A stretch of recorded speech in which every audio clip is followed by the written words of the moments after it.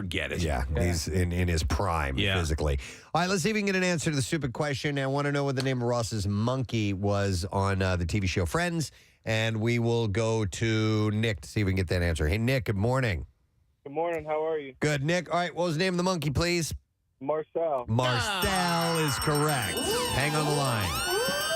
Nick, we got you. Going to give you a $50 Visa gift card from Marvel Studios. Ms. Marvel. You can witness the origin of a new Marvel original series streaming today, by the way, and that is only on Disney+.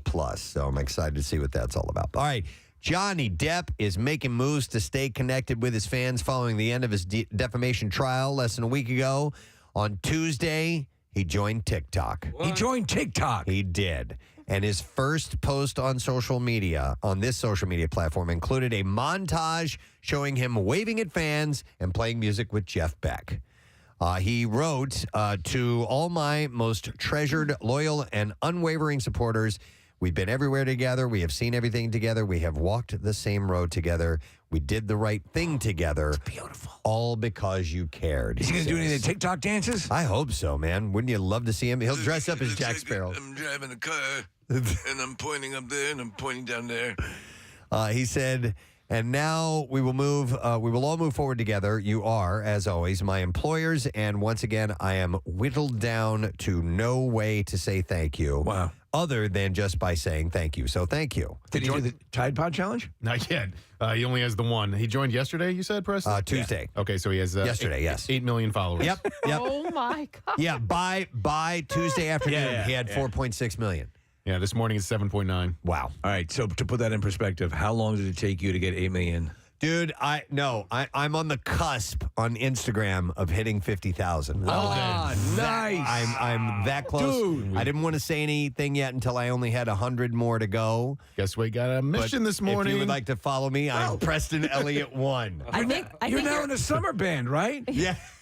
I think your last post really gave you a good boost. Yes. Oh, my God, yes. I posted. Do you remember when I had Kathy put tape all over her face? Oh, tape face. Yeah, we did tape face, and I had a picture of her, and I'm like, this will get more. Yeah. Yeah, let me throw that on there.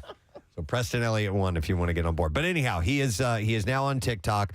The spokesperson for Amber Heard responded to Depp's message about moving forward, saying, as Johnny Depp says he's moving forward, women's rights are moving backward. Oh, man. The verdict's message to victims of domestic violence is be afraid to stand up, speak out. Wow. Okay. All right. See, speaking of speaking out, and we have a clip to go along with this, a couple of them actually. Matthew McConaughey is on a mission to change gun laws. The Oscar winner was born in Uvalde, Texas, where the Robb Elementary School shooting took place. I did not know about that until this incident happened.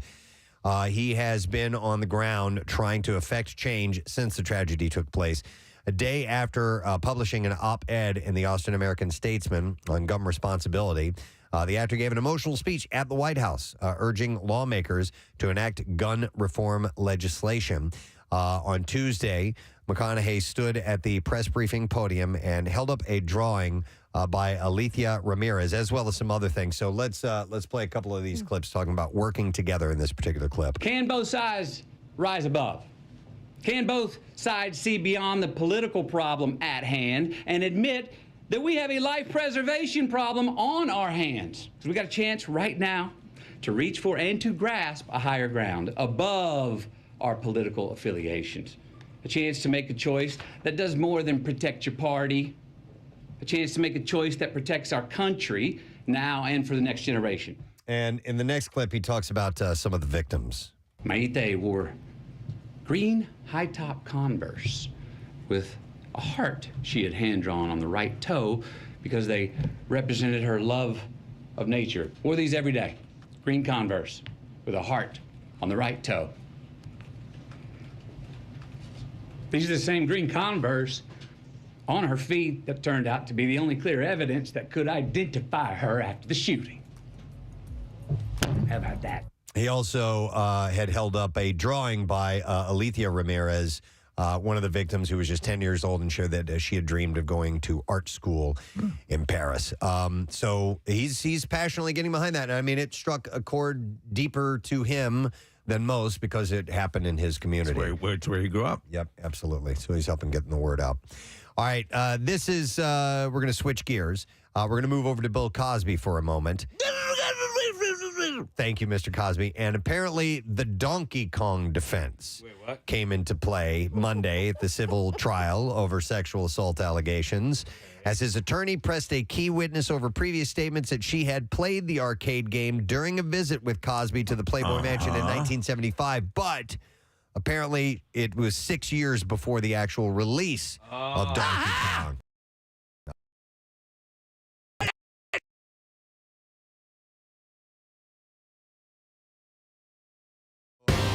Much anticipated show at Lincoln Financial Field. And you two, obviously, doing the Joshua Tree tour. And a lot of us were there last night. Everybody but the lawsuit of Judy Huth, who... Huth. Theo, you got to see this thing. Who also began testifying Monday, but did not yet describe her allegations that Cosby sexually assaulted her at the Playboy Mansion when she was 16. He denies those allegations. So Donna Samuelson, a high school friend of Huth's, who accompanied her and Cosby on a visit to the mansion, returned to the stand on Monday testifying about how about the game room with an adjacent bedroom where Huth says Cosby had forced her to perform a sex act. So Cosby's attorney, Jennifer Bongine, said, you testified multiple times that you were playing Donkey Kong, referencing a 2014 police interview and a 2016 deposition in Huth's case. Samuelson said, if I did, I did. I understand it wasn't around yet. Bongine played a clip from the deposition in which Samuelson referred to the game several times. Asked Monday to explain the discrepancy, Samuelson answered, I got the name wrong. I just kept saying that because it was a game. It could have been Atari. She also said she was playing the game when Cosby came up behind her and put his hands on her shoulders before she shook them off. Bongine showed Samuelson and the jury a photo of the game room taken in 2016 where a Donkey Kong game could be seen, and asked whether similar photos taken years after 1975 could have affected her memory and testimony. Samuelson replied that she hadn't seen such an image until the 2016 photo was shown to her in court during her testimony last week. During his opening statement on Wednesday, Huth's attorney, Nathan Goldberg, sought to head off the issue, telling jurors that they were going to be hearing, quote, the Donkey Kong defense from Cosby's lawyers. So he said, Goldberg... I like asteroids. Goldberg said, so she got the name wrong. So what? So what? But Bongine embraced the term in her opening statement, saying Huth's similar prior statements about Samuelson playing the game and photos showing in the room later were evidence that the two women were coordinating a false story. You know what that reminds me of? The opening statement in A Few Good Men when he goes, we're going to hear terms like code red. Right. You know, they try to head it off. Positron. Wait, that was my cousin Benny. Wait, I'm sorry. That's different.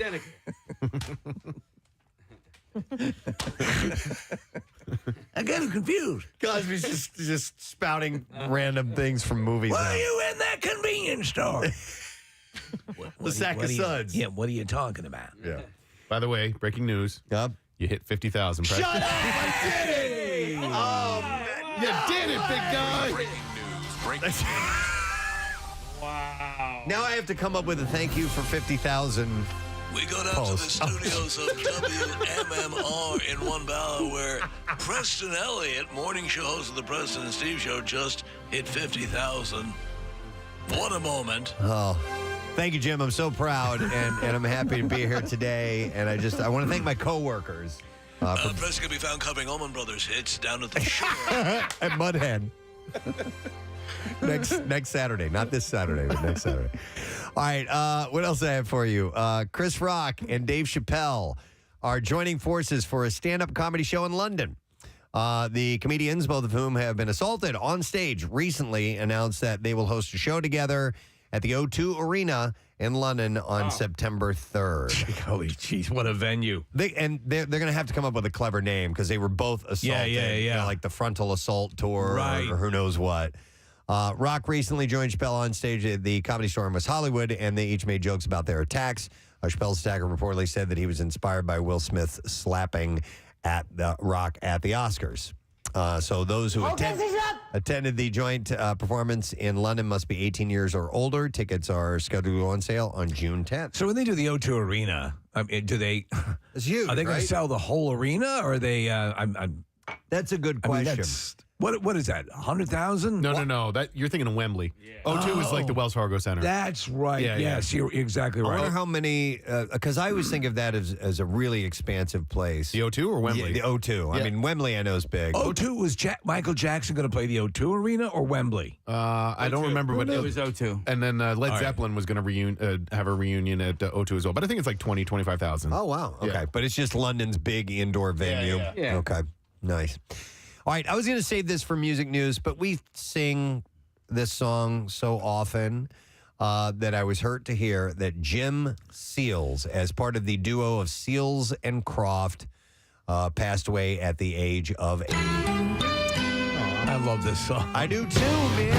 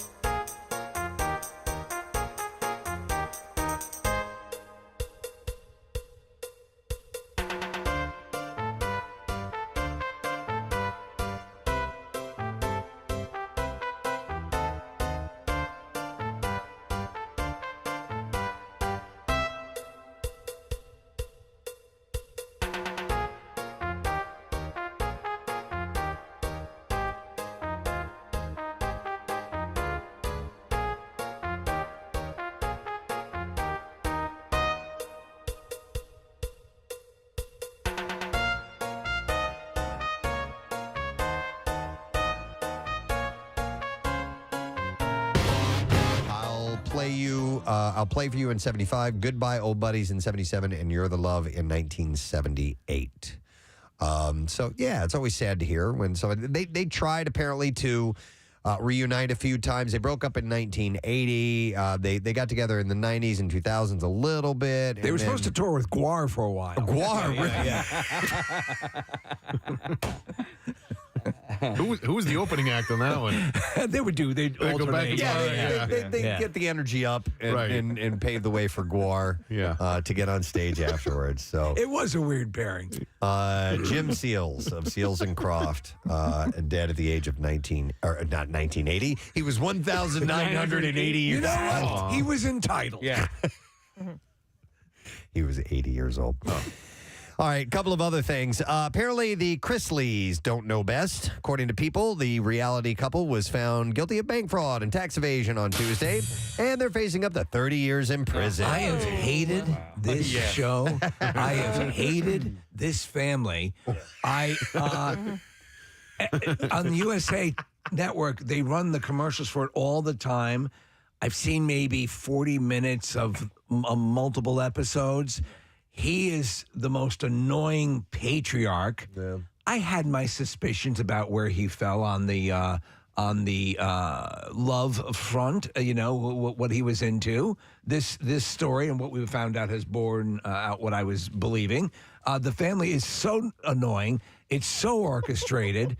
It's just horrible. So you love it. I please, a full 30 behind bars if we can work. Oh, my God. I mean, listen, come on. Right. And they were using the show that I despised, without really ever watching much of it, as the production company, as the front for laundering the money that they were bringing in. Right, yep. So they were definitely doing some things that were Chrisley knows best, and then they were doing Growing Up Chrisley. It was the second series. They just re-signed for the 10th season, by the way. Yeah. 10th season? 10!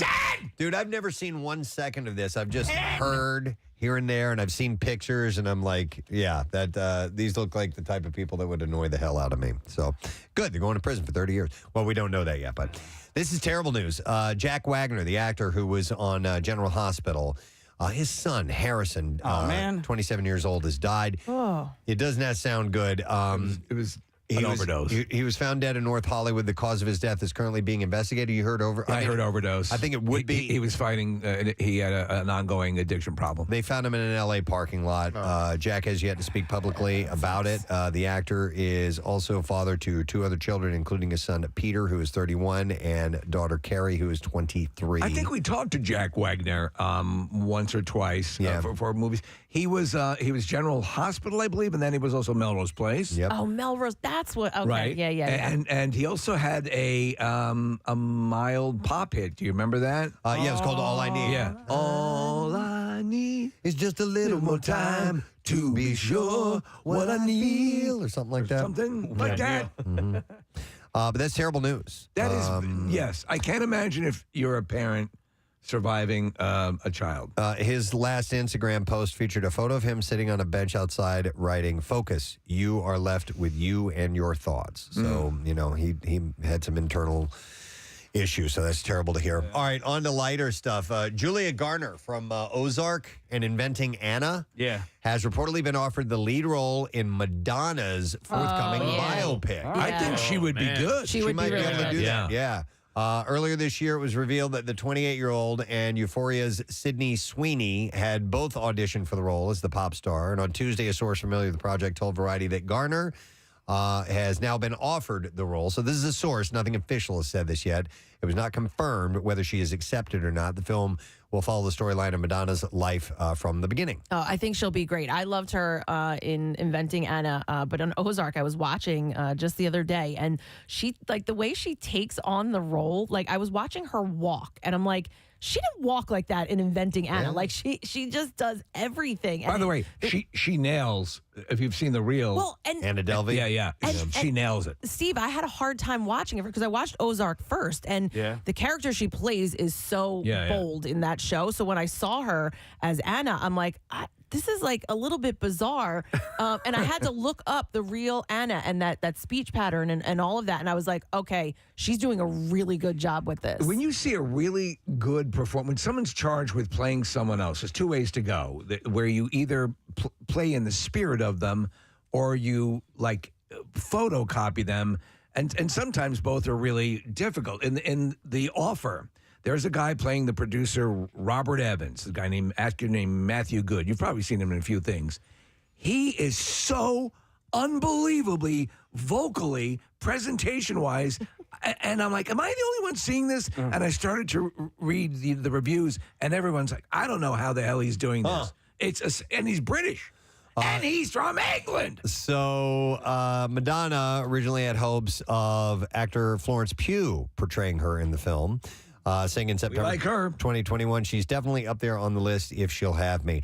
Other people have been rumored for the role, including Julia Fox and Madonna's own daughter, Lourdes. Auditions for the biopic began in February with Madonna telling her Instagram followers that the process was a surreal experience. I wonder how long, is this going to cover a chunk in time? Is it going to be... It says Madonna's life from the beginning. All right. So since the film's conception, the singer has been open about the challenges that come with creating a project about herself. She had said in a Rolling Stone interview, "Writing my script is the most draining, challenging experience I've ever had."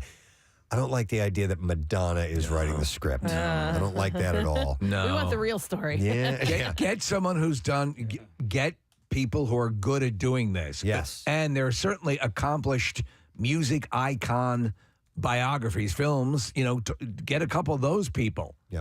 She said it's kind of like psychotherapy in a way because I have to remember every detail from my childhood till now. So, well, we'll see. But I think that I agree with you guys. That's a good choice to portray her. Apple Original Films has emerged as the highest bidder for Brad Pitt's upcoming movie about Formula One racing.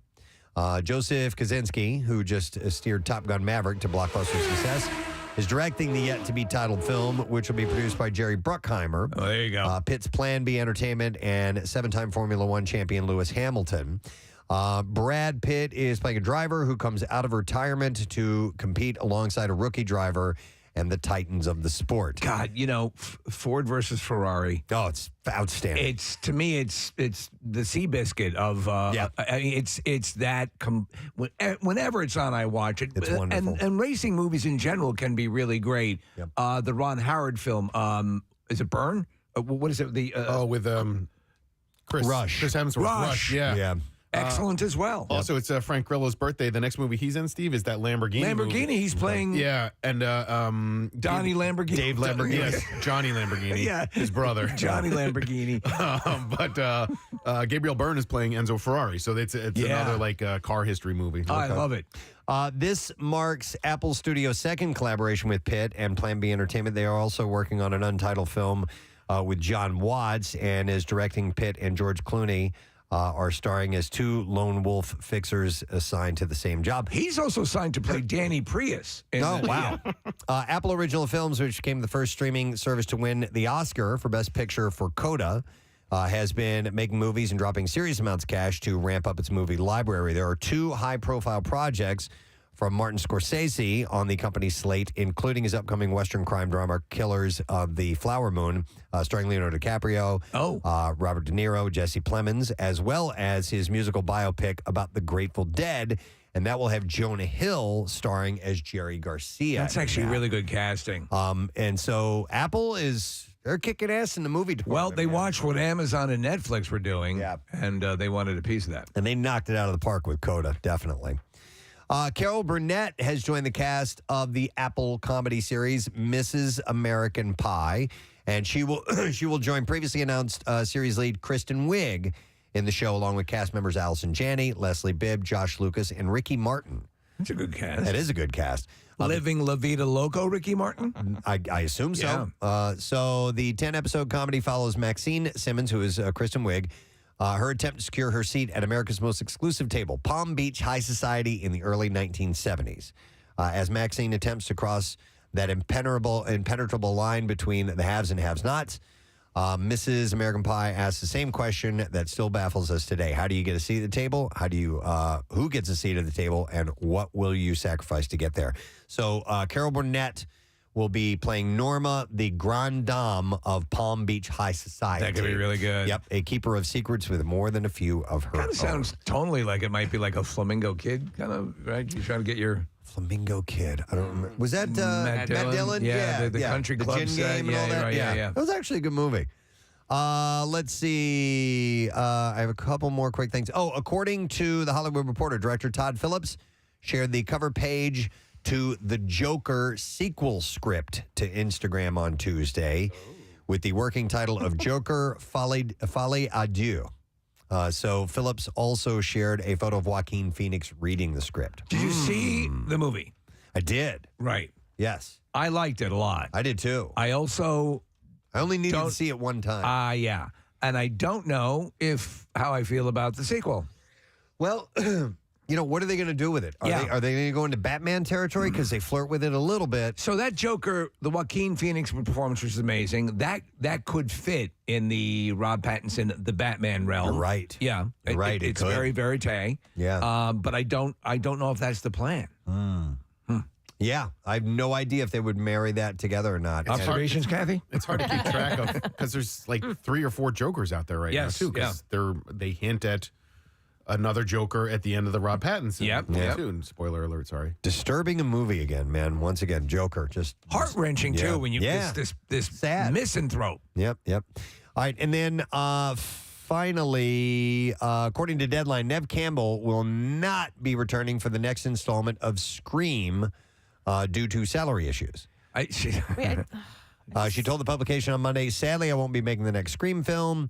As a woman, I have had to work..." You're making a big mistake. What? What are you doing? I'm hanging around from the second story. Why the hell are you here? Been here the whole time?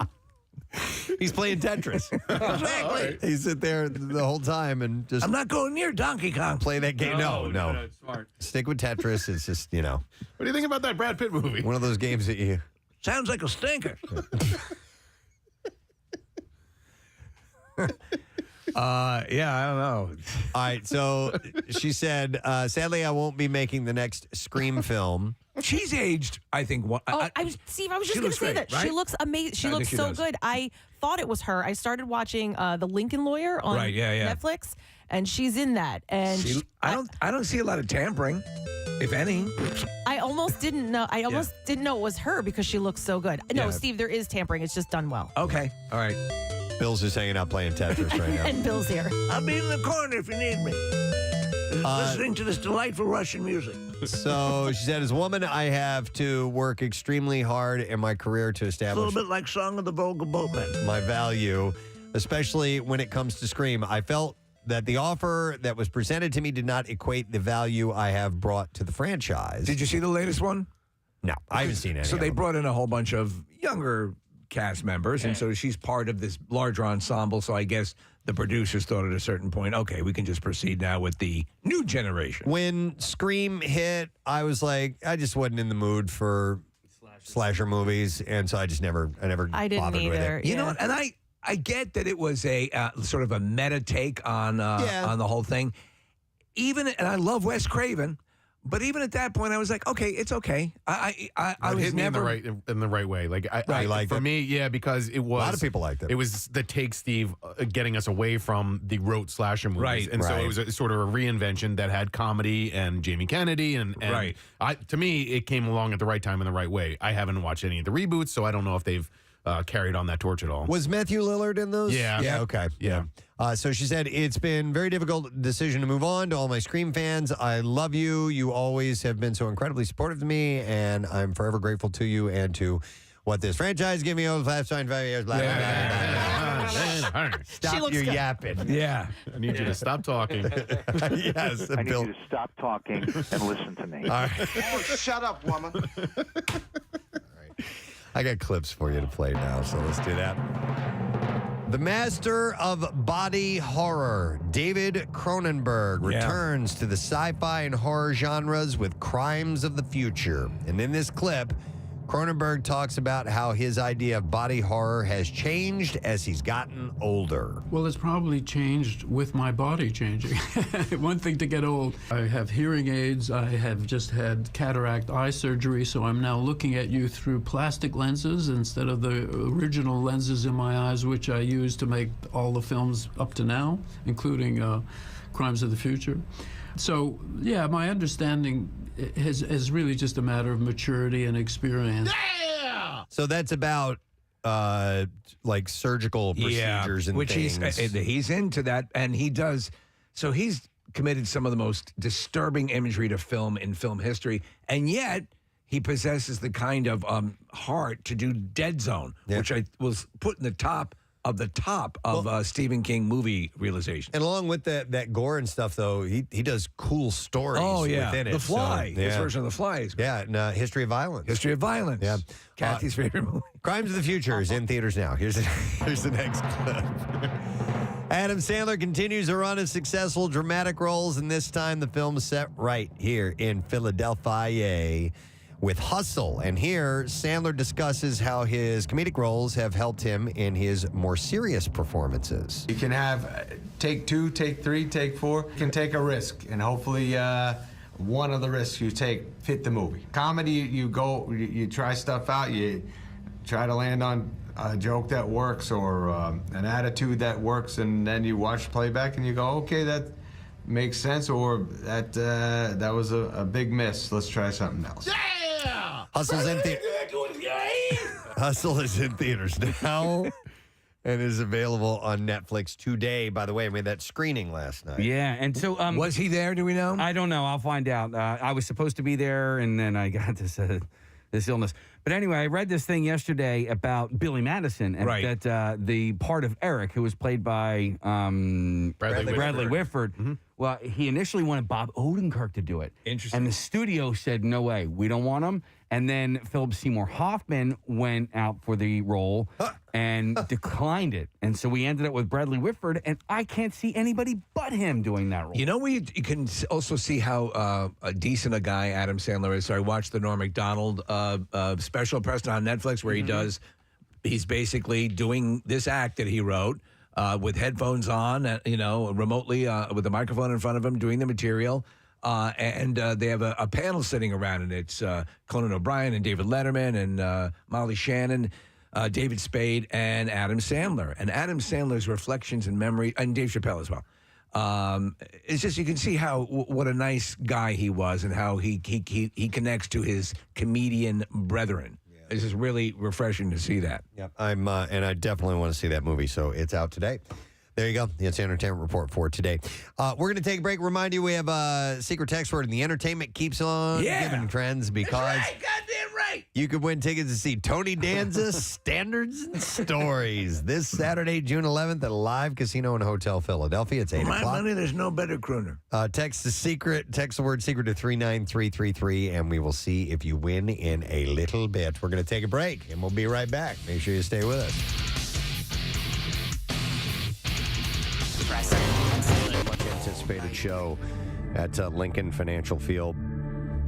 And you two, obviously, doing the Joshua Tree tour. And a lot of us were there last night. I think everybody but Casey and Marissa. I think there was out for a concert. I think that's the most of us of the show that have been at one event in a long time. Probably. This was my favorite song, and then the screen behind them, like this, I knew they were going to do something cool with it. Did you guys notice, so when they did Mysterious Ways, they were flashing pictures of famous women, like, Maya Angelou and even like, Ellen DeGeneres. It wasn't people that have just come and gone, current people. And Sister Mary. Yes. They put her picture. Oh, that's so cool. Wow. Yeah, she was one of the last ones. They apparently had solicited, before they get to every town, let us know who a notable woman from your city is. So people nominated Sister Mary Scullion, and she was one of the last ones up on the screen, which was great. That's so cool. So I thought that was cool. That's a friend. I'm like, wait, I know her. You know? And then this is Kathy Romano, who every morning, Monday through Friday, does the news, relates the stories of the day in succinct order, and then reads the sports from Nick. Always a little verbose, but very informative. Oh, so you heard that too? I did. Yeah, we were walking to the car with they were on the way out. But it was so impressive. Her command of the stories of the day, and a special nod to 6ABC for providing a lot of the influence to that.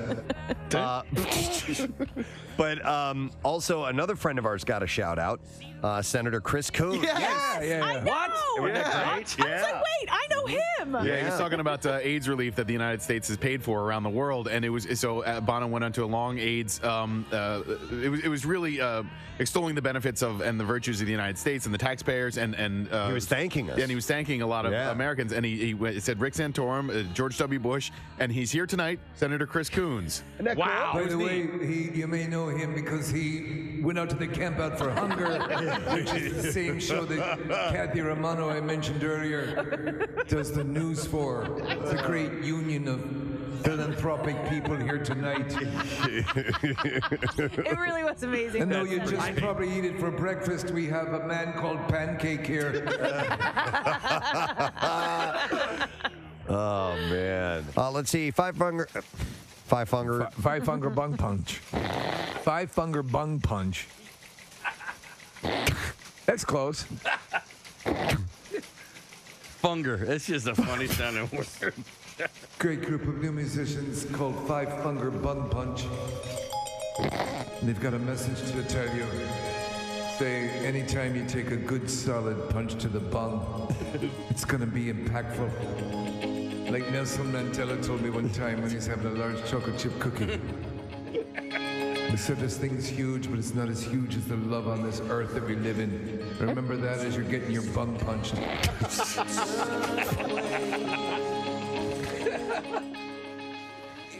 Maybe this winter we could do the Camp Out for Funger. Have you ever been cheated on? Cheated on? Yeah, see? Actually. Yeah, see? Yeah. It's not so much fun, is it, see? No, Where's your idol now? I remember, but that was totally my fault because I You weren't had... giving oral. No. Oh. Preston always does. Yes. Not like the king, man. Oh my God. That's right. I go down there. What's that? Third person yourself. Yeah. Oh yeah. Preston do that. I'm pretty good at it. So I think I had to step back. I want to brag. Join the club. I turned into a completely. He's the connoisseur guy. He's the linguist, the cunning linguist. Oh man. There it is. I don't want to talk about. Have I ever referred to myself in third person before? I don't know, but that was the perfect occasion to do so. Oh, Preston likes the butt. No, Preston. Preston does good in that department. Preston, go there. Come on. You want to go on for a little while? No, Okay. Well, I'll tell you what. Let's just keep talking about whatever it was. Move on. I'm interested. Maybe that's an on-air contest. One time we'll. Who's best? Yeah, we should. Kathy can judge. Oh, come on. This is awful. Come on! This is awful. It's not crap. We're not gonna do it. He's just covering his face right now. We'll just use a cantaloupe. Like, I swear to God, it's a fireable offense in any other job. I know. You're right. And yet for us, it's tax write-offable. Why do you immediately assume an oral sex contest is going to be bad? It's going to be something salacious. Yes, she's going to be sit up on an elevated chair like at Wimbledon. I just want to involve you, Kath. I don't think we have an HR department anymore. No, if they did, they shot themselves 5 minutes ago. You guys are good. Foot foul. But so you were cheated on. Do you remember how you felt? Yeah, so hurt, but you understood. Hurt, and then in retrospect was, why are you getting mad? You completely neglected this girl anyway. Yeah. You were kind of tired of her. She was kind of driving you crazy anyhow. And it was, at first, it was like, I don't know. I just kind of automatically got into the how dare you type of thing. Well, of course. But it was my fault. And you know what? Yeah, but you know what? It's like it's a reaction that anybody would have, no matter what the situation is. Because you're supposed to react that way. Do you know what those? I was 17, 18, something like that. You always see, and in movies, a lot of times they've done good examples of how there are little things where your significant other, you think you're getting away with something, they can pick up on it. There's body, as you said, you just had a feeling with this other person. It just I couldn't deal with this. And you know what you also haven't had to deal with, Steve, is the multiple ways people can cheat too. You know, and that's a relatively recent development over the last 10, 15 years of sexting and Instagram cheating. You are so direct right. message cheating and whatever else. Have you ever been cheated on? Yeah, and it was, and I, like you said earlier, I suspected it, and this was post-divorce. I think there's that interesting delineation, though, between physical and emotional. Yeah. I could see people saying... Yeah. But it's both. Right. Either way, it hurts. Yeah, I don't know if it was a texter or a caller, but yeah, it hurts, and it hurts in degrees. But it really doesn't matter that much. And I knew the guy. I knew the other guy too. Really? Yeah, Bill Weston. It was Bill Weston. Oh, I know. Yeah. He was on his way to the Turtle Show, and he was. This is what Bill comes into the bedroom to. Oh yeah. He's kind of. Who wants to ride the silver pony? Not everyone can take a ride on a wild Appaloosa.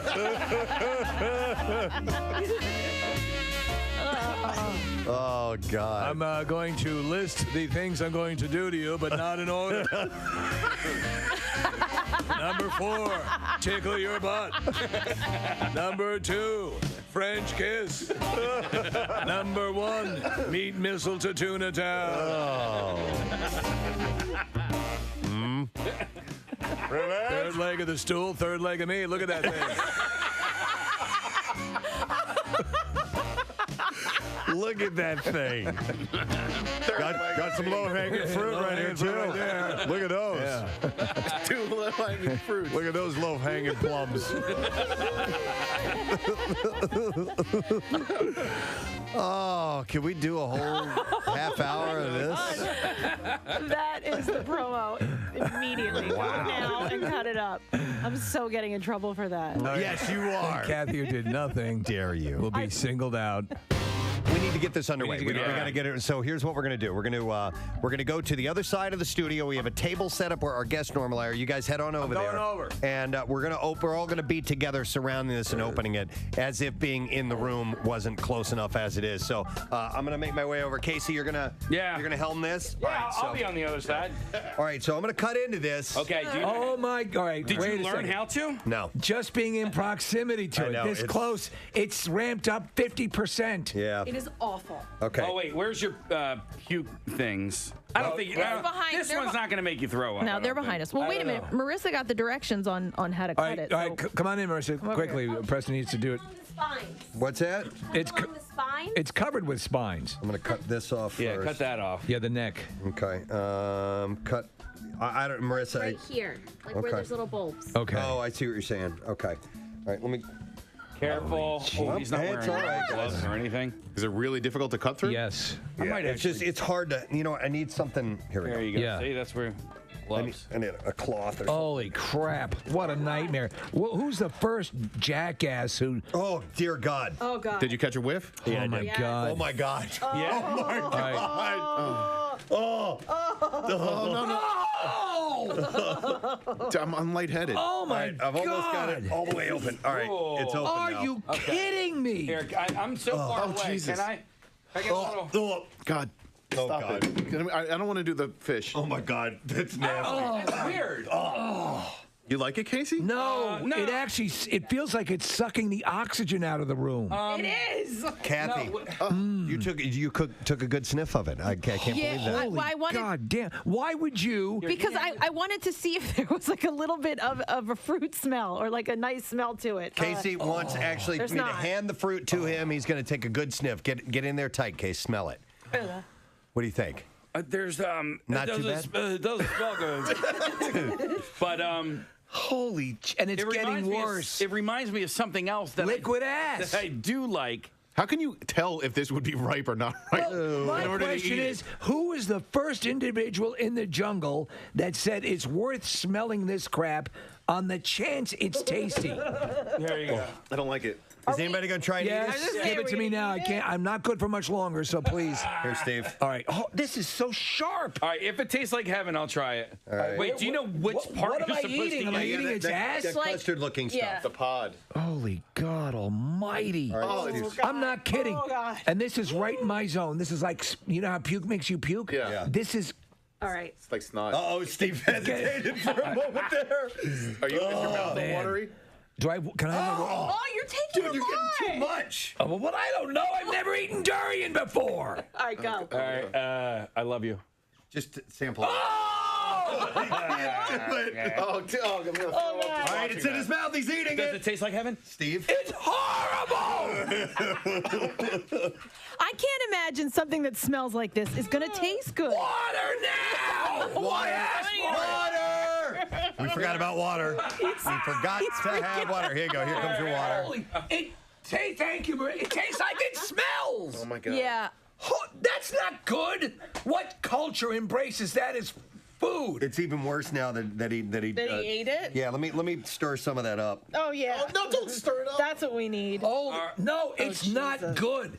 The way you would figure it tastes, take the smell and convert that to a taste, Oh, look at that piece, Preston. and that's it. I know it- Preston, you eat that piece right Oh. there. I ain't eating. Oh, you're not tasting Preston. I had a piece caught in my meat tooth. Oh, no. Hey, do you want a? What is that? Oh, so that's like the pit in it, or I think they might call it a stone, but I read that they actually roast them and people eat them. It looks like an embryo. Listen, wherever the people that listen, God bless you. You enjoy it, but I never want Clearview to Regional meet you High School, Mullick Hill, New Jersey. You're up next for Coolest Teacher, you, and then we choose one more tomorrow, and then we're done. So make sure that you do vote. Take advantage of this. It's a way to let your teachers know, that you care about them and you thank them for what they've done for you. So just text word teacher to 39333, and if you go to Clearview, make sure you let the faculty know that we are doing this.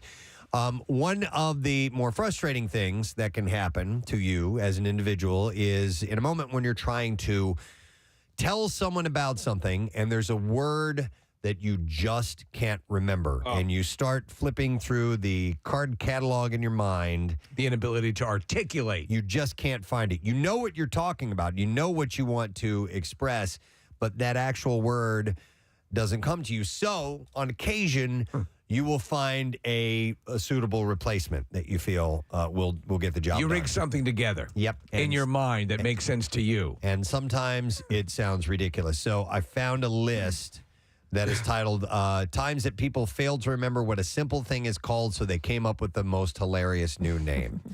And feel free to share examples, because sometimes once you say these things and they get out there, it becomes, like what your friends will bust your balls over or something totally. like that. So 215-263-WMMR. So I have examples of these. I can't think of anyone's personally, but maybe I will if we go through this list. But people responded, and one of them said, my boyfriend's mother once referred to a peacock as a disco chicken. Yes. Oh, my She God. couldn't think of Disco the name. chicken. Why does that sound familiar? Disco chicken. Disco chicken. I don't know, but she felt that maybe the plumage. elaborate flowers, and the plumage, flowers. See, there you go. I did it. Bird flowers. Bird flowers. The fluffy bird things, flowers. the bird flowers that on the grow things. out of That's it. bird. That's exactly it. It's a bird flower. Yeah. You just, I just you created said you one. didn't have one, and you just created a bird flower. My dad one time was trying to say catapult, except that he said boomerang. And from there on out, every time we ever had to refer it, again, catapult's one of those words that doesn't come up nearly often enough. So it's now known in my household as a boomerang. All right. And this isn't quite the same conversation we had a little while back about your dad. Casey, what did he say? He said pita meat. Right, pita meat. That's mispronouncing something. So this is just coming up with a completely different name. Right. So this respondent said, couldn't remember groomsmen, and I went with dudes maids instead. I like dudes maids. I like dudes That maids works. a lot, yeah. You could use that, and someone would pick up what you were saying. Yeah, they would know, right? All right, now this one I'm not so sure. So this person said, I forgot the word for exterminator, so I used ant exorcist instead. That's not even right. I feel like an ant. You're cleansing their souls. Yeah. And eradicator. You're trying to get them out of here. Okay. So you're exercising them out. And another one says, my friend couldn't remember the word cow. For some reason, she Googled moo beast to remember the word cow. Moo beast. What kind of lapse? Oh my God. What kind of lapse would make you forget cow? Some kind of big brain fart. I mean, something has blocked you and you just can't recall. Though you could remember moo, the sound they make. Yeah. This one says, my ex called an animal shelter a cat refugee camp. Oh, there's some people who could confuse refuge with refugee. Right. Yeah. Right. Another one says, to this day, most of my family refers to a strainer or colander as a noodle stay water go, because noodle stay and the water goes. Yeah, my brother called it that once when he couldn't find it and needed to ask where it was. Where's the noodle stay water go thing? So that's what they refer to it. Oh my God, I love that. that is great. This one says, back in the 90s, I was 14. I was begging my mom to let me go to a Guns N' Roses concert. And I kept nagging until she got frustrated but couldn't remember the name of the band. And she said, I'm not letting you go to any damn Death and Flowers concert. Guns N' Roses. Death and flowers. It's like a bird flower. And flowers. Here's a text. It says, I had a friend ask for spicy yellow mayo on his hot dog once. He meant mustard. Spicy yellow mayo. Do you have any of that spicy yellow mayo? This one says, a Polish exchange student was thirsty after a night out and didn't know what to say, so he pointed to his mouth and said, Sahara. Okay. He had a dry mouth. Yeah. Oh, okay. Sahara. Let's see. How about... It's amazing how the mind works that you would forget. Yeah. Right? I mean, wow, you'd have to be gone. This says, a couple weeks ago, I was getting a pack of darts. I don't know why. Needed some change. Pick up some darts on the way home. You're probably having like a balloon race. Maybe they're having a balloon contest. Yeah. Are darts cigarettes? I don't know. Needed some change for the parking meter. As the girl is getting my change out, I was panicked what it was called. My mind went blank. All I could get out of my mouth was, can I have my change in metal money? Instead of coins. You couldn't come up with the name money. Coins. Do you have metal money? Metal money. That's great. Let's see. I will go next to this one. Somebody said, instead of saying reindeer once, I said Christmas llama. Another one says, my boyfriend thought I was clever when I asked what the right word for an angry... Wait. My girlfriend, or my boyfriend thought I was clever when I asked what the right word for an angry parade was. It's a protest. Oh, God, yeah. And they Angry couldn't come, parade. an angry parade of people. And, let me go to Brian. Hey, Brian, good morning. Good morning. Hey, what's up, buddy? Good. How are you? Good. Do you want to share something with us? Yeah. So back in college, they were doing, I don't know, yard work or something on our apartment complex, and they had like tractors and like backhoe type things all around. And our one friend referred to it as like, oh, what's up with all the cranes out here? Well, there's some people with heavy machinery. Don't know the names. They don't know. Well, that's incorrect. A backhoe's a backhoe. Yeah. But I call everything a backhoe. Like, I mean, I would know the difference between a backhoe and a crane, but like I like don't. A bulldozer, you call it a backhoe. I'm like, oh, what are all those backhoes doing? Think of the movement like, of the. It's scooping. I know, but like I don't know what the other things are, so I just call them all backhoes. But a crane, yeah. I would know a crane. I would give that person a pass on that. This one says, I can't remember who said it, but ever since I heard a person call a cupcake a party muffin, they were permanently renamed in my mind. I love that. I like that, too. Once I had to listen to my mother tell a 10-minute story about all the honkers she saw in the park. She meant geese. Oh, okay. Right. Not knockers. So she would call them honkers. Here's one that said they were in Target, and I forgot the word for insecticide or even bug spray, and so I asked an attendant for a can of bug murder. Oh, my God. Mom, it says, my mom once referred to Guitar Hero as carpet banjo. All right. I like that one. Another one says, couldn't remember the word athlete, so I went with sportican. Couldn't remember athlete. Yeah. Wow. Yeah, listen, it's a common word that will escape you. Right. And it happens. In fact, this one said, I forgot the word for pants, and so I called them long-sleeved shorts. Oh, yeah. When this we did growing up, they were long-sleeve shorts. Really? Yeah, it's the exact same it's terminology. usually you're doing something like, you know, and you're trying, And by the way, that's where these words are born. I've often posited that when you can't think of a word, that is contagious. That can be like, if I can't think of a word you and can cause other people to forget the word. Yeah, I don't know why that is. Yep. And there is there a word that anytime you try to say it, you forget what it is? Well, you know what? A word that eludes you because I have one and I'm trying to think of what that actual word is. What is it? So, okay, because I would often say this because, when I would like drink, I would get out of control. Right. And I have my best friend never did. So he always had the ability to control it. And there's this word. And every single time I talk to him. I don't know what you're talking about. Moderation. Moderation. Oh, you can moderation. You can never think of the word Can't moderation? think of the word moderation. Okay. Every single time. Okay. Yeah. Everything in moderation. It's one of those things you just have a hard time recalling. Right. For whatever reason. Okay. You know what happens?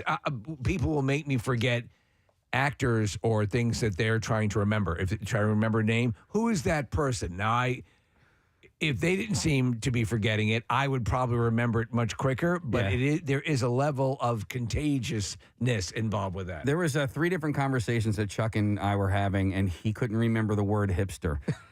And all 3 conversations, we sat there for like a half an hour. Right. Could not remember. And even after the first one, we knew that it was hipster, but we couldn't remember the term hipster. And I actually just listened to I love Gary Goldman, and he had an album come out in 2016.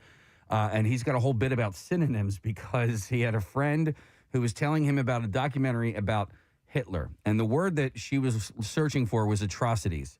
But she didn't come up with atrocities. She called them shenanigans. Okay. Hitler's shenanigans.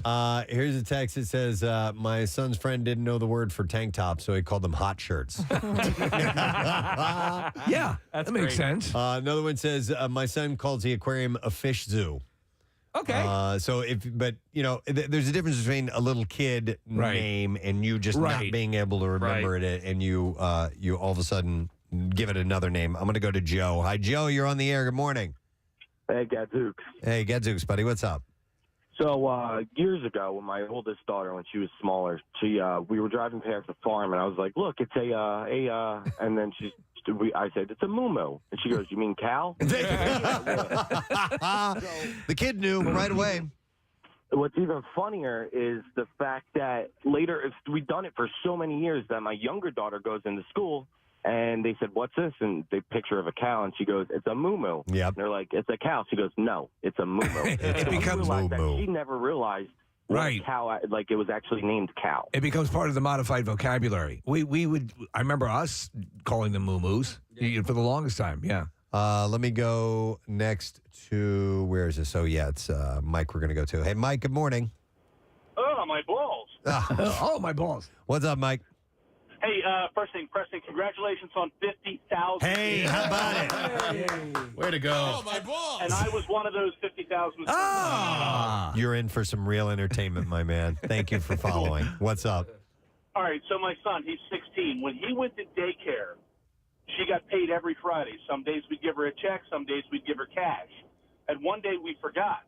So she said, hey, tell your parents, remember to pay me. My son goes, oh, yeah. You like the paper monies, not the little round ones. The little round coins. The, Right. the little round ones have been a thing with us forever since then. So you've used that. Yep, I love it. It's like the metal money. It's funny because kids are Thanks, Mike. obviously prone to do that because they're building their vocabularies at that point. But when you're an adult, yes, and you call it a moo-moo. Yep, that's a different story. So let me go to Dylan. Hey, Dylan, good morning.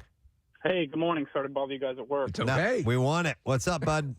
So I was camping with my girlfriend, and we walked past this little pond, and I go, look at that dove goose. And she's like, what? And I'm like, that, like, classy duck. It was a swan. It was a swan. A dove goose. Classy duck. I Or couldn't think of dove what it was. goose. You just couldn't come up with the name Swan. I love it. All right. Thank you, Dylan. Duck over there. Appreciate What an it. elegant dove goose. Stop looking at me, classy duck. All right. I was looking for that. Stop looking at me, Swan. I got you. All right. Thank you. Typing it in. That's like a go-to for you. Stop looking at me, Swan. All right, let's see. This says, growing up, we had a piece of furniture that we didn't know what to call. Was it a bureau, a dresser? And we all agreed to call it Uncle Fred. And that's weird until we have company, they said. So I don't know why. Right. All right, so that's not exactly what this is. All right, here, my buddy once forgot the name, the term air horn and called it spray scream. Spray scream. It's in a bottle, it's I in a like can. that, So, yeah. yep. Let's see. When my sister was young, she didn't know the word cemetery, so she would call it Dead People Field. This one says, at one point, I started Googling map of the year because my brain short-circuited and I couldn't recall the word calendar. Oh my God. Map of the year. Map of the year.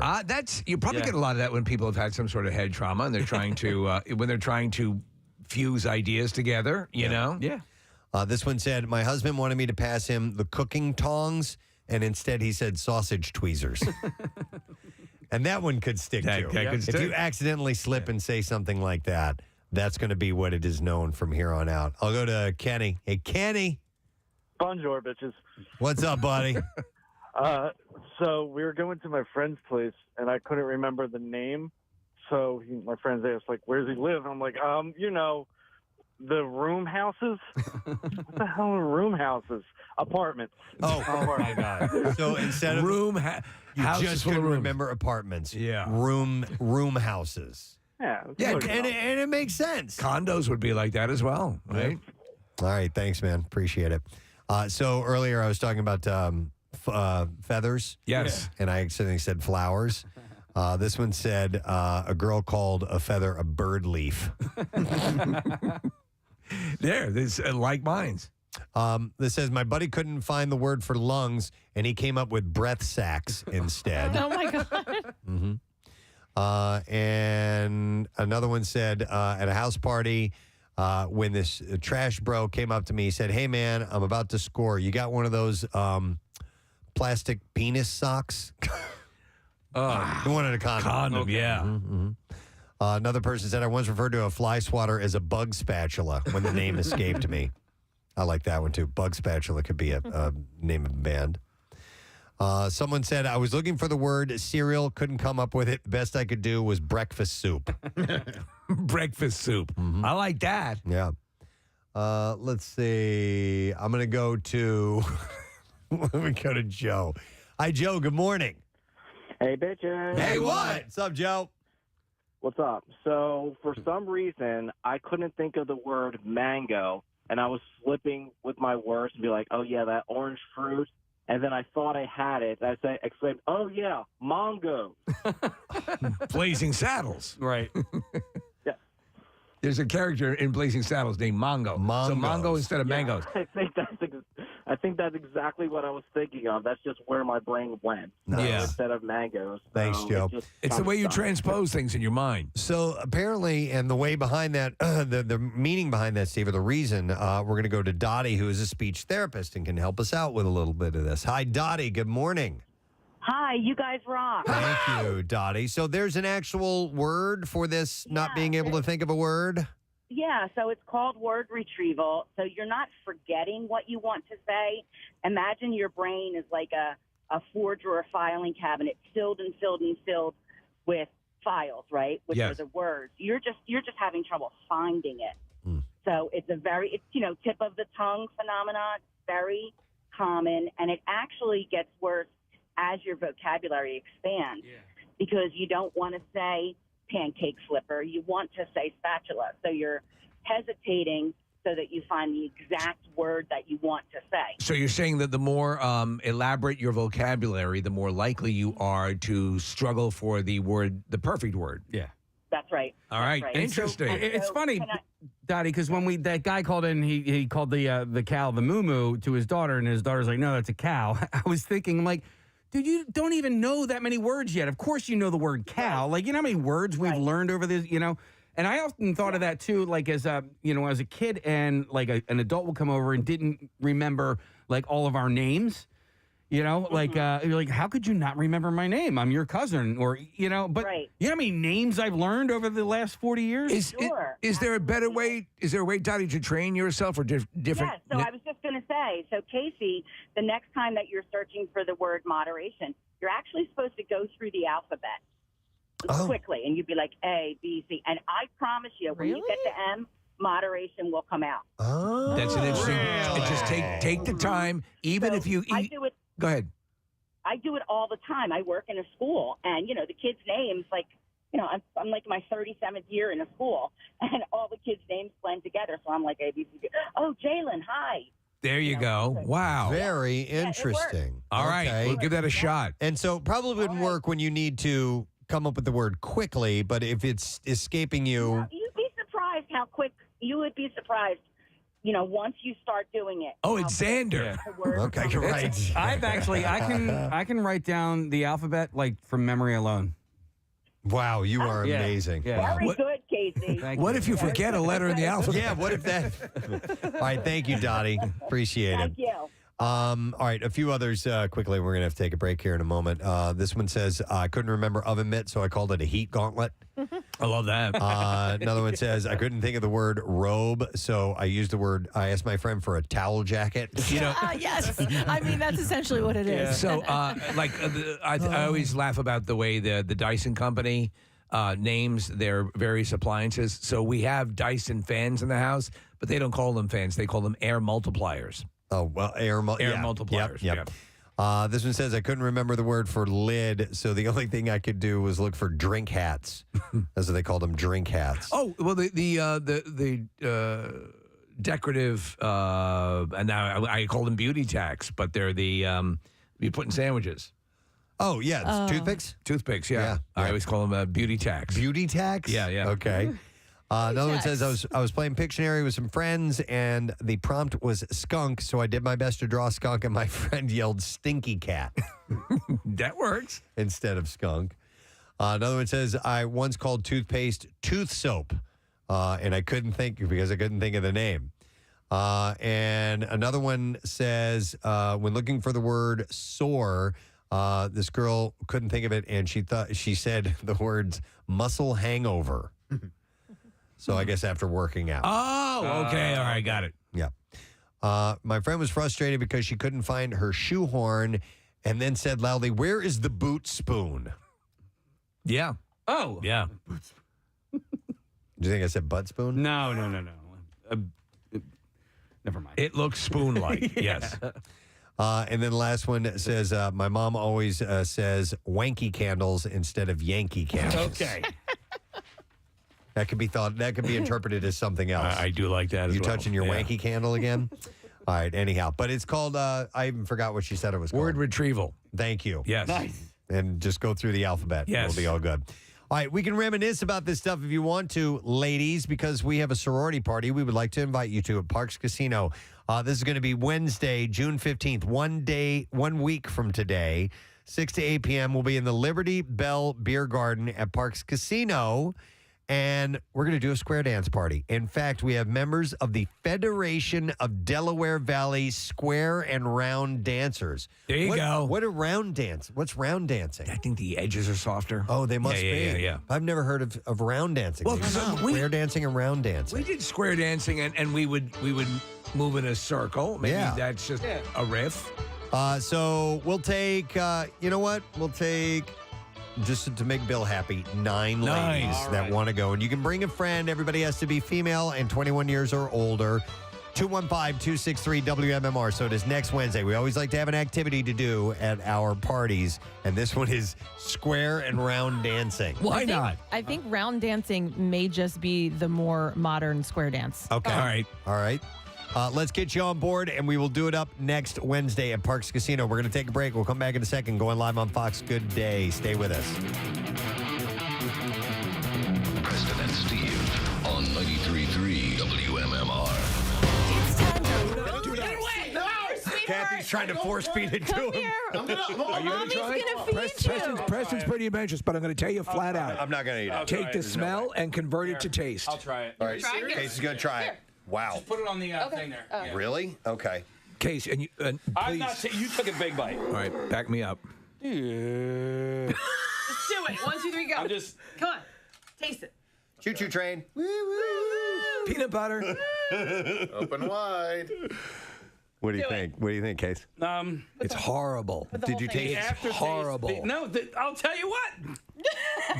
You're insane. The aftertaste is not that great. Now, listen, I just took a little baby bite. You're insane. All right, so I'll eat that, okay? Eat this Go part. for That's enough. Any amount is... Go. All right, he's got it in his mouth. He's tasting it, and All right.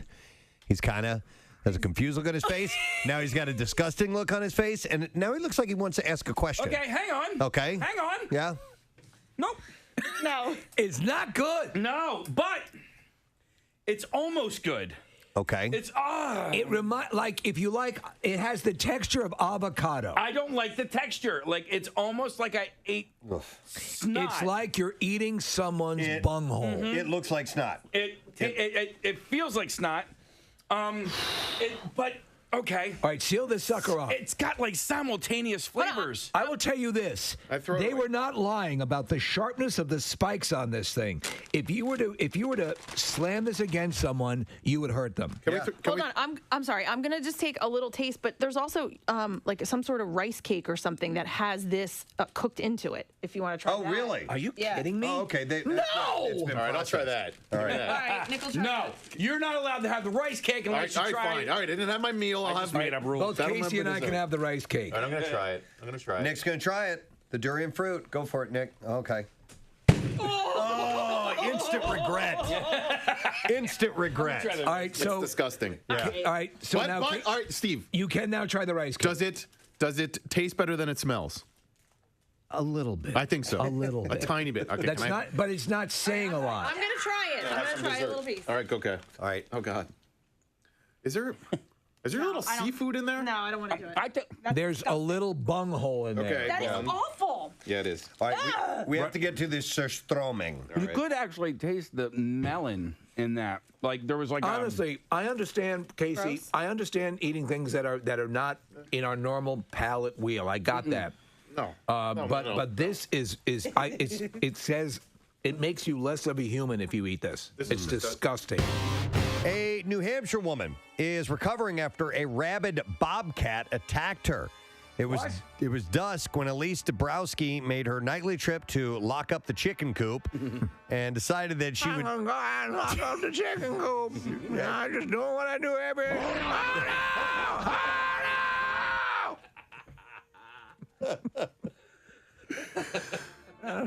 Got my flashlight, gonna go out, lock out the chicken coop. What can possibly go? Oh, no! Oh, Bobcat! Bobcat attack! She was while she was locking up the chicken coop, she decided she'd do a little bit of weeding in the garden. There's goddamn weeds all over the place. I want the chicken coop to look good, if not for the chickens, at least for me. And should I wear my sausage necklace? Oh, no! Bobcat!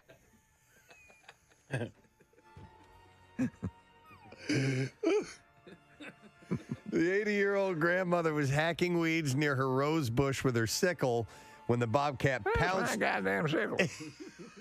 And the bobcat. Look behind him at a chicken coop. What was that? Bobcat! I just like how you have these different developments in this story. So anyway, she was hacking the weeds near the rose bush with her sickle when the bobcat pounced on her and sunk its teeth into her face. Yeah, they go for the head. They go for headshots. The neck and the head. She said, all I kept thinking is, why? Why is he doing this? Why is this? Why? We have so many more days to live. Why is this stupid cat attacking me? She said. Mother effing bobcat! He's back for more! You want more? You want a piece of me? Son of a bitch! Now she's just pissed. Yeah. She's fighting back. Yeah. We're going out together, you bitch. Yeah, come at me. I'll dice you up. Cut your head off.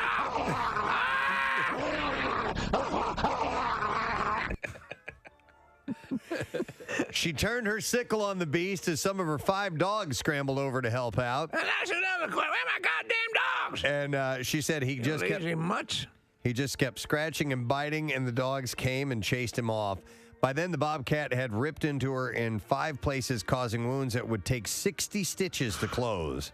Her adult son heard the commotion from his yard. Thanks, Lord Ass. Where were you? I'm out here and fighting Mother Nature, and you're in there watching your game shows. He was in his yard nearby, and he heard the commotion. She said he got the gun and came down.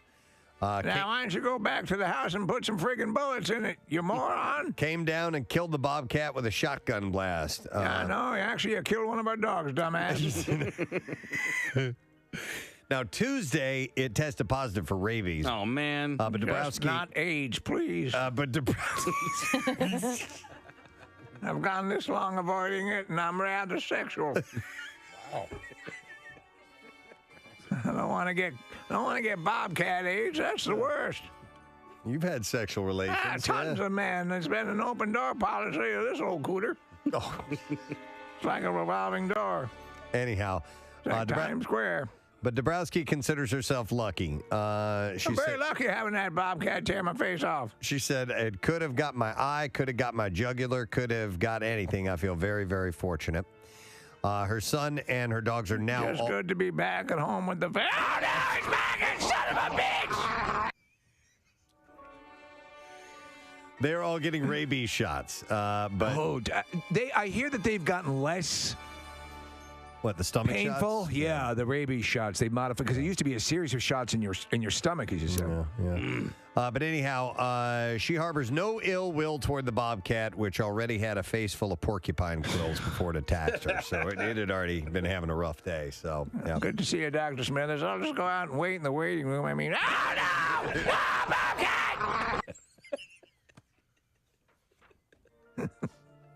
The bobcat will not give up. It's a battle royale. You know what? Just relax. Take a bath.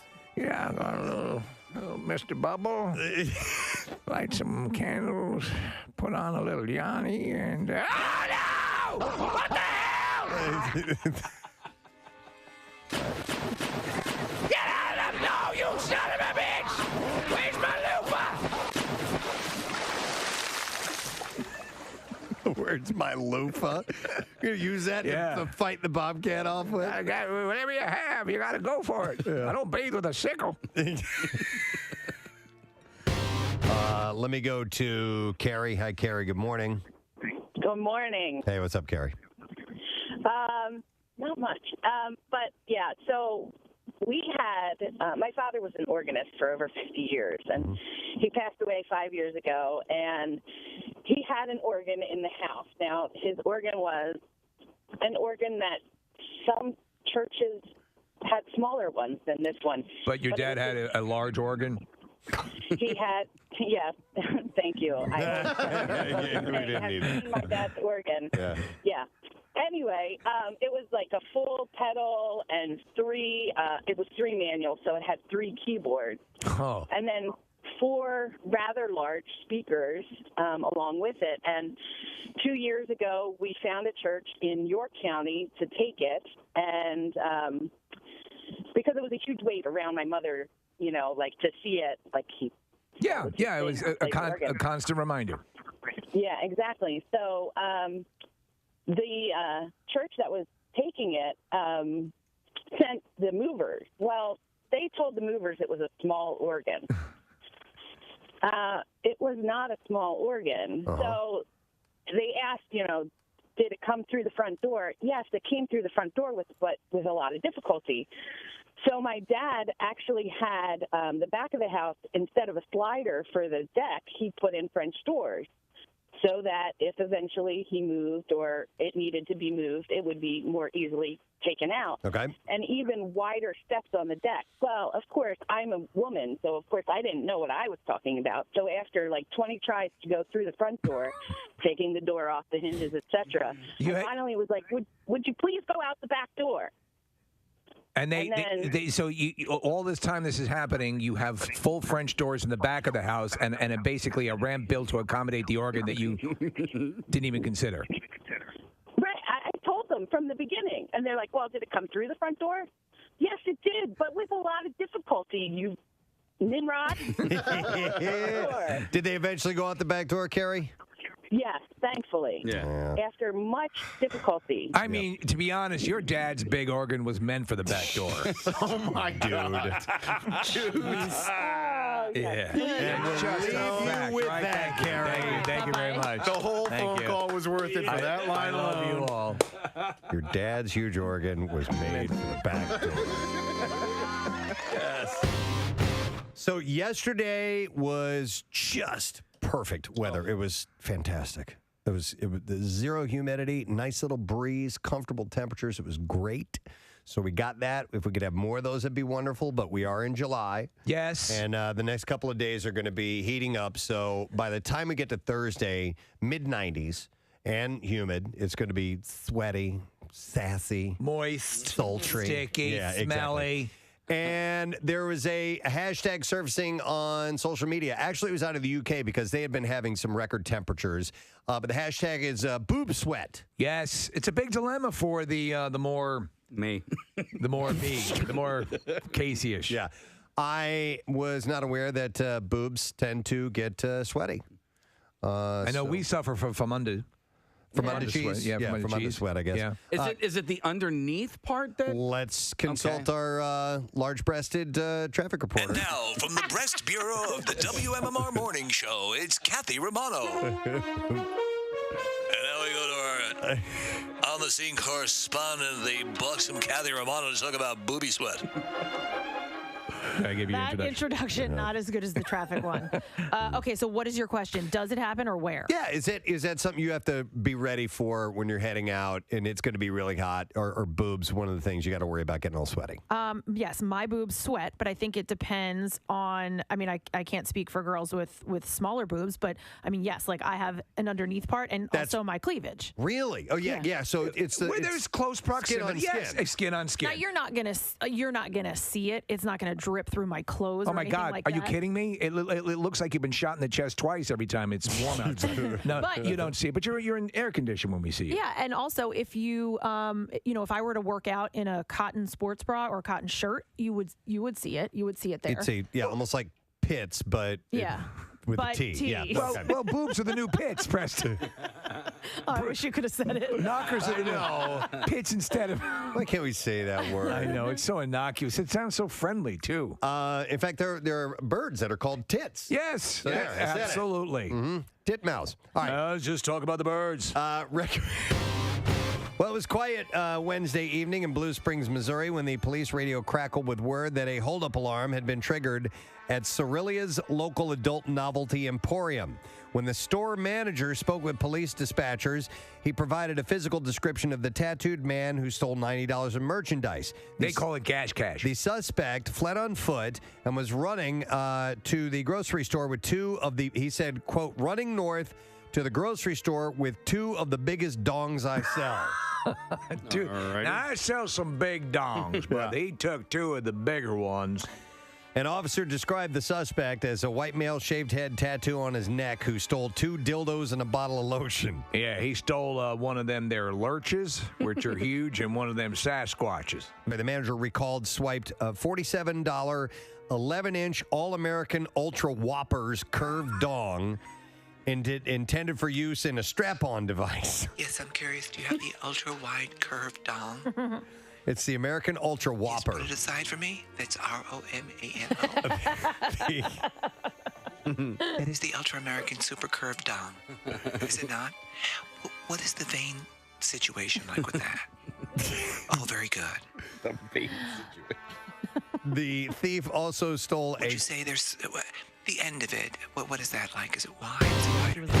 I don't want to waste any more of my life. And so she left her husband. So she was like in the middle of chemo treatment, like having double mastectomy, having breast, like whole thing, going through all of it, and was like, no, thanks, I don't want you there. So she had like an epiphany of, I don't want this relationship. Yeah. Wow. I think probably she had been thinking about it for a while, and then when she got the diagnosis, she was like, I'm not wasting any more time. Was her husband or you said husband? Okay, for like years. So yeah, the other one time. was this relationship was falling apart, the one I was referring to. Yeah. And then all of a sudden he's diagnosed with, I forgot what it was. It may have been some type of cancer. And it's like, well, I can't leave now. I mean, because, and then on top of that, now you're going to have to be his caretaker and all this other thing, and the person who you have just grown apart with and didn't want to be in a relationship with anymore. I've seen it in my life, and we all have.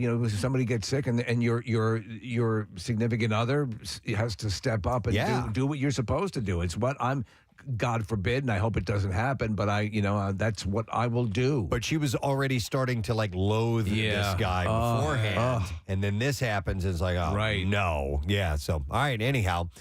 Maybe it seems your problem's just a little bit less today. Hearing about that. But we have a look at traffic. That's something we all share a problem. Kathy, what's going on? We've got jam traffic on the Blue Route northbound 95 to the Media Bypass. 95 southbound. That's slowing Academy to Cotman, the Betsy Rouse Bridge. Through to Girard on the Vine. Westbound, expect delays the length. North 95 between Bridge and Cotman, you're jammed there. Pennsylvania Turnpike westbound, slowing Willow Grove to Fort Washington. Schuylkill eastbound backs up 202 into Belmont, the Boulevard to the Vine. Westbound past Young to the Vine, the Boulevard, out to the Blue Route, and then again near Gulf Mills. On the Boulevard southbound, you're slow Broad to Fox. 422 eastbound, jams Collegeville to Oaks. That's because of an accident. It's off to the right shoulder. And then on 42 north, you're slowing from the Black Horse Pike to 295, 55 northbound. Jams north of Deptford to the 42 freeway. On the Garden State Parkway southbound at the White Horse Pike, that accident's still out there. It's off to the left shoulder. This traffic report brought to you by New Jersey Division of Travel and Tourism. Boost your mood in New Jersey. Savor sea breezes, the call of adventure, or drift into the blue. Find it all at visitnj.org. And that's your traffic on 93.3 WMMR. WMMR presents Preston and Steve's Bizarre File. All right, it's brought to you this morning by Sequoia Outback. You can save on decking, railings, grills, and patio furniture during Sequoia's annual 4th of July sale, which is going on now on Route 309 in Hatfield. You can check them out at decksupplies.com. We're going to begin with a follow-up story. Steve sent this to me. I told you guys about this man from Queens who is suspected of murdering a longtime delivery driver at a local Chinese restaurant. Okay? Right. So we talked about that yesterday, and it was over a dispute about duck sauce. Well, apparently, this guy had an obsession with the condiment. Glenn Hirsch was arrested last Wednesday at his home and was charged with criminal possession of a firearm for the deadly shooting of Zhuan Yan. And apparently a police source said his whole refrigerator was filled with duck sauce and other condiments. Oh, my God. He was a duck sauce hoarder. He said he's a hoarder, and when you open the refrigerator, it's like condiments. There's duck sauce, soy sauce, and ketchup. The source suggested that the piles of condiments are all part of what was going on in Hirsch's brain that led him to kill. And these poor people, specifically the guy that he killed, happened to end up in his orbit. He said, I guess in some pathology, people like that, people like that take that stuff very seriously. You didn't give him enough duck sauce. He has... What an insult to him. Not yet been charged with a hate crime in the case, a source of contention for some of the protesters that are outside of the Queen's Supreme Court. Jan, who is a father of 3, who moved to New York more than 2 decades ago, was doing delivery rounds on his scooter when he was blasted in the chest. Hirsch has an extensive criminal history. He was arrested 9 times between 1995 and 2012. 9 times. But 9 times? But none of them are disclosed as they are sealed. And one of the arrests is related to Hirsch committing a robbery with a gun, by the way. 9 times. Yes. 9 times. 9 times. Another incident last year saw the angry customer become peeved over the amount of duck sauce given to him in one of his orders, spurring a campaign of harassment, vandalism, and threats from the customer. All right, what's the condiment you're most likely to freak out over if you don't find it in the fridge? Oh, if you are hungry and sitting down to a meal. Probably ketchup. I'm a ketchup guy. Yeah, I think that's It's the one I would annoying be if you ru- disappointed. If you run out, no one replaces it. Yeah. Mayonnaise for me. Mayonnaise, yeah. Okay. My mom lives downstairs, so anytime we really run out of stuff, You I don't can go really down. go raid it, Just steal hers. Yeah. Finding alligators in swampy states like Florida and Louisiana is no big deal, but it's much different when you are talking about West Texas desert. And that's exactly where one of the large reptiles turned up last week when Midland County Sheriff's Office deputies spotted a gator at a trailer park. Where the hell am I? The law enforcement agency said on his Twitter account that it came across a rare sight after a caller dialed in and reported seeing an American alligator under his car at the airline mobile home in a recreational park halfway between El Paso and Fort Worth. An officer used a long stick with a net as well as an animal carrier to remove the gator from under the caller's car. And the agency turned the gator over to a local veterinary clinic to care for the animal until it would be released by a game warden. Stop poking me with the stick, Bubba or Cletus, whatever your name is. Trying to get some shade. They don't have that down here, do they? Deputies were stumped as to how the alligator in question got to where it did, and they're hoping that there will be possible calls from an owner or a friend who will come and pick him up. It was probably Bubba. It was probably Bubba. Yeah, Bubba or Cletus. Got a gator with a stick today. What'd you do? Got a gator with a stick today. Wow. Deputies in Volusia County arrested a suspect for theft after he allegedly stole a jet ski on Sunday afternoon. Authorities said Ronald Williams stole the jet ski and, unable to get it started, just floated away on it. All right. Okay. In a high-speed chase. A family getting ready to head out on their boat let the deputies borrow the boat to catch Williams, who was still floating in the intercoastal waterway. The police were pursuing him in inner tubes, Preston. Video shows deputies approaching Williams with a gun drawn and telling him to put his hands up. Deputies ordered Williams to swim to the boat, but he said he didn't know how to swim. And one of the deputies yelled, "So you're going to take a jet ski and you don't know how to swim?" Deputies tossed Williams a rope, used that to pull the floating jet ski to the boat. The sheriff's office said Williams was taken into custody without incident. The jet ski was returned to its owners. God, jet skis are fun. Yeah. They are. A Lompoc man is facing charges after Santa Barbara County Sheriff's officials said a deputy caught him stealing avocados from a ranch. It happened on Sunday night. Gotten that bad. The deputy saw a vehicle, stopped on the side of the road, and spotted a man walking nearby who was wearing a headlamp and carrying a bucket of avocados. The deputy... What's the headlamp for, sir? Also reportedly noticed a bag of methamphetamine on the dashboard of the vehicle.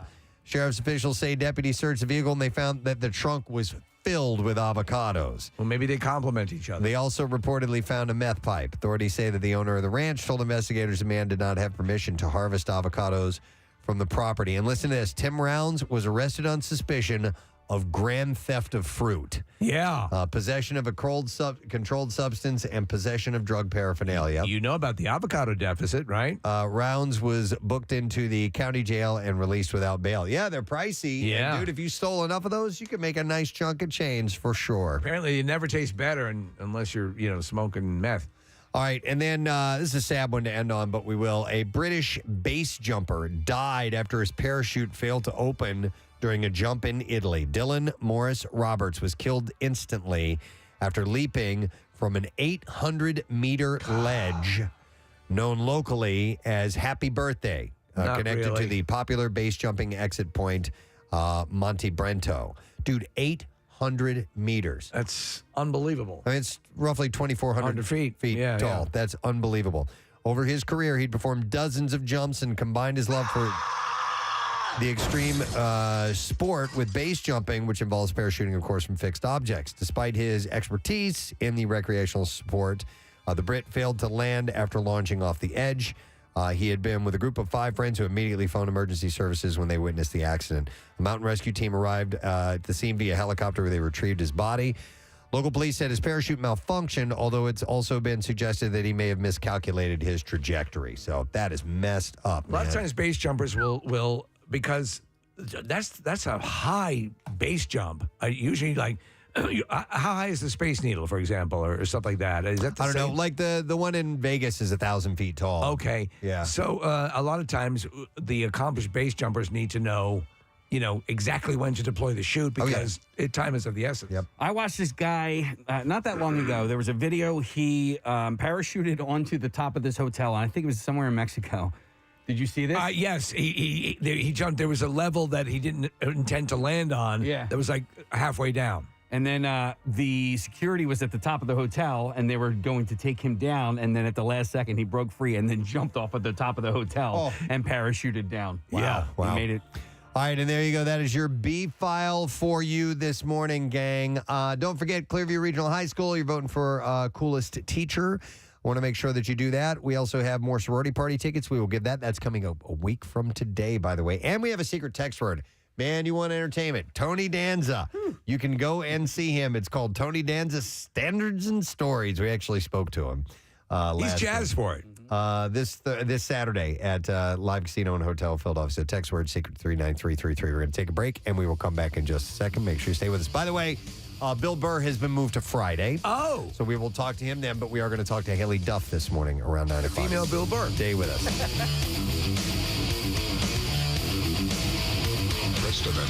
Preston and Steve. On 93.3 WMMR. On the yard sale site.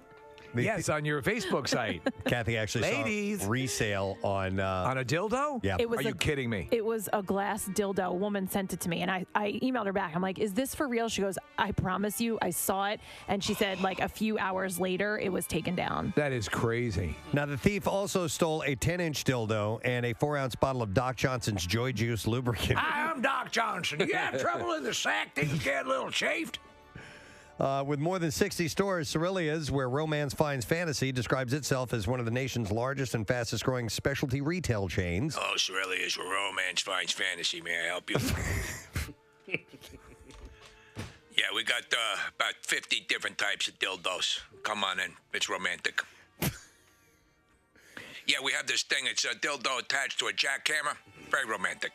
Founded in 1992. You'll be whisked away on this piece of hardware. It's going to tear your bunghole out. Romance is the name of the game here. It really is. We got a pneumatic drill with 12 rotating dildos on it. Very romantic.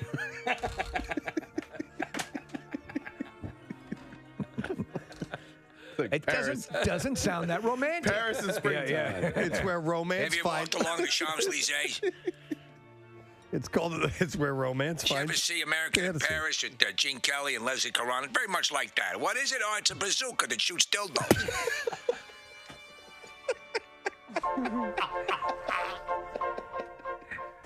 Like walking with your lovely one along the sand. This guy said he's a proper pronunciation. He's trying. I got to give him that.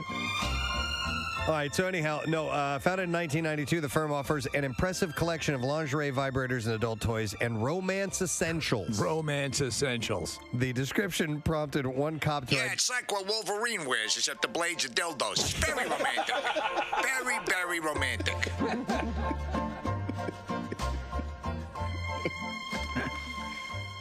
The description prompted one cop to identify a possible subject by name and suggests that a fellow officer sit by the man's residence. He said, if he shows up, quote, you'll be looking for 2 dildos and a bottle of lotion. Raven Simone and Annalise Vanderpool, who have been great friends since meeting on the set of That's So Raven, returned to the sequel series, Raven's Home. Here, Raven's Hole? At Raven's Home, H-O-M-E. Because I would have watched the first one. Bold new step on the Disney Channel. Raven's Hole. Tonight after 11 p.m., Raven's Hole. Disney After Dark. A lesbian unchained. That's so Raven. Here, Isaac Ryan Brown. Raven's Hole. That the new, you know what we should find, Steve? We should find some audio from old classic porn trailers. Oh, yeah. Because they were just like that. Absolutely. Raven's Hole premieres tonight at 10 on Disney Channel. Raven's Hole.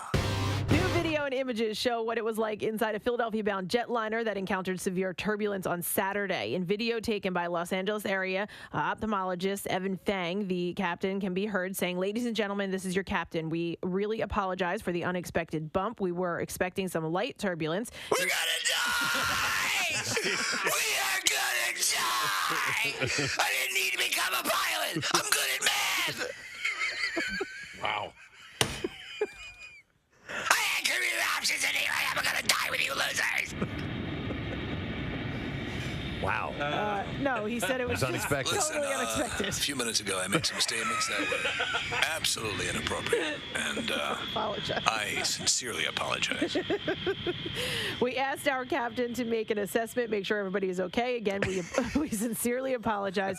We don't anticipate any more of that. We want to make sure, as always, that you keep your seatbelt fastened. Always, man. Listen, I flew a lot on our vacation. We took several flights, and unfortunately, I've drilled it into my kid's head. I'm like, you keep that seatbelt on, no matter. You never know. I mean, it could be, it could just be a sudden, quick drop of a few feet, and boom, you hit your head on the ceiling. It doesn't take much. Well, that's what this was. Yeah. I've seen the stewardess on one flight. I clearly remember she actually held on to the 2 seats and her feet lifted off the ground. I'm like, so, it's always when they're not putting that up for the hell of it. Nope.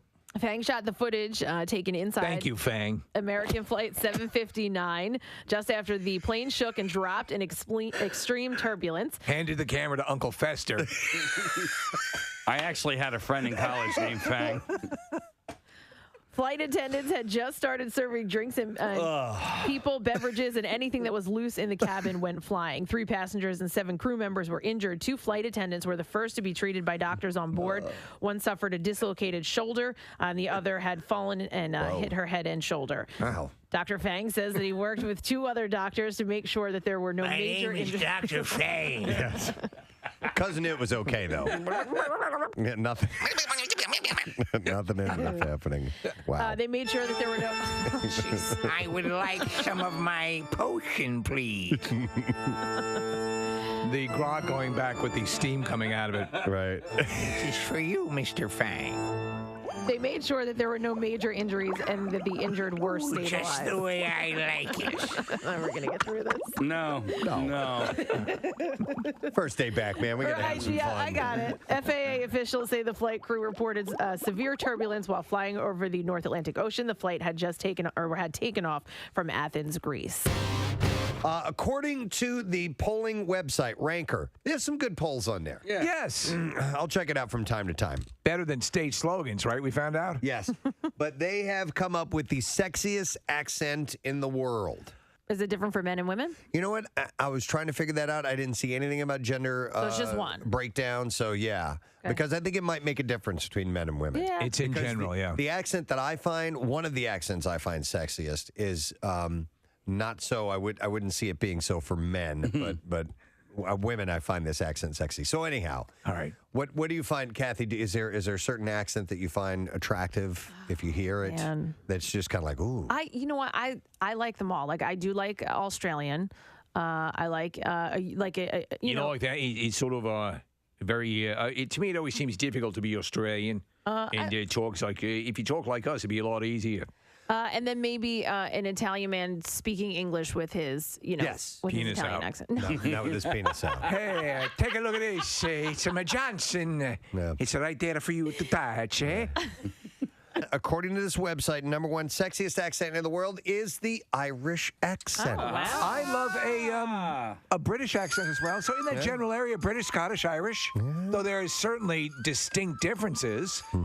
I'll tell you what, I have a few friends that are Irish from Ireland, and sometimes it is hard to understand what they're saying. Oh my God, we were just listening to Sinead O'Connor. Yeah. And obviously she was in a desperate state when we were listening to her audio back and trying to determine what she was saying. But while talking to these guys, sometimes there's a pause in the conversation as my mind is trying to process what they. I'm like, okay, all right, yes. The answer is yes. Yeah. Okay. Yeah. No, I know what you mean. Yeah, and there especially are flying squirrels in the Poconos. I'm sorry, I wasn't listening. What were you saying? The second sexiest is a Spanish accent. Yeah. I like that. I almost said Spanish. Now, I don't know if that means Latino. My Spanish professor in college, I love the way she talked when she spoke English because she was from Madrid, but she had an English accent because she had learned her. Was it sexy? Oh, yeah. Oh, yeah. Oh, dear God. Ooh, your gym shorts are muy bueno. Nick, I have a question for you. Did you just come from playing one of your sports? I love the little boy sweat on you. Sounds kind of manly. You look like a little girl. In your little diving shorts with your not yet formed body hair. But actually, I wouldn't mind hearing from people who do have accents. It might be transplants or have never been able to shake that accent. Give me your sexiest accent, right? Give us a call at 215-263-WMMR, and let's hear you speak a little bit, and let's see how that sounds, and especially if there's any Scottish ladies listening. I want to hear that. Or Spanish. Preston, I'm sitting here on my speaker when you talk. Vibrating my lady bit. So the third place, so you have Irish is first, according to Ranker, sexiest accent in the world. Irish is first, followed by Spanish, then Aussies, Kathy. So the Australians, and then Italians. So that's right where you lie. Yeah. Oh, you're batting 1,000. In sixth place is the former champion, the French accent. And so like Sebastian Letou, who used to come in here. He has the very, very best French accent. And would you find that for me, not as much as the others, yeah. All right. I'm going to make a pee-pee in the bed. Right after that, in seventh place is the Swedish accent, where I just got back from Sweden. And we think of it very much like, very lyrical. In fact, I couldn't really give you a good representation of what there are subtleties. It's more like, right. It's a lot like that. Yeah, exactly. In casual conversation,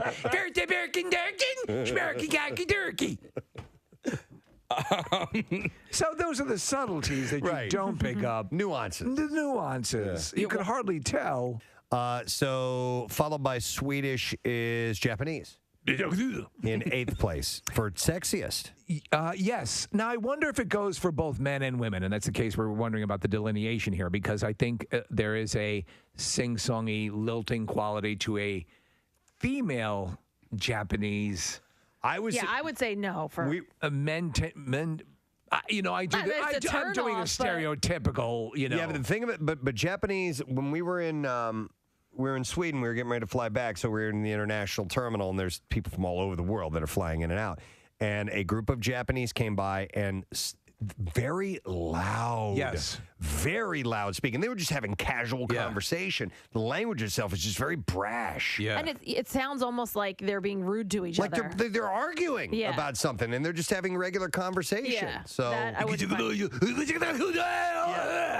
it's like, hey, a Cinnabon. And that's what they're saying. Hungry? And a lot of and they're they're pausing their our version of and stuff like that is like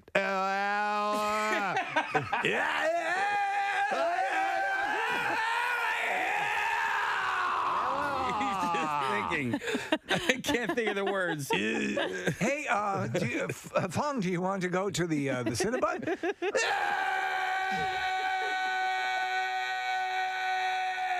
No. Well, where do you want to go?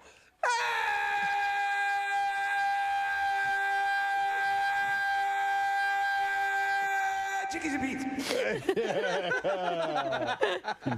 Oh my God! Hang on, let me get I have an accented individual on the line. I can't say your name. What is your name? Vincenza. Vincenza. Oh my God! Right there, right there. Okay, and tell us a little bit about yourself so we can hear some of your accent. Where are you from? What do you do? Stuff like that. Well, I'm from Sicily, Palermo, and I came here about 15 years ago. About 15 years ago. Do you get complimented on your accent? Yeah, a lot. I used to something okay I could just sort of discard, and now I absolutely need to know. I'm going to go out of my goddamn mind.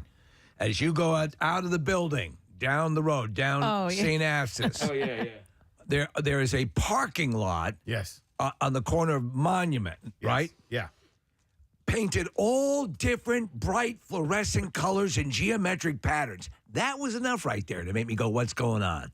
Now there's a little building that's painted, a little shack or something. It's like a little, painted with the same colors. I don't go that way. I don't know what you guys are talking about. I haven't seen it. When you leave today, Preston, you should drive past it. Because I hate going that way, but okay. But it's jarring. It'll throw you off. And bright colors. Because that parking lot, Nick and Kathy, is slanted down, you see it. Yeah, Preston, I don't go that way either, only if I'm going into the city. And so they had talked about it before, and I kind of forgot about it. And then I drove past it the other day, and I'm like, oh, that's what Steve's talking about. I mean, it can't get any brighter. You cannot miss it. It seems very, maybe kids center daycare. That's what I thought, or like. But I'm thinking, is this some sort of skateboard thing? But it's on a slanted parking lot, right? I cannot determine what it is. I look for signage, but it seems to be expanding. It's like the pastel version of kudzu. Well, then I thought okay, whoever owns it, maybe they're just honestly just doing it as a cool parking lot or but there's no parking And it's spaces. blocked. It's not It's blocked. It's right before you get to that new fancy condominium building called the Corinthian. Right. And so it's on the right-hand side if you're leaving our building, and there's no mistaking. You can't miss it. You can only see going northeast, I guess that would be Correct. right. Yeah. If you're coming this way, you can't see it. You want to see if people know what that is? If you know what it is, I will give you $1 million. No, okay. Wait, no. 215-263 WMMR. If you have any idea what these guys are talking about, I haven't seen it. So hang on. Marissa's raising her hand. Maybe she'll solve the mystery right now. I don't know, but I will say that it looks like the painting they do on Eakins Oval, right in front of the art museum. Which during the summer they turn Eakins Oval into a beer garden, into a family-friendly thing. Which, by the way, has a Ferris wheel now. I drove by it the other day. There is a Ferris wheel right in front of the So art are we museum. to believe this random parking lot is the new? No, I don't know, but I just Oval? wanted to compare it to that idea where they put this painting down, and that's what it kind of Marissa, not only that, there's this building, I don't want to say building. It is some sort of structure, almost like a large pool house or something. That is the same color. The area is blocked off as if it's intended for something. But am I crazy in saying, Kathy, this is a really unique looking thing? It's very unique. It's not just, hey, let's just paint the parking lot. No, it stands out, and I'm really interested to see if anyone knows what it is. We got a text. Okay. Somebody said that they know. I asked them to call in. They're not able to call in. I don't know your name. I'm so sorry. But he said SIG owns a property, SIG. They have happy hours for their ballot employees every other week. The building was used for COVID testing in the office, so they just converted it into a happy hour space. So that's Susquehanna International Group. Okay. So that painted parking lot is just happy hour? It's exactly what I thought it was. It's a happy hour space. Wow. Okay. So they were doing COVID testing there, and since they stopped doing COVID testing, they decided to convert it into a party spot. I never saw them doing. They were doing COVID testing up the road as you're coming towards City Line Avenue. All right. I'm underwhelmed then. I thought it was going to be some sort of track or some sort of cool thing, or maybe where they'd race RC cars or something. But it was something prior to COVID. It was an empty parking lot. To COVID testing, it was used for something. No, there's something else. Says, I work there. It's Susquehanna International Group. It's for our work happy hours. It's just decoration. That's all. Oh, wow. It's a beer garden. It looks nice. Well, it does look nice. That's kind of cool. Yeah. That's good for now, them. our building, they gave us ping pong tables, and they built a basketball court. There's a basketball and court. I see people playing there, not building employees, No, but yeah, like other kids. Some people have found it, and now that is their own private basketball court. Oh, so it's people that aren't employed. I don't know how here? I feel about that. Well, they also stuck it off in the corner of the parking lot. Yeah. So That no one goes. No one goes to. Yeah. I've actually shot baskets on it, but Have you? Yeah. Oh, but see, it's not overrun with. I see a couple kids out there playing. Yeah. That doesn't bother me Give it at time. all. No. So this building behind us used to be called something else. GSB. Yeah, now it's Car Barth, and there's a building. There's a bar on top of it. Has anybody been to that? I went there years and years and years ago because there was also a place where you can rent for like On the roof? receptions and stuff like that. Yeah. Wow. Okay, because they redid the roof. What the hell? I don't know about the roof. There's a part. rooftop Yeah, there's a bar there rooftop now. bar outside. Yeah. And I think that's different than because there used to be a restaurant up top, Case. Yeah, and it's like a place where you can like have receptions and stuff. Yeah, okay. And so they added to it. I was just watching like as it was being developed, and it looks really nice. But I haven't been out there yet. I'd like to can check see it it out from here. Yeah, yeah. You think there are any other places, businesses around here that have their own little bar, have their own, Like a Happy little hour? speakeasy kind well, of thing? I mean, these guys have their own. They've got a beer garden. They've got. You can drink at work, I guess. Probably not during while you're on the clock, Yeah, it's but Right. Probably like specific nights that they set up or whatever. I've I mean, never that's kind of cool. considered that maybe there are places that have a little. Yeah, I guess speakeasy, maybe Nick, or a little, bar. Little happy hour place. Please enlighten us. 215-263 WMMR. If your place of business has a bar, we'd like to know about it. You can use our basketball court, and we'll come use your bar. Yeah, that's right. We'll do a trade-off. Hey, can we broadcast from the top of that building? Yeah, we can ask that too. Right. Marissa? That'd be easy. I think this is the start of a lot of businesses we're seeing who are trying to get people back into the office. Yeah, not only that, because over the pandemic, that businesses and have realized that.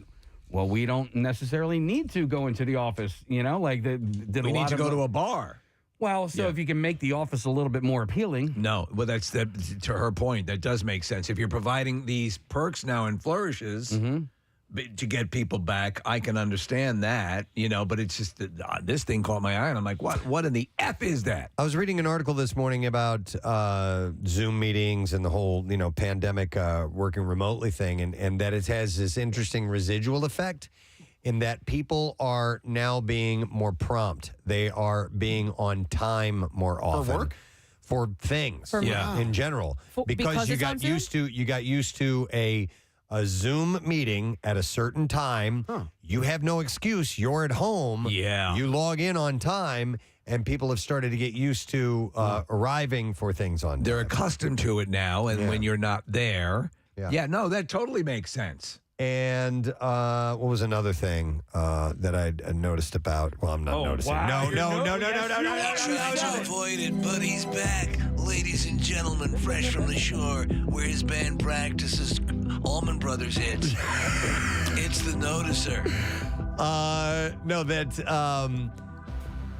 You forgot what you noticed. I forgot what I noticed. Oh my God! Go through the alphabet. It was something about it was something about going to work, and they're finding that the idea of working remotely, how there was a revelation of, well, maybe we can do a lot of work from home now that we've gotten used to this. Right. It's turning out no. I think we'd rather not do that now. Did we just lose the freaking phone lines again?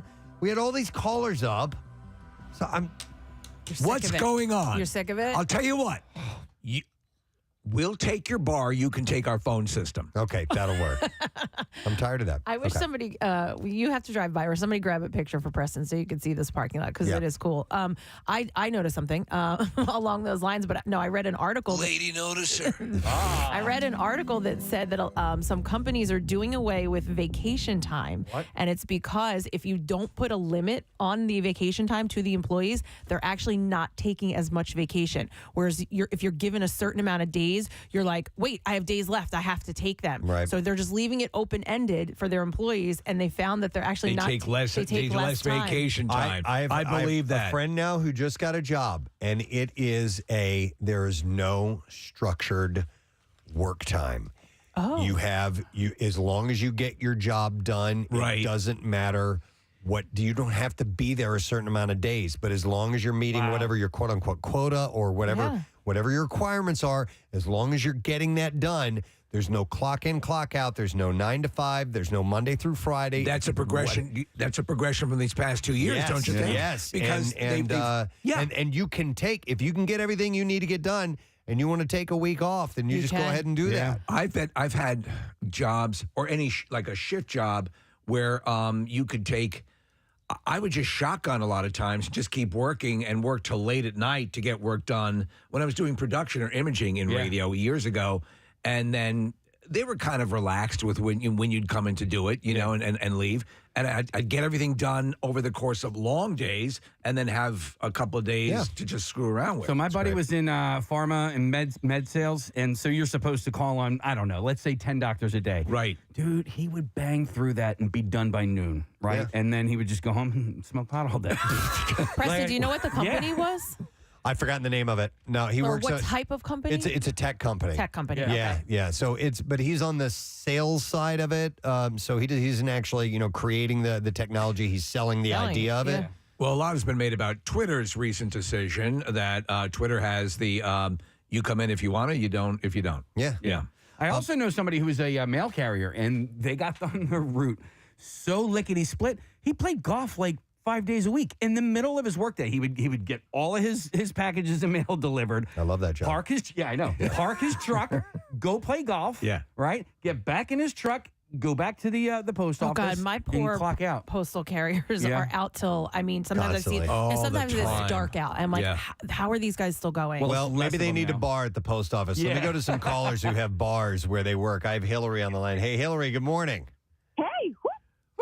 Hey. Hey. What's up, Hillary? So I work at the coolest place ever because the owner of our store has an enormous bar and lounge in it. Okay. And we're at Mark's Jewelers in Montgomeryville, and almost all the time at the end of the day when we're putting all the jewelry away, we do have cocktails. There's a certain drink. We all drink a filthy, dirty Schuylkill River martini. And people come in and, during special events, we have bartenders and all in there. It is amazing. He is awesome that way. So you know what? Always. Hillary, with something like that, to Preston's point as well, and in case, just in general, the conversation, the art of wooing the employee back to a work environment that also becomes, let's face it, a lot of times in our lives, it's also our social environment. We meet people that we end up becoming friends with from work. Mm-hmm. So it sounds like your employer is attempting to get people, back to work that way by offering these perks. Would you say that's correct? He was always like that. Okay. Because he's that's just part of his culture. Yeah. But for sure, everybody that we work with, I've been there for 11 years, and we are all very close and like family. So, we all are in each other's stuff. So when we've been there for an hour after work, sitting around at the bar. Love it. Just all talking. Love it. All right, thank you, Hillary. Pretty wild. Yes, we want to hear about your office bars. Your office happy hour room. 215-263 WMMR. I'm going to go to Paul. Hey, Paul, good morning. Good morning. What's up, You guys Paul? rock. Thanks, man. Appreciate it. What's up? Hey, I work at the FMC Tower in Center City. It has a private bar for the building only. So we're on the 14th floor. The bar's on the 28th floor with an outdoor deck overlooking the city. That's spectacular. Oh, that's freaking awesome. You can go up there anytime you want. We can have private parties, or it can be when other people in the building are there, and we just run a tap for our employees. So Anytime you want, like 10 a.m., something like that? Well, I don't think it opens till noon. Okay. All right, Noon All right, is let's not still go wild, crazy. yeah. You have to see the space. It's spectacular. It's an outdoor garden and an inside space as well. It's really cool. Yeah, I've been up there because we did the Big Climb Philly there a few times. Casey climbed it as well. And a few times, more than once, they had a function in that bar after everybody was able to do the climb. Yeah, it's great. It's a really cool, beautiful building, too. So thank you so much for the invite, Paul. That's really nice. Paul, we appreciate the invite. We'll take you up on it. We'll see you there. Yeah, I volunteered for that run with you guys up the steps. Awesome. Wow, Nice. cool. Thank you. Excellent. Thank you, know what, Paul. Preston? I just realized we do have a bar on the roof of this building. It's just decorated like an HVAC system. Oh, that's what it is. Wow. Yeah. You can rest your arm on the it's very industrial. on the HVAC system. Yeah. Let me go to this looks convincing. Grace. Hey, Grace, good morning. Good morning. Hey, what's up, Grace? Well, my old place of employment, actually pre-COVID, we would host and do events for beer gardens. So we were required to drink every single type of beer that would be on tap for the beer garden on Friday afternoon. You were required to drink the beer. Yes. Wow. So over the course of a full calendar year, we sampled between 280 and 300 beers in preparation for September. Oh my God! Wow. Yeah. And is it? Do you have plenty of volunteers that want to be a part of that? Oh no, it was just employees. Okay. I'm sure they had like a lot of people putting in for time and a half and stuff like that. Thanks, Grace. Yes, there Overtime. were more than once we had to call Ubers home. Yeah. I'm sure. It's a smart I'm sure, thing. man. We used to. This isn't the same thing. Yeah. But oh, it's terrible. I was like 17 years old, and I was a dishwasher at a restaurant. And when we would close at like 2 a.m., the manager would grab 6 packs of beer, and we would go out in the parking lot. That sounds great. I mean, from the bar. Yeah. And me, 17-year-old, man, getting lit. And driving home after that. 17 years old. Now drive fast. Yeah, exactly. It's ridiculous. So early on with the Camp Out for Hunger, who was it? Half.com would win the business challenge. Yep. Oh yeah. So we did a broadcast from their facilities a couple of times, and I was like, this is amazing. This is like just like Clubhouse, you know. I guess people do some work, but they had all the fun stuff to do. It's one of those which you presume like in Cupertino or like it was the early time of the open office format. Exactly. And we had never seen anything like that. Right. Whoa, this is pretty wild. Well, you didn't get to make it over to the Comcast building, the second one. That has that sort of philosophy, and it is pretty cool. Let me go to Kim. Hi, Kim. Good morning. Good morning. How are you guys? Great. What's up, Kim? So I worked at a medical device company, and every Thursday we would stop working at 4 o'clock and have a 3-hour happy hour. And did you guys have like a designated area? Would they come and set up a bar? Was it BYO? So the whole basement was a party area. We had separate bathrooms for down there. We had a bar, a full kitchen, kegs, and it was just a free. Oh, you had beer on tap? Yes. Oh, man. For 3 hours every Thursday, work would stop at 4.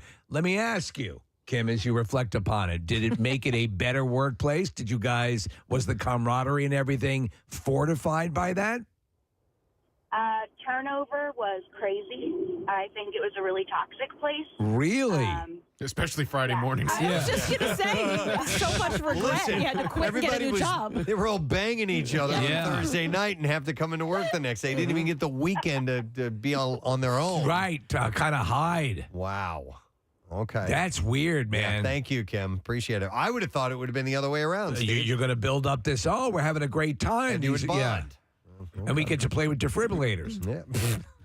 All right. Well, anyhow, interesting. So that place down the street is apparently a beer garden. It's a beer garden. It's a happy hour joint. I'm a little disappointed. It's for that one business. And, And somebody had texted in and they said, we can swap our basketball court for their bar if we want to. So, okay. So we'll have to look into that.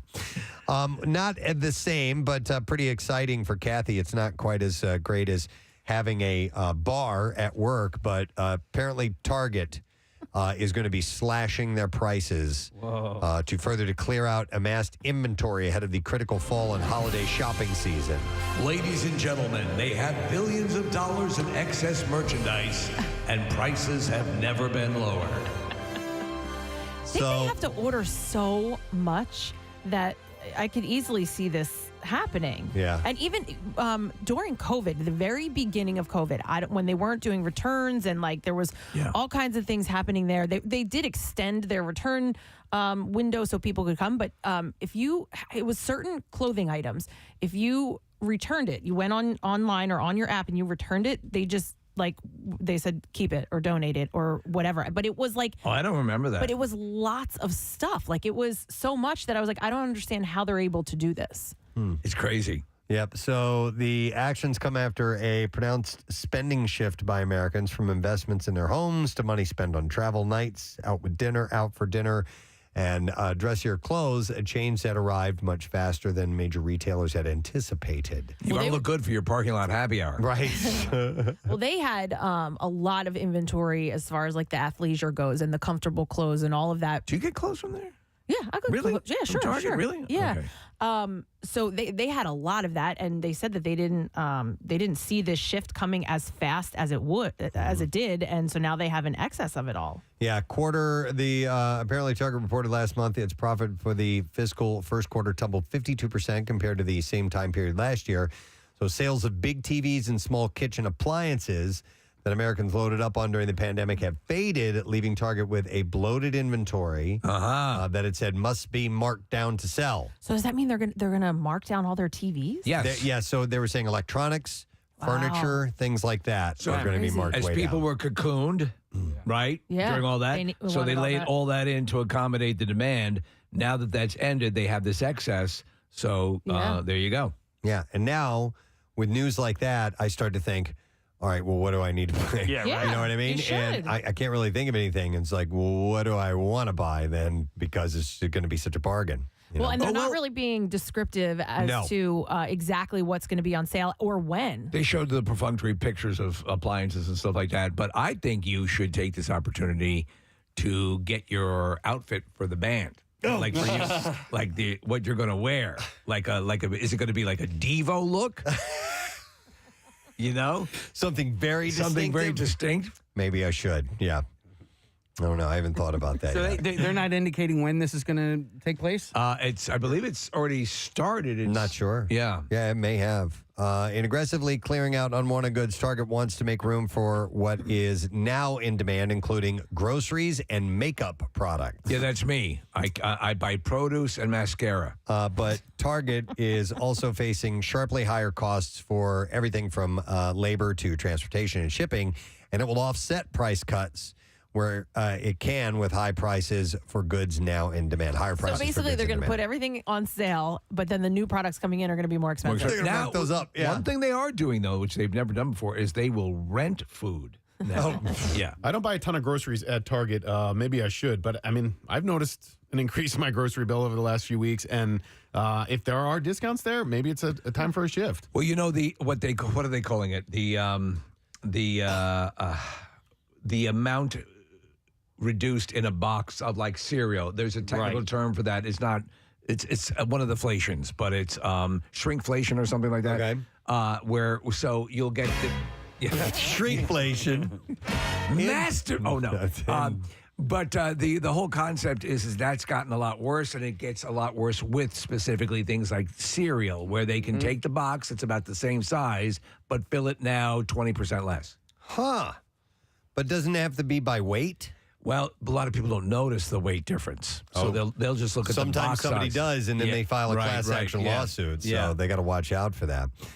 So Target is working with suppliers to cover costs for their vendors whose orders are being canceled, and in some cases, some of those raw materials that were meant for some goods will instead be used for other products in higher demand. Many of the orders for products being canceled have a long production lead time of 9 months.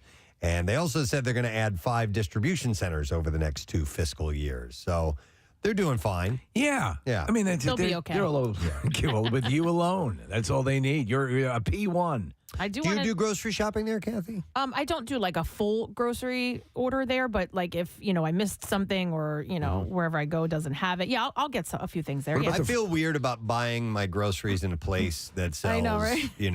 automotive goods and clothing. But it you know doesn't what? seem They're right. Well, yeah, but they're even like their produce is pretty decent. I mean, obviously you have to look at it, but their stuff in their grocery section is pretty fresh. I'd probably feel more comfortable if a lot of the other stuff around the department store area was made of food, like the clothing made of bologna or stuff like that, The giant, you ever been to like the super duper mega big giant Walmarts that have a grocery store attached to them as well? Yep. I mean, the ones that have refrigerated sections and everything. Mm-hmm. Yeah, those I have a hard time buying groceries there too. I'll tell you what, though, what's funny is like my dad's out in Dallas, and they have a chain, I think it's called Tom Thumb Page. These supermarkets are so ridiculously big that you almost get like the Home Depot Lowe's effect. Like you can't find anything because it's so sprawling. I just look for someone who works there. I'm like, can you please help me? Yeah, I'm the same. Where's your gum? I saw at one of those gigantic Walmarts. Casey was in Rio Grande. My wife and I were there shopping. This is in down the shore. And there was a woman who, in his typical, person I saw at Walmart story, She was having a conversation, right, with no one else. Oh, okay. And so it was interesting. And then I went down another aisle, circled back around, came back down, and she was in another aisle.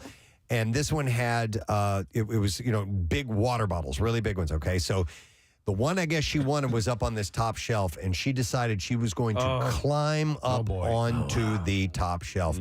And it was at that point I'm like, I have to tell somebody.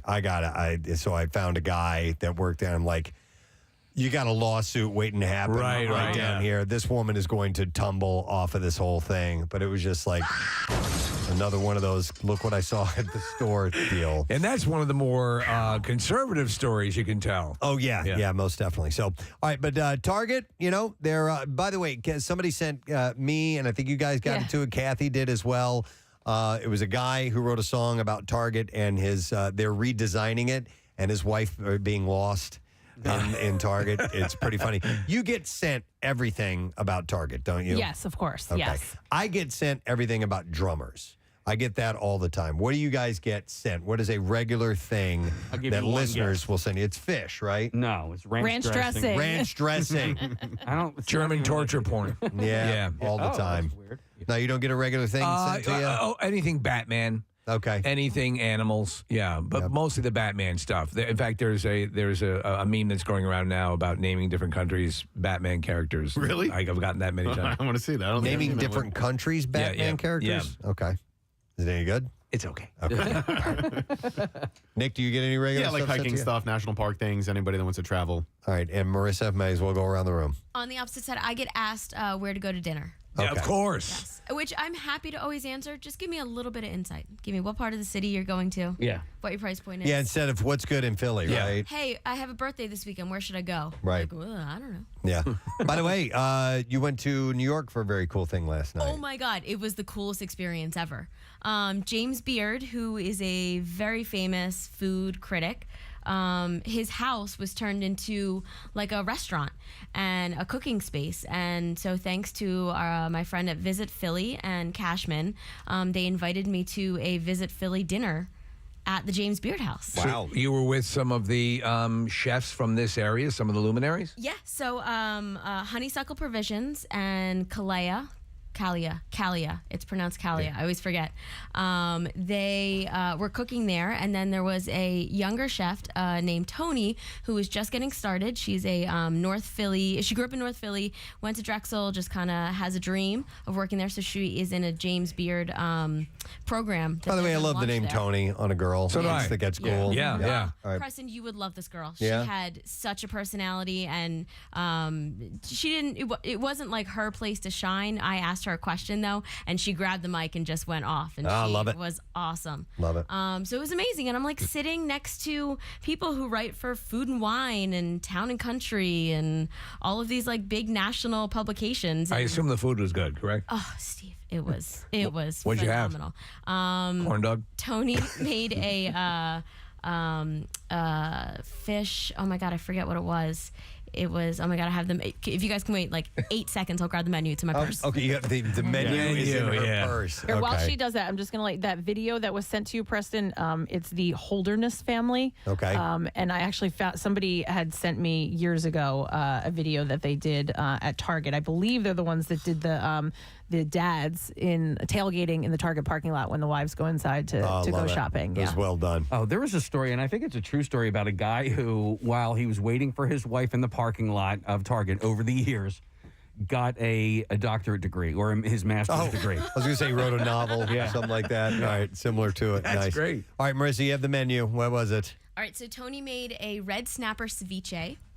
And then Nook from Kalia made a, oh my God, I can't say these Thai words. There was like grilled shrimp prong, and there was a pork belly. Of course, I skipped that. And a crab meat curry and a Thai basil. So good. And then a lamb dish was made by the Honeysuckle Provisions folks. Now, did you just have with them pour ketchup all over? It was definitely one of those places, Steve, where there was no like salt or pepper on the Right, table. right. Whatever. Yeah. What you getting? What you getting? There was wine for each pairing from the people at Fork, and his house is really cool. There's these old paintings of him. His entire bathroom is mirrors, like the entire bathroom. I don't know if Every I want to inch watch of it is myself mirrors. poop. and his bedroom too. So they had left all of those things, and it's just right there. It's like I took the train to the Upper West Side. You get right off, and it's just this little space right in there. You walk in. There's a big, gorgeous kitchen that you roll into. You're becoming a big thing in the color. You have your podcast and all of this stuff. You're in that circle. Could you see that you branching off at some point in your life into this world completely? It's a really fun passion project. All right. I'll say that. Okay. Maybe Yeah. maybe Kathy, you can open up a Target and Marissa can handle the concessions. Yeah. I like that. What would we call I'll be a ranch dressing sommelier. Pop a bottle open. Yeah. Yep. I love it. All right. Well, listen, with all that, we do need to take a break and come back in a moment because we have a guest who is going to be on shortly, and that is Hayley Duff. Yes. And she's talking about the wedding pack to the baby pack. So we will get to her in just a moment. And let's give away some more sorority party passes. It is next Wednesday, the 15th, and we are doing an activity yet again, and with the help of the Federation of Delaware Valley Square and Round Dancers. We're doing it. Believe it or not, we are going to do that. We're also going to hang out and have some drinks and eat and have a good time, and it will be at the Liberty Bell Beer Garden at Parks Casino. Which is great. Let's take 5 callers, 215-263 WMMR. Ladies only to join us for this event. You can bring a female friend as well. We'll be back in a moment. Stay with us. Preston and Steve on 93.3 WMMR. Daily special. And some people will be like, oh, what a nice accent. Can you say it again? Well, you know what? My wife and I were at an Italian restaurant recently, and the waitress was directly from Italy, spoke very, very good English. But I agree, when she rolled out the specials of the day, it made them sound that much more enticing. Yeah. It definitely, you're in an Italian restaurant, it sounds very authentic. Vincenza, can you maybe recite a couple of the menu items in Italian? I'd love to hear you speak in Italian. Pappardelle bolognese. The pasta bolognese. Yeah. It already tastes better. It does. How did you say SpaghettiOs? No way. Some nice spaghetti-o. I like it. Can you do me a favor? It says here, Jenny is born in Albania. I'd be curious to hear what that accent's like. Hi, Jenny. Good morning. Hi, I'm sorry. I'm driving. 1 second, please. That's okay. 1 second, please. Good morning. Hey, good morning. So you're born in Albania? Yes, I am, and I was. Okay. And then I moved to Greece when I was 20. I lived there for a good 7 years. Where's Shakira from? Is she Colombian? Shakira. Oh. She has a sexy accent. Yes, and I look like her a little. Good for you. I want that bathtub photo, too. Jenny, what is your compliment? What is your real name, though? Yes, my name is not Jenny. It's Nejmia. Najia. It's a pleasure listening to you speak. Yeah, thanks, Jenny. We appreciate it. No, thank you. When I worked for a year, we live in Springfield. Go Delco. Yeah! Oh, my God. Oh, let's classic for some Delco. pizza. She has a classic Delco accent. That's right. Yeah. I'll take you out for some water ice. She's got to come in and visit us. Can you come in the studio sometime? Oh, that would be amazing. All right. Well, hang on. We'll get your information. We'll tell you how to do that, okay? Okay, thank you so Hold on much. just a second. No problem. We need to get a lot of accent, Kim. And I think it should just be exclusively women with sexy accents. Yeah. But get a lot of different accents in there sometimes. We should get like United Nations Day. International Day. Yeah. Exactly. I like it. Our next guest is back in town. We love having him here in our studio. He's going to be at Helium Comedy Club tonight and then through the weekend. You know him, of course, from years at Saturday Night Live and a gazillion different movies. And from this particular clip, please welcome John Lovitz to the show.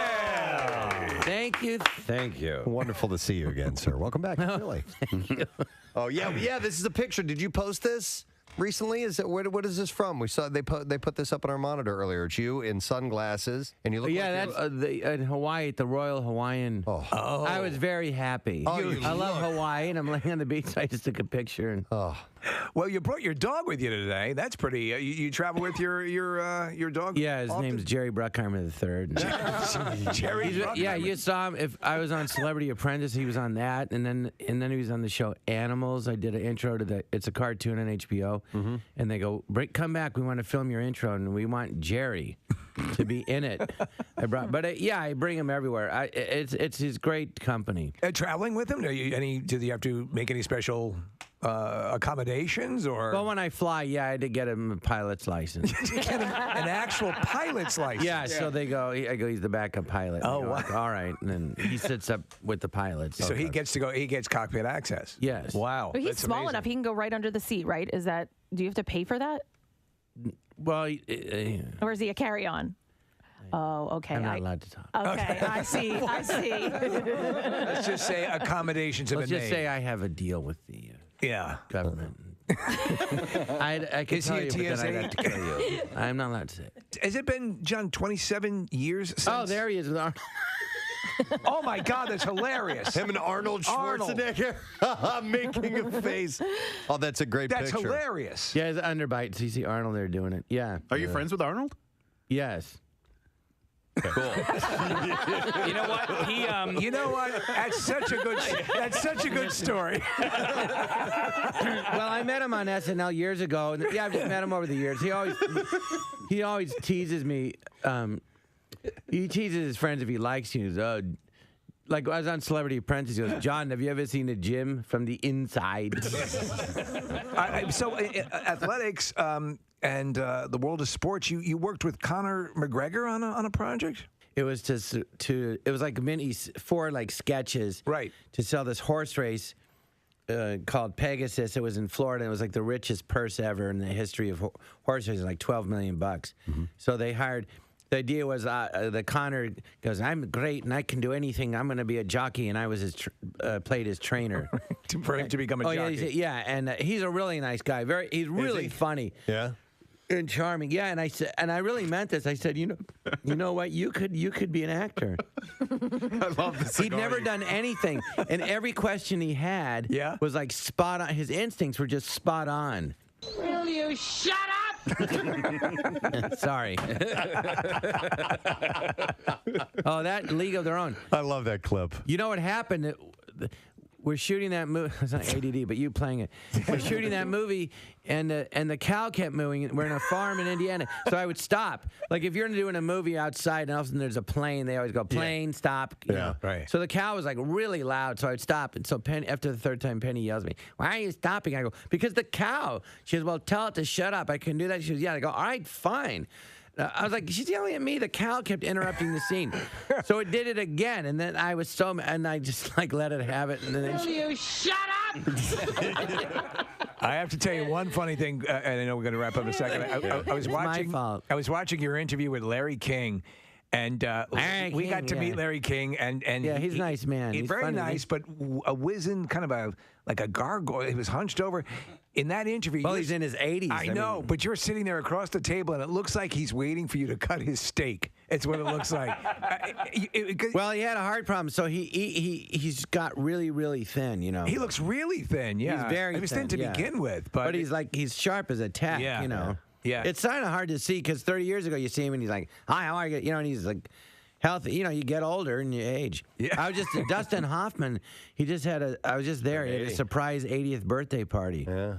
And you see him, you go, "You're 80." He seems like he's I just turned. Well, not 60. 60. Yeah, but people, "You're 60," and I go, "Thank you." But I mean, you wouldn't look. It's like shocking, and he's, how good he looks, Hoffman, or well, yeah, he's got all his hair and he's got all his energy, and you don't. It's just the luck of the draw. Well, you think of 80, and you go you think of a guy like hobbling. He's like, "Hi, how are you gonna say? What's new?" You know. Look at friggin' Clint Eastwood. Bob. You keep throwing. I don't get it. This is radio, and you keep throwing up pictures. Or do people watching this online? Well, they and you didn't tell me? Yeah, this is a top flight operation. It's just a good point of reference, but that's Larry kind of hunched over there, and you're actually looking Larry's looking at me going, "I want to eat what he's eating." Looks like he wants looking at me going, "I'll eat him." He looks hungry. He's like, "I'm gonna eat." This interview is over. I'm taking a bite out of his neck.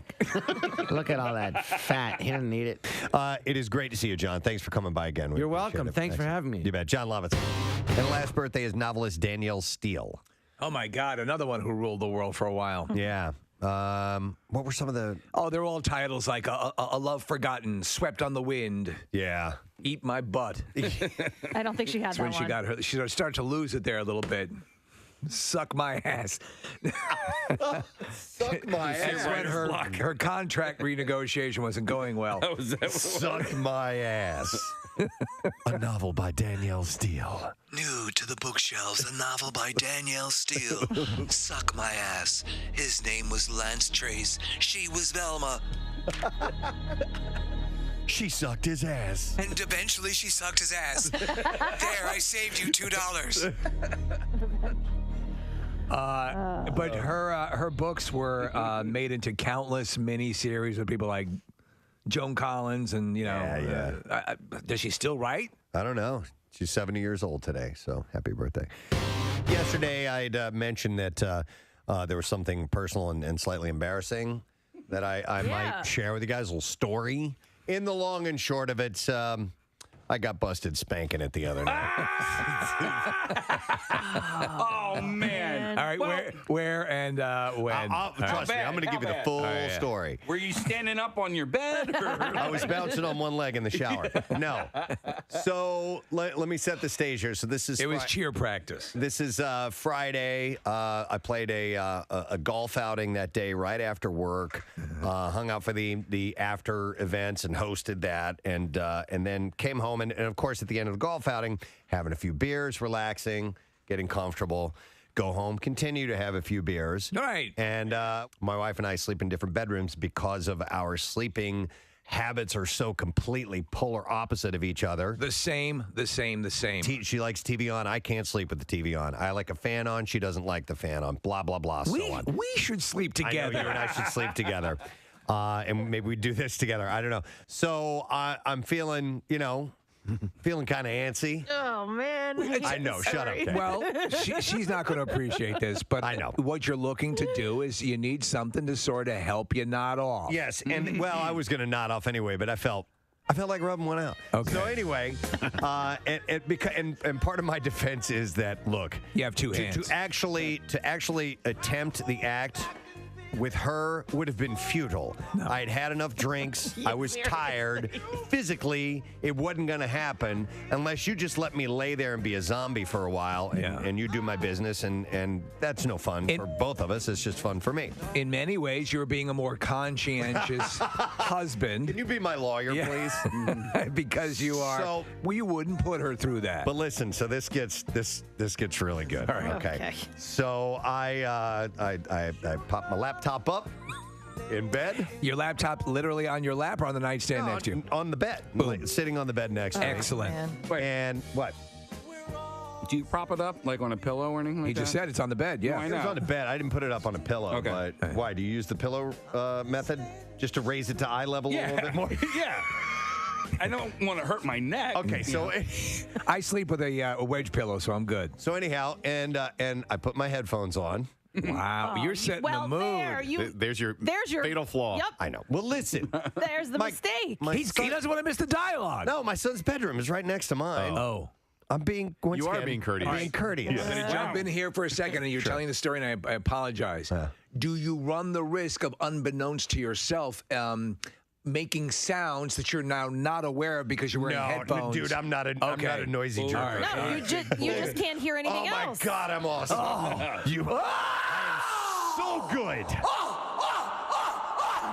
I know exactly what I want. What you can. I'm the king. What you can hear is somebody opening the door. Exactly. Thank you. And what you also can't perceive is if the room is dark and the hallway is dark.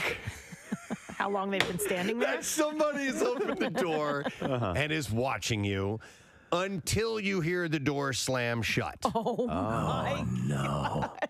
And then I'm like, man. Oh, who was that? Oh my God. It's got to be Will. No, I knew it was her because of how loudly the door closed. Oh man, you're a jerk. So Why is he a jerk? Why is he a jerk? I don't know. Why was He's she in mad? his own well, hang room. on. It gets even better. Okay. Okay. So I'm on her side. So Team Rochelle. Apparently. Oh no. So like I said, a door opens. I have this bright monitor on. I didn't turn the brightness down on the monitor at all. So it's blinding me, essentially. I can't see anything. When you have a bright light source in a dark room. makes everything around darker. Apparently, the whole family. I guess I had sensed maybe something in the room was going on, and I locked eyes with my wife. Oh, wow. Unbeknownst to me, I guess I looked towards the door, and I didn't slow down for a second. So now you're eye contact. And so apparently I make eye contact for a second or two, and then I go right back to the monitor again. But you didn't as if, don't bother me right now. You're throwing off my tempo. But you didn't really make eye contact with her. You didn't see. I was looking into the void of darkness. Right, into darkness. I don't even remember looking away. But But apparently I did. Oh man. And that was bad. That's upsetting. So from her perspective. However, if the roles were reversed, the male mind says, "Okay, go with this. I'd like to jump join in you." and help you out a little bit. The female mind, to stereotype, is hurt and rejected. And that's kind of what I got. Yeah. Yeah, that's kind of like you couldn't, it was like you couldn't come and get me. You looked right at me. And you looked right at me. We locked eyes. But at that point, in defending myself, I'm like, now, wait a minute. I'm like, I swear to God I didn't see you. And just lock eyes and then go back to what I was doing. There's no way. I would have stopped and gone, you got me, you know. Did you go to bed afterwards? Like you went to sleep? Well, I went in and I went into the bedroom and I'm like, I guess you caught me. By the way, I lost the garage remote. So you knew she was mad then at that point? Oh yeah. Okay. Yeah. Oh, the door was slammed with enough. Mm-hmm. We went and we had a short conversation and I was like, well, this isn't going to be resolved tonight. So okay. I'm going to bed. Yeah. No. And I kind of chuckled and she didn't like that very much.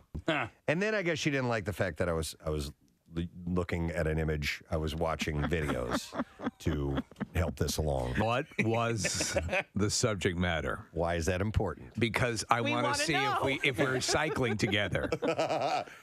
Can I guess? Yes. All right. I'm going to say there was a chain of events that might have led.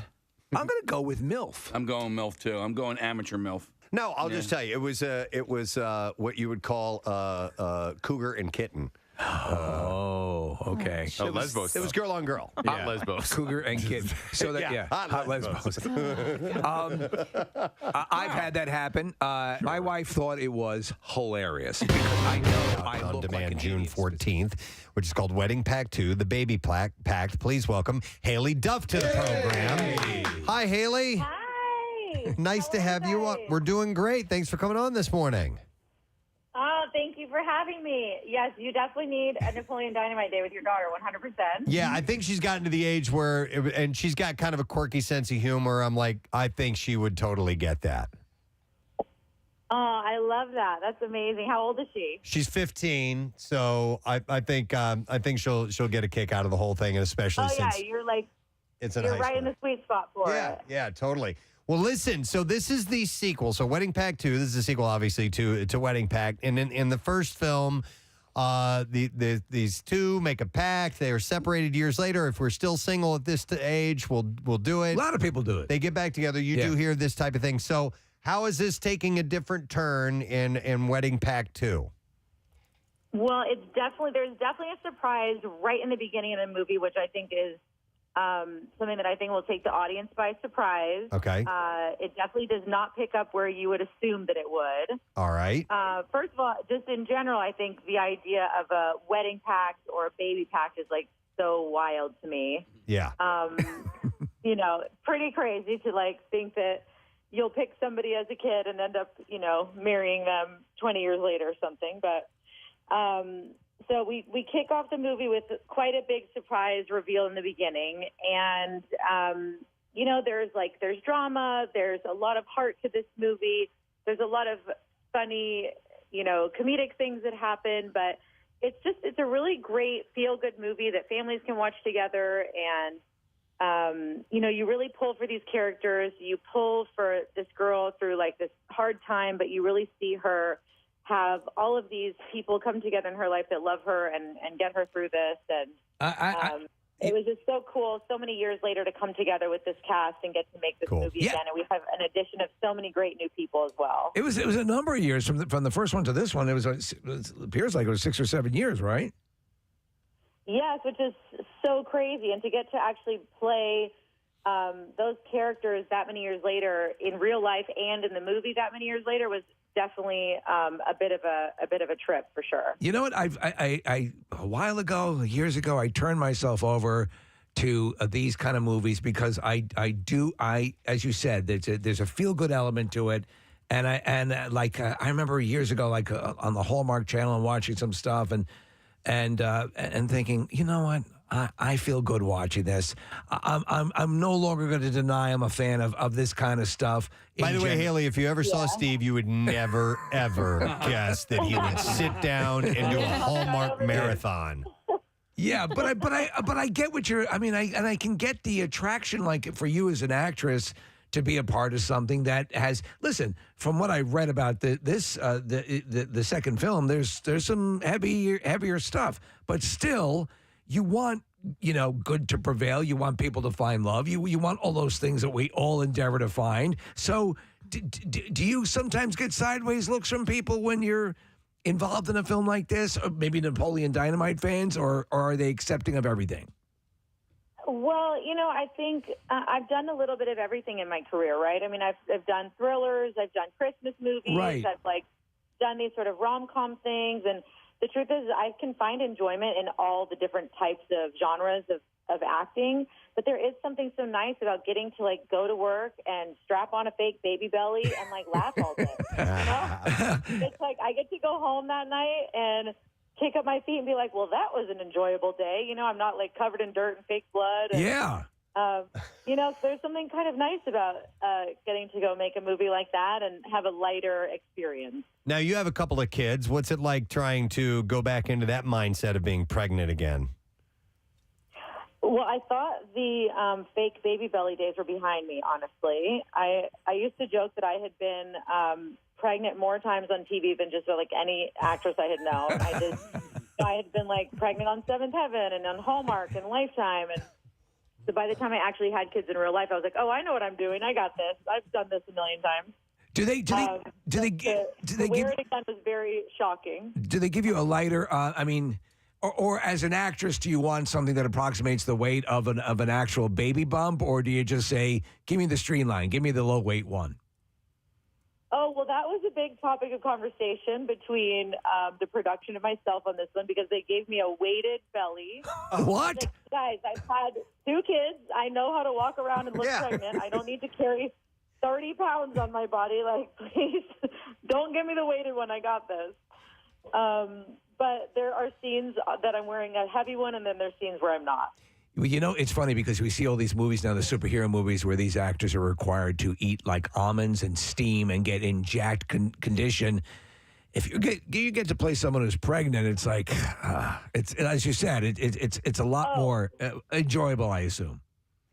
Well, I will tell you that because I was playing someone pregnant, the director Matt Berman would bring me these incredibly bad for you pretzels called Dots. And I was like, you understand that I'm not actually pregnant in real life, and I can't really eat these Dots every day on set. Let me ask you, can you keep one of those? Because if you could keep one of those baby bumps, when you go to the department store or something, you could pull into one of those spots that are meant. You could park there. Yeah. You could. I mean, that's. Oh my gosh, I like the thinking. That's a home run, well, right? I live in Texas where it's very hot, so that would be very convenient for me. I'm like, I'm pregnant. I need to spot right in front. That's great. That's great. So if there's a 2, and I don't know if this will give away anything, but will this be a continuing series? Will there be a 3rd? Can we expect a 3rd? Our sweet director Matt Berman picked me up from the airport last night here in Hartford at 2 a.m. And it is something he mentioned to me yesterday. He said, the movie premiered in Cannes a couple weeks ago, and he said, I was talking to some people, and it's possible that there is a 3rd. So, and I looked at him, I was like, are you crazy, man? Yeah. But he's like, crazier things have happened. So we'll see. I tell you what, and I know in general, an audience and people who would love this kind of stuff, as I'm sure I will, find comfort in that. We like to see our friends every couple of years going through these things. So I'm going to look forward to this. Yeah, I want to see a third then. So this is going to be available on demand on June 14th, which, a lot of our entertainment we can get via streaming and on demand pretty quickly. Do you dive into series and shows? Hayley, are you a big binge watcher or anything like that? I do. I mean, I try to watch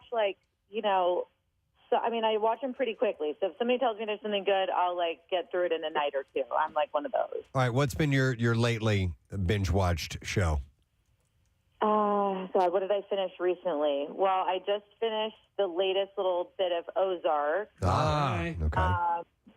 That was a good one. I get scared with some of these darker, scarier ones though. So you don't watch Stranger Things? Finish them in the daytime. Oh, okay. I have not started Stranger Things yet, but I'm excited to watch that one. We were just talking about The Boys on Amazon Prime, which is perhaps the most troubling, over the top series you could possibly imagine. But it's The Boys. Yeah, The Boys. I mean, it is. I gotta see it. Well, Euphoria was I couldn't even watch it. As a mom of girls, I'm this terrifies me. So is that what this is going to do to me too? Times 1,000. It's not teenagers, but it has some of the most. It has the most gore I've ever seen in a show, plus the most deranged, but in a wonderfully deranged way. But I just can't see that being in your lane. Well, I like scary stuff. So I'm going to have to check it out. All right, if you check it out, you need to let us know what you thought. Yeah. It's funny, though, because I watch scary things all the time, and I'm usually watching it through my eyes, and it wasn't until Steve had told me, he goes, this is what my dad told me. And you being an actor, I'm surprised that you don't have this approach as well. When you get really, really scared, just kind of pull back a little bit and realize that there's a camera there and that there's a lighting guy behind the camera guy, and and so... Totally. Okay, so you were able to do that? Because I look at something and I'm oh, well, that was out of focus, or ooh, that was weird lighting, how they did that, or I'll kind of look at it that way. You know what I watched? There was a suggestion from somebody that I put off watching for a long time, and it's not a series, but it was a movie, and it was obviously 1 million people watched it. Was Coda. Coda is so good. Did you watch Coda? I think I've seen it family movie. maybe 6 times. Yeah, I loved it that much. Oh my God, it was so amazing. Yep. That was when we're talking about those feel-good family movies that everybody can watch. I was that is the movie that I just love. Home run. We you need to have your Coda moment too. So we'll. Yep. All right. So we'll point people in the direction of another feel-good film for you, but with a big surprise at the beginning, Wedding Pack 2, The Baby Pact, and that's available on demand June 14th. It's great talking to you, Hayley. Thanks for coming on this morning. Yeah, you guys too. Thanks for having me. You got it. Hayley Duff, everybody. We will see you. Oh, this is, okay. Napoleon Dynamite.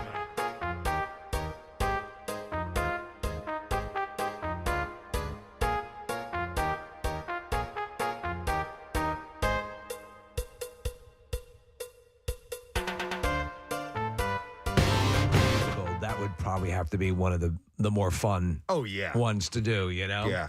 She had to have played the bitchy popular girl. Right. Okay. I would imagine. So, yeah. All right. Well, anyhow, that is coming out on June 14th. Hey, there was something, I want to double back for just a second because I don't want this story to get away from us. Are you the stream of consciousness? No. Well, I don't know. I do. Are you? Probably. Yes, you are. There you go. I was telling Steve you're out of the studio, Casey.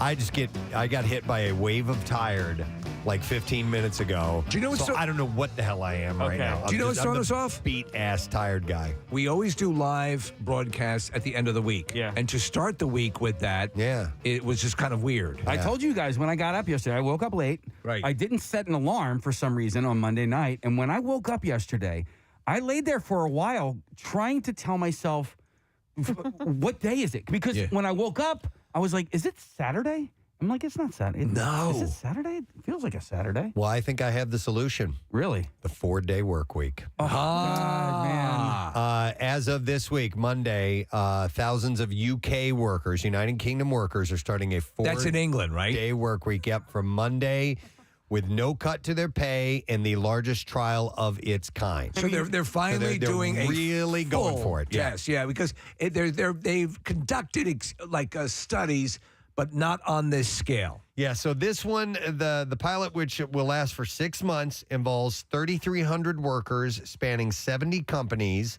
I thought it would be more than that. So but did I. still, Yeah. Ranging from providers of financial services to fish and chip restaurants. Yeah, I know. I love fish and chips. Me too. During the program, workers receive 100% of their pay for working only 80% of their usual week in exchange for promising to maintain 100% of their productivity. So as long as you get the work done, As per what we were saying just before. like we were talking a while ago, Yeah. that you can have that extra day. I don't know why. It honestly makes sense. Like, why, unless it's, like us where we have to be here like certain hours, like if it's a company, if it's sales or, whatever, business offices, if they're getting their work done, why do they care where they are and what I love how exact hours they're how working? we say we'd still be working still full be week. here. It's like a lot of times when there's a holiday and a memo will go around, offices closed today at 2 or 3 o'clock. I'm like, great.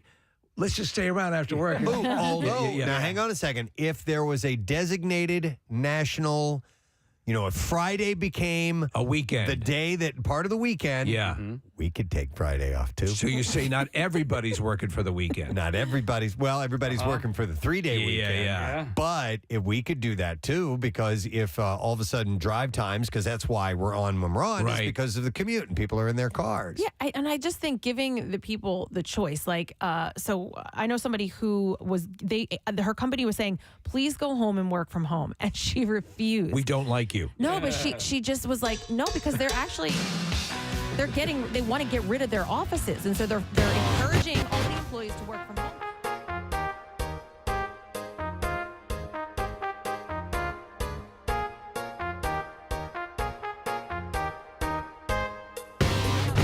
You're going to have employees who want to come to the office like her, but if other people think they'll be more productive from home, let them. There are so many companies that are now trying to reconcile how much square, footage they have that they no longer need or use, and all that stuff is crazy. I found that when I work from home, I prefer to go to someplace because I have a definitive. Yes. I still do work when I get home, but it's like there's a delineation. I don't want home to be my office as well. I don't want. You don't that. want to sit on the couch Right. and do work, but if you have a room where you Yes. go and I'm Right. going into the office because I have to work. Right. The program is being run by a not-for-profit 4-day week global. It's called Autonomy, a think tank, and a 4-day week UK campaign in partnership with researchers from Cambridge University, Oxford University, and Boston College. Those dumps.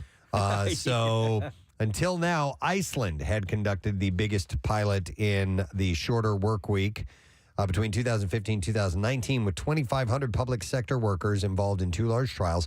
Those trials found no corresponding drop in productivity among participants and a dramatic increase in employee well-being. Yeah. So the work gets done and people are Interesting. happier. Interesting. That's the result. Calls to shorten the working week have gathered steam in recent years in several countries as millions of employees switched to remote work during the pandemic, cutting onerous commuting time and costs. Calls for greater flexibility have only grown louder. You know what's going to happen? What? What they're going to do is they're going to say, look what you were able to achieve in 4 days. Let's bring you back in for the 5th day. Right. and right. Up to productivity. I'm sorry, do they indicate which day they're getting off? Is It didn't, Okay. no. Because it's Tuesday afternoon till And I midday. didn't.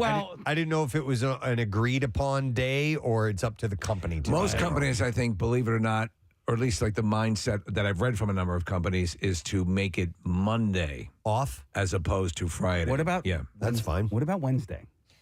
I know that sucks. I don't I like don't- it. yeah, Breaking no. it up. The exact. Again, I think you're very similar to my thinking on the way I reconcile the weekend. My favorite part of the weekend is Friday afternoon, evening, because I have the whole weekend ahead of me. Yeah.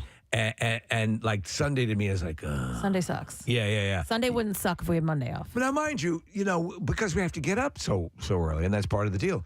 But Friday in Saturday, but think about where you'd want that to fall. Oh, I know. Having the Monday off gives you the chance to. I know it's all stupid the way it's reconciled, but that to me would work better. So nothing planned in the U.S. as of now, but government-backed trials are set to take place in Spain and Scotland later this year. We got Friday off. Yeah, they're doing. Everybody is working for the freaking weekend. The 4-day week campaign. My pipes. Said in a press release, yes, that Spain and Scotland will be doing that. So less work in Barcelona as well. Do you think it would impact school days as well? Screw those people. Yes. Let them go to you go to work. Bastards. Yeah. I mean, God damn it, I did it. If you're doing this test in Spain and in Scotland, but you gotta send your kid to school on Friday, like how You does still that- got to get up and get them out. Well, I'm wondering how that impacts your work week if your kids are in school for 5 days a week It's and true. you're not. If it doesn't sync up, you're kind of. You've got some obligations that are not. You're not going to feel the full impact of it because Yeah, ultimately the goal, right, is to stay at home, Kathy, and drink. Right. Well, I was going to say I could still enjoy it. So hopefully this continues to, take hold. And by the way, okay, speaking of trying things out. Yes. And I was thinking about this while driving into work because now in the ungodly hour we get up, there is some daylight on the way in. It's so It lasts for about fantastic. a month and it's Yes. beautiful. And then we die again. With daylight savings time, that officially, is that gone? No. No. Next year. It's next year. Okay. But all right. it is voted to be gone? Yeah. Yeah, That vote was made, but I didn't know when it was going to be instituted. It was made, but then it gets sent to the states. So Okay. It's one of those things where it was passed federally, and we'll see if it actually takes place. Okay. All right. Well, stream of consciousness. No, I guess that's what I'm doing. This does have to do with money. We were just talking about work, so I can dive into this. A new survey that asked people what they would do if they won the lottery found that 83% said they wouldn't tell anyone because of the belief that they'd want a piece of it. That other people would want something. No, I think that's. Well, yeah, I think that makes sense. A lot. That's why they keep secrecy is paramount when they are contacting the people who have won. And a lot of people, I wonder statistically how many people don't ever make a public statement Right. or, you know what I'm saying? Yeah. The survey, which was commissioned by Play Pennsylvania, also found out that about 10% said they would quit their jobs immediately if they won. Some 60% said that they'd leave their job within 6 months of winning. And a big majority, 88%, said that they'd donate some of the winnings, while 2% said they'd actually leave their significant other if they won. I think if I'm out of here. Yeah. Forget it. You've been in a coma and I'm rich. I'm out of here. If you quit your job, you better have something to replace the time because you can travel, Sleep. and I mean, you could sleep for a little bit, but eventually you need something to do with your days. You can find something, right? I have found. You better have something though. Like I think you can find something, sure, but I think you need to go in. Like, listen, this is all fantasy, of course. Yeah. But if you come home with $500 million and you're like, oh, this is fantastic. This is like $1 billion. That is I'm like going to $1 live. billion. It's more than $1 billion. Yeah. What are you going to do with your time? I think you make a valid point. I think this. I would say that I think there has to be some level of work or productivity where you feel, at least for me, where I feel I'm contributing. Even if it's like the Steve Morrison Foundation or Yes. whatever, like you need, I think, to dedicate your minutes. I think about that with like professional athletes. Like when they retire, in their 30s or whatever, what do they do with their time, with their daily, with their days? Once they're done with that portion of their career. I saw a family member retire, and over the course of time, it just, I think, led to this person passing away. Oh, yeah. I think that happens a lot. They were not engaged. Marissa? Nick, they open breweries is the answer. No, I'm just kidding. Can I ask a question very related to this that we kind of got glossed over on Monday? Obviously, we broke the news to Casey about his road trip and how it is going to be postponed. Casually in the middle of that, he revealed that you won the lottery, that you hit a jackpot. Me? No, it was only $1,000. $1,000. But still, you're the one that says you're going to share any jackpot with all of Not us. $1,000. Not $1,000. You had to pay taxes on that. So I mean, at the end of the day, it was like $700. Got to watch what you say around here. I don't remember this. You hit a lottery? Yeah, because It was a scratch off, right? it was a scratch off that I won $1,000 on. And the only reason that came up, I don't know, 2 years ago or something like It that. looks like Preston and Marissa want their cut. I know, right? The fact that it came up in conversation was because you guys had kept all I thought this it was secret. recent. Okay. And when I had opened my shorts drawer on Monday morning, the tax receipt that I had to fill out was sitting in my shorts drawer, and I was like, "Why is that there right now?" Like, you have to do that for $1,000, the tax receipt? Yeah, I think anything. I don't know what the amount is, because, like, listen, when you go to, if you store the money in your shorts drawer, when you go to cash in your money, like at a certain point, like, if I go to, like, Sack of Suds, they're not going to have $1,000 to give to me, right? So I had to go to, like, I think I went to Acme. I think it's $600, Nick. Under 600 and under. You got to report that? Yeah. All right. Yeah, I had a friend of mine and I went to a racetrack one night, and he had over $800, and he had to go immediately to the IRS. To Sack of Suds. That's where they have a Sack of Suds at Parks Raceway. And how much does that did Ryan Long have to report for Jeopardy? Like, if you win $300,000 on Jeopardy, it's going to be like half. Do you have to keep? Or do you get to keep half of it? Do you get to Yes. Oh, yeah. Yes. Yeah, In yeah. fact, but he's the winning is just beginning, because he's got, I wonder if he's. There's an article in the Inquirer on him today as well. Okay. About post. Post Jeopardy, but he's going to be back on that, and then there are other things for earning potential as well. But going back to winning the lottery, by the way, as far as what people would buy if they won the lottery, the most popular things named were a new home, a trip, a new car. And the top 5 things named to do after winning were travel the world, pay off debt, become an artist, write a book, and play video games full time. Oh, God. Well, listen. Loser. Loser. I just started gaming again. Oh, loser. So what are you playing? What'd you get into? I'm playing Sniper Elite 5. It finally came out. It's like the one game that I really like to play, and the last one they made was like 3-4 years ago, maybe 5 years ago. So it finally came out, and I've been gaming it again. It feels good. It feels good. Feels good. Because I picked up a PS5. Okay. And I'm playing a game called Ghost, which is a historical samurai versus invaders and so on and so forth. It's amazing. But you also forgot how good it was to not have to say, how do I get in this goddamn castle? How do I get in this castle? Preston, I looked up Sniper Elite 5 on YouTube, and the first thing that comes up with this new game is Sniper Elite 5 Nut Shot. Yep. So You can, okay. you can shoot them in the testicles. Okay. And then it shows a detailed. Look at them all. It shows a detailed X-ray version of the bullet going through and exploding their balls. That was in the old games too. Yeah. Okay. Yeah. It's part of the what it does when you kill somebody. It'll like show a slow motion X-rayed shot of their insides being blown apart. Jesus. Yeah, we're looking at a nut explosion. Well, it's weird. So Ghost of Tsushima. Tsushima, it's called Tsushima. I'm trying to pronounce it the right way, but it's the same thing, Preston. The way they've upped, the battle. Let's put it that way is pretty cool. So, you just got it. How long have you been playing it? No, just a week. Okay, and so it's just good to get back into a game again because it's been years actually since I've dove. Do you realize dove into a game? Had dove in. Had divin. Diving. Yeah, had divin into a game. Yeah. Dived. Dove did. Right. No, cool. It's fun. So, but anyhow, I still going back to the lottery. I picked up a ticket the other day. I said if I'm at the beer store or something like that, I'm like, do a little quick pick thing here and just see if it hits, And I would be one of those that would probably try and hide out as long as possible. And would you not work at all? I don't think I'd have that option. We have an 8-year contract left now. Yes, so I'm saying. But you say, if you do. Yes, I would. I'd bail. Yeah. I would, dude. I would just play. I'm sorry, Kathy. I mean, I'd bail on you guys. You'd be a shore band. I would just play golf all the time. I would play golf every single day. That's me. Yep. It's what I love to do. Yep. You would give us all money, right? No way. He would. Are you kidding? He'd hide and be like, "I'm sick. I can't do the show anymore. I'm going to stay home." I would ghost. He wouldn't explain it. Yeah. He would just say, All of a sudden, he'd be gone.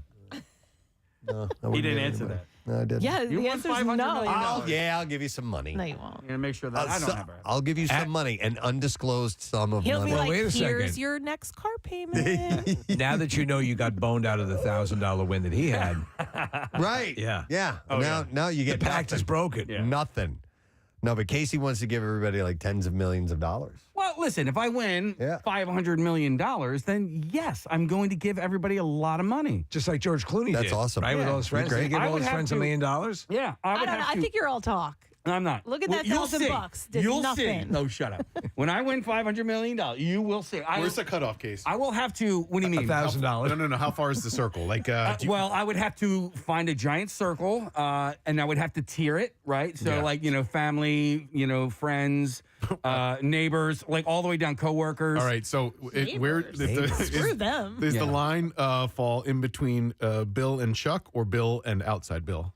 That's a good question. I haven't really been able to think about it. Bill doesn't need my money. He's about to retire anyway, so he's good to go. But you would deny Bill? Yeah, no, I totally wouldn't. I can't name anybody because I want to you want to surprise them. No, I want to be the recipient as well. So yes. Yeah, his tier system is not public. But my tier system also, it has there are some people that wouldn't get necessarily a check, but your house would be paid off. An or IOU. Your kids' Pat on the back. college would be paid for. You know what I mean? Like stuff like that. Bill's kids are out of college already. He's fine. He doesn't need it. Yeah. He doesn't need it. Maybe he gets a new Harley. Yeah. So neighbors too, like neighbors that you wouldn't consider friends. Well, actually, my neighbors now probably not because I don't even know them really. Yeah, you know? right. Just because they me and my live next door neighbor, like we will take turns cutting our shared lawn. So maybe I'll get him a rider mower. Do you exchange pleasantries? Okay, so.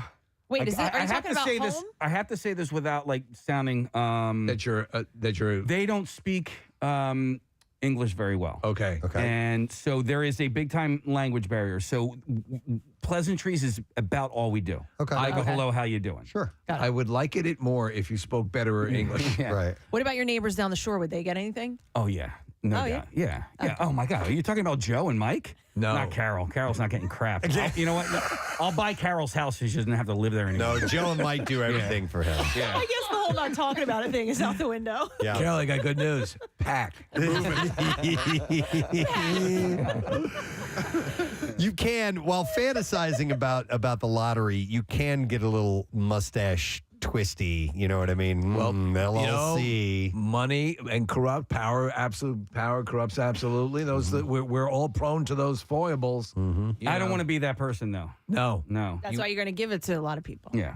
It's nice of you. You want to be a good person. Listen to Kathy sucking. I was like, that's really nice. We've really been close all these years. That whole hate thing was a joke. Kathy wanted to murder her neighbors because they were bringing out soda. No.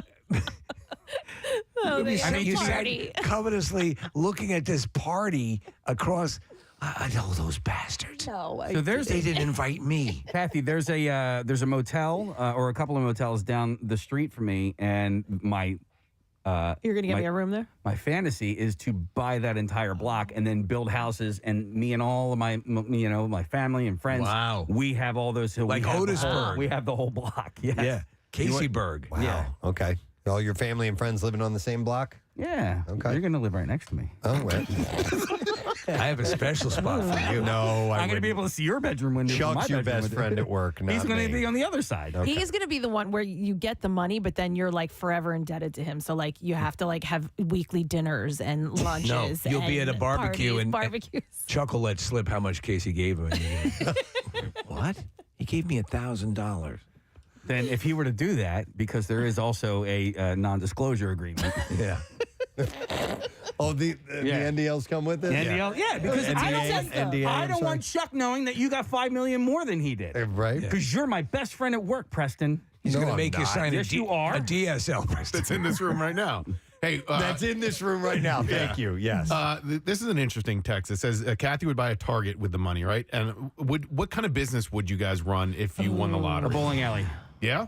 I would not run a business. Why would I want to run a business? I have enough money. I'll have more money than I'll ever need. If you maybe own a business, but you don't have to run it. Like Preston's what store? Golf store? Like you're not the manager. Rub and tug. You're Preston's Jack Shack. All right, see? You know that's the radio guy. The Nut Hut. Everybody's satisfied. That's the radio guy owns that jerk I palace. think the owner came in today. I do real estate, Nick. Yeah? Yeah, like I'd buy buildings. Oh, your brothers would work for you? Yeah, like I would just buy buildings and be like, this management company's going to run it. Let but them run I get it. the profit. That is a very good question. It would be fun to own some restaurants or something like that because there are places you could go to and it's your place. Like Rocky Balboa. He had his restaurant. Yeah, Adrian's. Yeah. Could you own a golf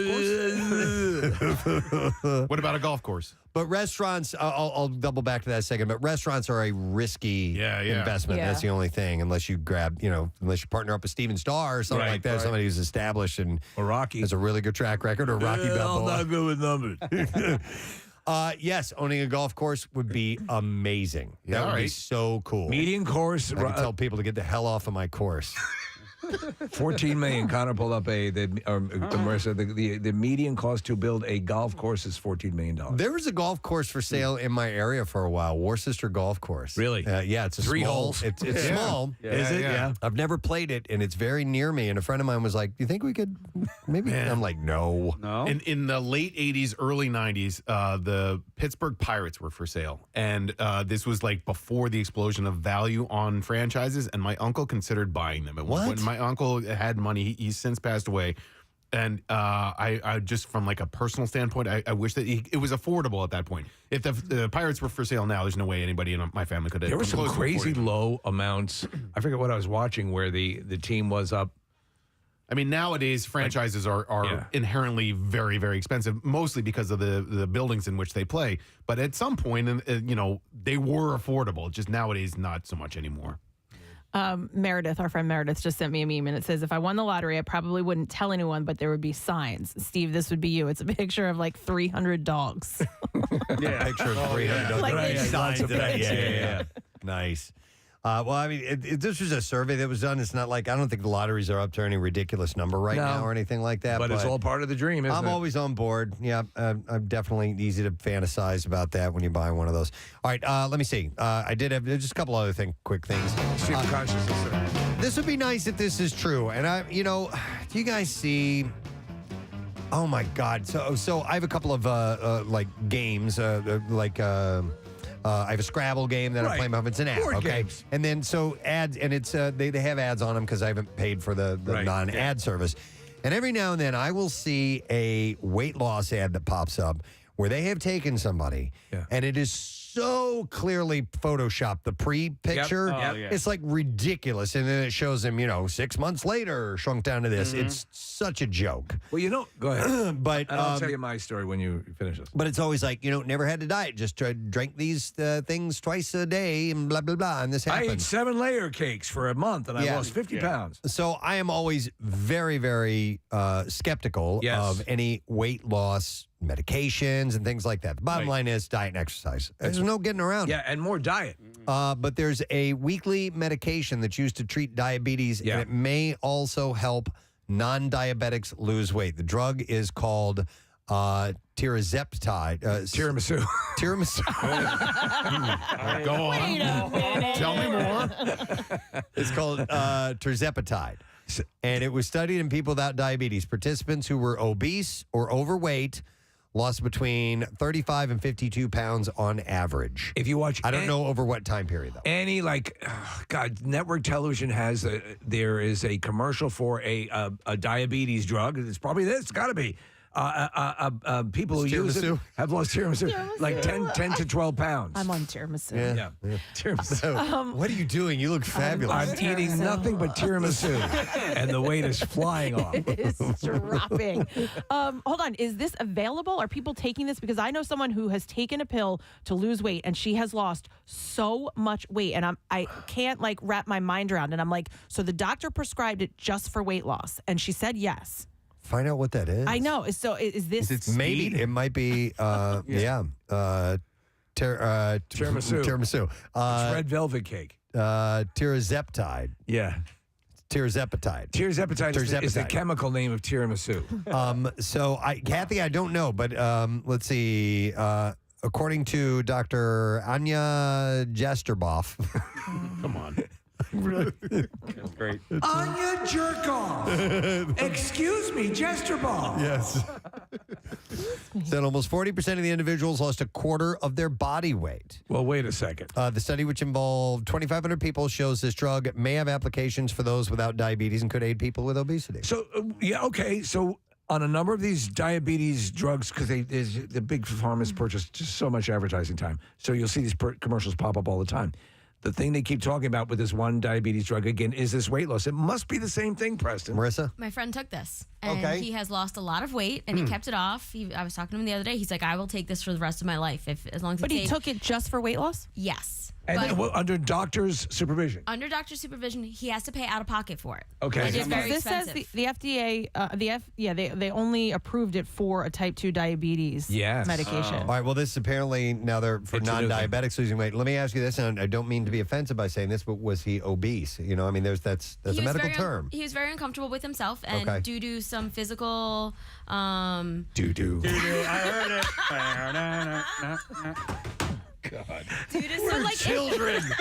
Doo-doo. Doo-doo feces. No, I'm interested in this, though, because due to some issues that he had over the past years, he just was unable to shed the weight that he had gained. But were there medical issues? Feces thrown all over the walls. I'll talk to you later. Yeah. Okay. The answer is yes, but it's very expensive. That's the thing. It costs a lot of money. I've got Mike, who has some friends that are on this as well. Hey, Mike, good morning. Yo, P-Pod. Yo, buddy, what's up, man? What's going on? All right, so I know some people that are on this, and they were very heavy, and now they are losing, like, substantial amounts of weight.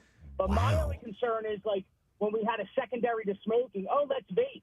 Well, what's this secondary going to cost in the long run? Yeah. What kind of help is that? No, you're right. There's and with these things, you always have to be leery, especially when something's just out of the gate. But a lot of the things. Pill, it's an injection. It's not a pill. It's an injection. Okay. So a lot of drugs they've had secondary, and they found they created it for one thing and found out it did 2 or 3 other things very well. Yeah. If you have a weight loss drug that has minimum side effects or risk that is effective on that level, Kathy, you say a person you know used it? Yeah, I don't know about side effects or anything like that. That's a game changer. The first one that comes up is cancer, though. And you know what, though? If you don't mind cancer, it's great. If you're able, the key to, though, these types of things are, if you lose that weight, is being able to maintain that weight loss. It can be very, very difficult because, there are people that have either gastric bypass or the sleeve or things like that. And they go lapse right back. Initially, it does work, and then they go right back to the way before. And that's got to be terrible, having to go through that major procedure and then have the problem come right back up on you, you know? There are people who have done and that's very invasive and have it done a couple of times. And once you're done, you've got to make them a commitment to have tiramisu every day. Every day. Yeah. Every day. Maybe I even love twice a day. Tiramisu. I love it. It's one of my absolute favorite dishes. And this is the program for you. Okay, we got a break. Oh, we got a break. I'm sorry. Santa's Okay. gotta go. We're wrapping up. Santa's got to go. Bill needs us to stop talking. Yes, please, if you would. Stop talking. I need you to stop talking. All right. We're going to take... We're going to take a break. I have some bizarre file stories. They're set aside for you, and we'll get to them when we return. Stay with us. It was hilarious. Yeah. So we're same thing, Preston. Separate bedrooms, the whole thing. Claire likes to sleep in Death Valley. I like to sleep as humans sleep, with the modicum of airflow. So, and so she's coming in to put fresh linens in my jar, and I was watching what I was using on the PS3 at the time. So in one hand, the video controller, and in the other hand, my controller. Right. So you can jump to your favorite parts if you need to. Exactly. real quick, yeah. I know that I looked so stupid. I would never want to see what I look like when I'm doing that, because I don't like the way I look right now not doing it. No man would look good doing that. Oh, my God. But anyhow, it's funny because the only one that I shared this story with was Casey, and I led with, well, I got busted spanking. And he goes, dude, I get busted all the time. All the time. In fact, it usually goes the other way. I get mad at her, like, dude, you knew I was up here doing that. You know. Now let's welcome our former Swedish intern. She's checking in from Gothenburg, Sweden. This is Antonina. Antonina, how you doing? I'm good. What about you? Well, we're warming up to the can that you gave me. How do you pronounce this stuff, by the way? Surströmming. Say that again. Surströmming. There's no way you can do that. Surströmming. Yeah, awesome. All right, Surströmming. Now, now, Antonina brought me this stuff. She said that we have to open this in the studio. Have you yourself opened a can of this before, Antonina? I haven't. Well, then why are we doing it? No! You have an authentic Swede who's... see, he was lulled by your... he's like... so Antonina says, and Antonina says this. Yeah. And so we're figuring, well, she's done it before. Right. It's something she's done. It's going to be good on-air stuff. Mm-hmm. It turns out you've never done it. You said, by the way, that when I open this, it kind of sprays out, and I have to be careful, right? Yeah. Do you have glasses on? We have goggles that we're wearing. So, Steve, hold this. All right. Right here. Nick, hold this over that in All right, case so we get we're a spray. shielding it. All right. Okay. Wait a second. You guys have your helmet gagging already. You got your puke buckets ready? Yeah. Well, they're behind us here. Right behind us. I may need it right here because, listen, the smell of anything dead flesh rotting will make me vomit. And if you vomit, I might vomit. Oh, so you're a chain vomiter. Well, guess what? We're going to daisy chain then because I am as well. I really do hope somebody throws up, but not me. All right. And Bill really needs to be in here for this. I know, but he won't. He won't do it. Oh, God. Okay, I don't I am scared crapless. The durian fruit smelled. I know. Yeah. And we're about to dive. Everyone has to take a Wait. big, what do you say? Breathe in, like. Oh, yeah. All right. No, we will. Inhale. We will Okay. inhale. Kathy's high. All right, I'm going to Hold it down low. I'm going to start to open this. Okay. All right. Here we go. I'm doing it slowly so it doesn't explode. But I'm going to bring the mic down here. Here we go. Hang on. Here we go. Okay. All right. Oh, God! It's spraying everywhere. Did it get on the floor? No, but it's like a Viking, an excited Behind Viking. you, Preston. Behind you. Are you going to throw up? Oh my God. He's gagging. Have you guys breathed in yet? Yes. I can't do this. Thank God I can't smell it. This is the worst thing ever. Oh my God. Oh my God. Please stop it. Can we end? We have to end the segment. Oh my God. I can't even smell it. This is Casey. Don't ever come over here. Move this. Move this. No. Oh God, Preston. No. No. It's horrible. Terrible. Are you going? This is so. Oh my God, it's getting worse. It's getting. You know what? I'm now nostalgic for the durian fruit. I can't. This is the. Preston is throwing up. I can't work here. He's gonna go. You remember Preston? Preston almost vomited when we drank mother's milk. I can't work here. I can. It's not even the smell that's making me gag. It's Preston gagging. What are they doing down at Ben? Come over here. No, I'm not going over there. Come on over. I'm gonna work it. All right. He hasn't even opened it all. All right, so I'm gonna do it. All right, I'm gonna complete it. No, don't! Dude, it's. I don't think you I'm need doing it. Look at my eyes. Stop it. Dude, stop. You sprayed it all over the studio. Shot in the face. Oh, I got shot in the face. Literally just shot. It's like a Viking. I'm so glad I'm over. Why did you do that? Because it's the Viking way, Nick. It's on Nick's beard. It's on? stuck in Nick's beard. God. Oh my God. Jesus Christ. It's on your head. Okay, I can't. We made a commitment. I can Smell. I already did. Okay. I already did. Because I'm not breathing out of my nose right now. I'm not going to do it. I'm not going to do it. I can't. Do you want me to open it with the top? No, don't open it anymore. Don't open it anymore. I swear to God, I'll do it. Don't open it anymore, dude. No. I need a bath. Don't open it anymore. I think Nick needs to go home. I can't believe. Do you know what this smells like? Sorry. Awesome, All right, right? I'm gonna say it. A really old hooker. She smells better. Oh my God. I'm bizarrely enough. I'm love okay. old hookers. The Durian might be a little worse for me than this. Impressive. Steve, when you open that again and I watch it spray, Oh my God. sprayed all over you. I got it in the face, man. Casey, it's stuck in Nick's Somebody beard. get him a tissue or something. No, you need to like go. You need I to got go the baby wipes. sanitize your face. It's like a somewhere. bad porn movie. Look, there are people on the other side of the glass that are holding stuff up to their noses. Oh, you guys can smell it? All right. Connor, can you smell it? Wet them. Connor, can you wet it? Yeah, wet it, Connor. I need. Oh my God. Yeah, Chuck came down the hall. He's covering his nose. We have to leave this studio. No, I think we're okay. I don't think so. All right, you guys You can got leave. stuff shoved in your nose, dude. Listen. You can smell it in my Man office. up. I came prepared, guys. Preston, everybody. I'm too far gone. You can leave. I'll handle it. There's no hope for me, but save yourselves. Seriously. All right.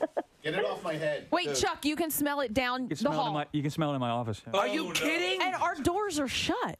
Yeah, don't open the door. So let's get this out of here then. We've been. Are we getting this out of here? We're under quarantine now. What did you say, She Antonina? wants to eat it. No. Who is eating it? All right, give me a fork. Give me a fork. Let's get this done. Give me a gun. Give me a fork. Because I want to die. Give Steve a fork. Give me a fork. I'll goddamn eat this, but I want it out of here after I do that. Hold on, I'll give you a fork. I have a fork, dude. Give me something. I'm not gonna lick it off the can. Why not? Oh, God. Here. There you go. I got a fork for you, buddy. All right. This is. Do it like the Vikings. Take it with the finger. Just shove it in. Do it like a Viking. Oh, it smells so bad. I want you. All right. This is so much worse than I'd anticipated. What? Oh my. And it's popular? Lord. Preston, you're sweating. Oh, it's stringy. I can't believe you're eating it. Preston, watch Steve eat it. Oh, God. I can't even walk. Oh, it's dripping off the I'm in floor. horror. Steve, I can't believe you're going to do this. All right. Well, you know. Don't, I might throw up just from you eating it. My nose is running. Oh, my God. I feel like. Oh, God. Oh my God, he ate it! He ate it! and now he's slamming water. I need a tissue. My nose is running. My nose is running. All right. So you want to know what it's like? You see this booger hanging out of my nose? Oh, yes. This whole thing is so disgusting. It's like having the devil finish in your mouth. Oh, my God. Kind of salty, right? Oh. Yes, insanely salty. God. Oh, my God.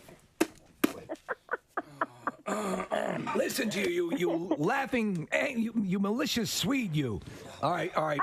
What are we going to do? Like, what are we going to do? We got to get it out of here now. Gotta get it out of here. We got to get it out of here Don't you now. have like a small Give me shot some gloves. glasses so you can take a shot? Oh, get out of here. No, Get there's the hell outta no. here.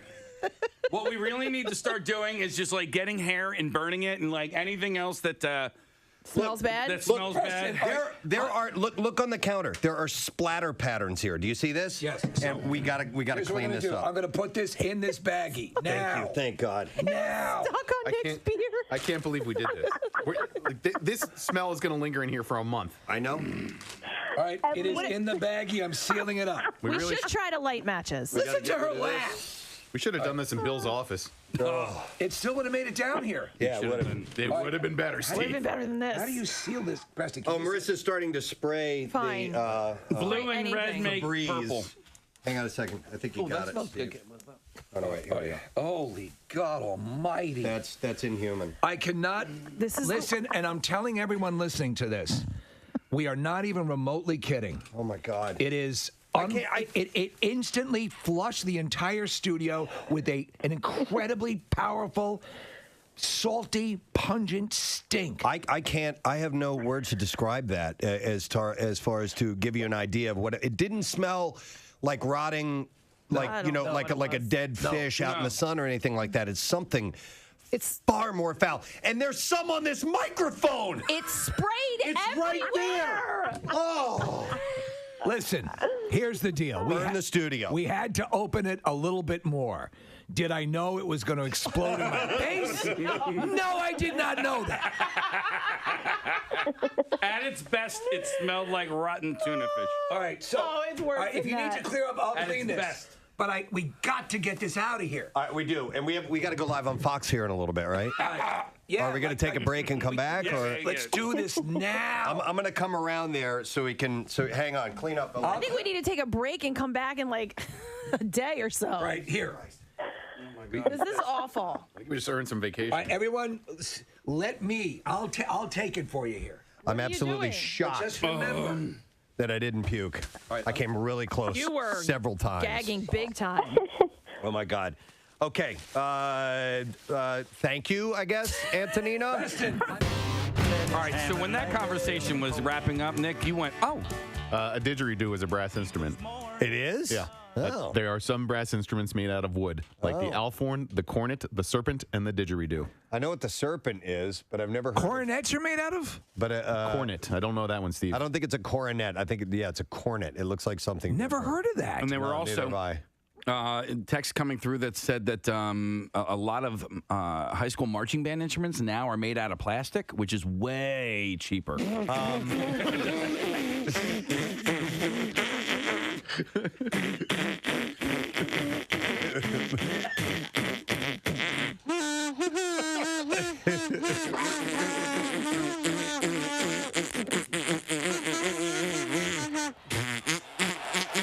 Tickles.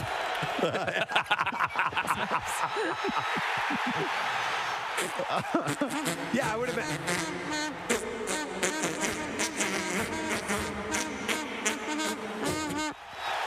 That Notre Dame? Let's hear Run Around Sue, everybody. I'm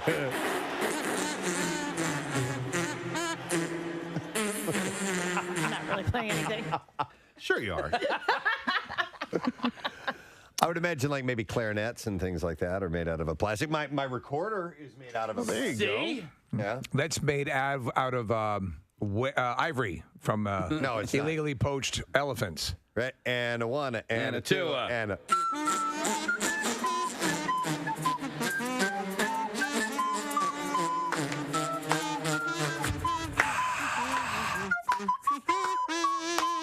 Hey!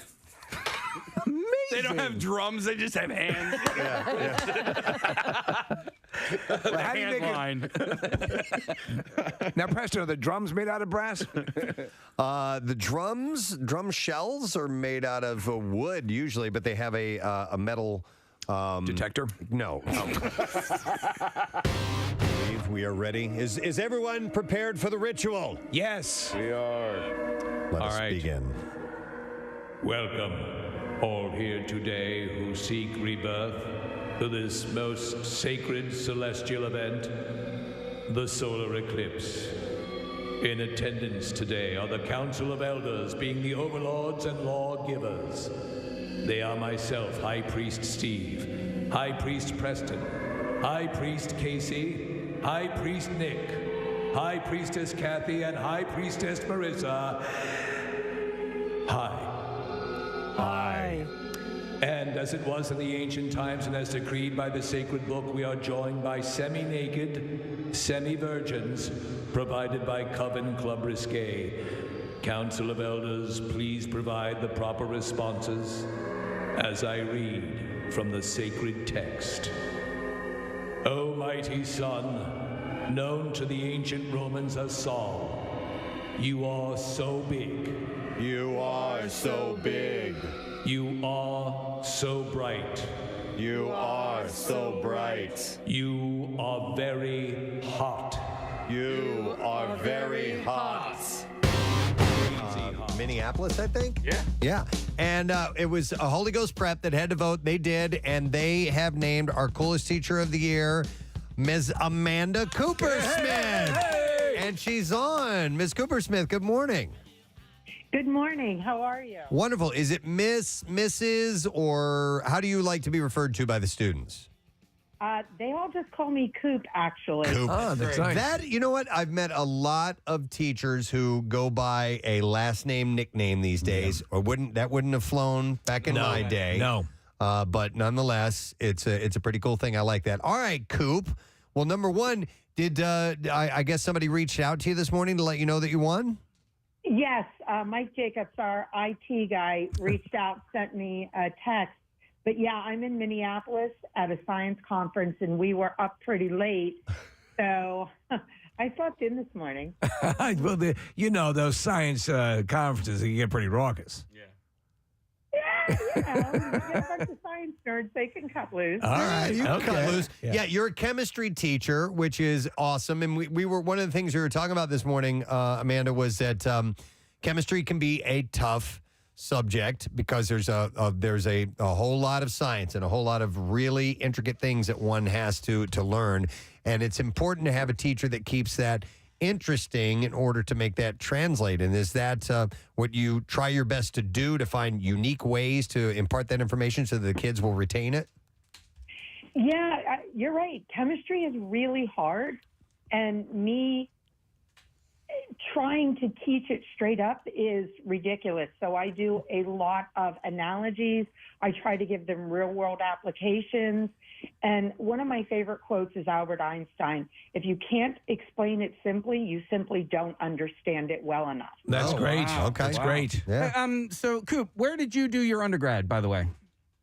University of Florida. Go Gators. Go Gators. All right, so my brother's a chemist, and he fell in love with chemistry in high school. His junior year high school chemistry teacher, Dr. Severin, he was just this guy who was able to present the topic in such a way that he just fell in love with it, and he knew that from then on out that that's what he wanted to do with the rest of his life. And so he, got good grades, went to college, studied chemistry in college, and I just keep hearing that physical chemistry, for some reason or another, is just such a difficult course. Was that the same for you?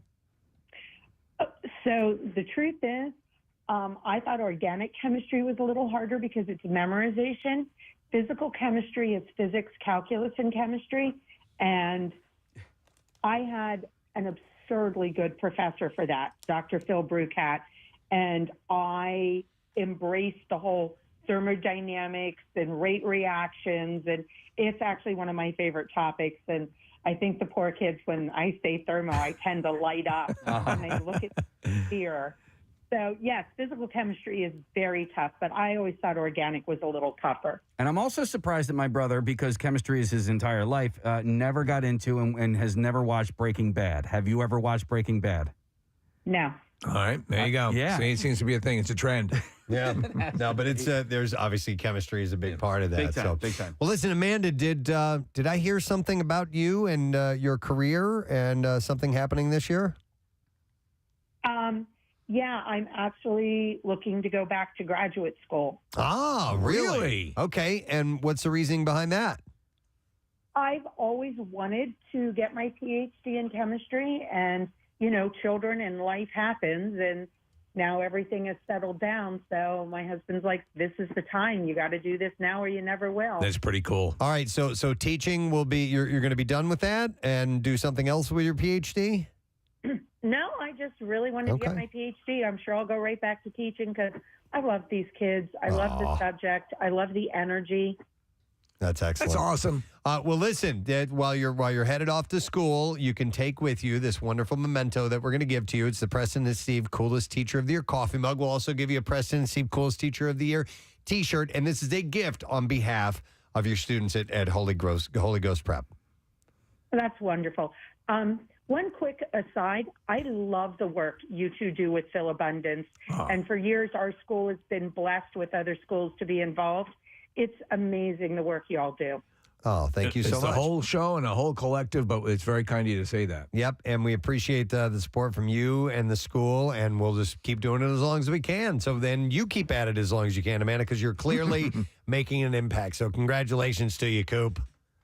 Thank you. All right, have yourself a great day. Amanda Cooper-Smith from Holy Ghost Prep.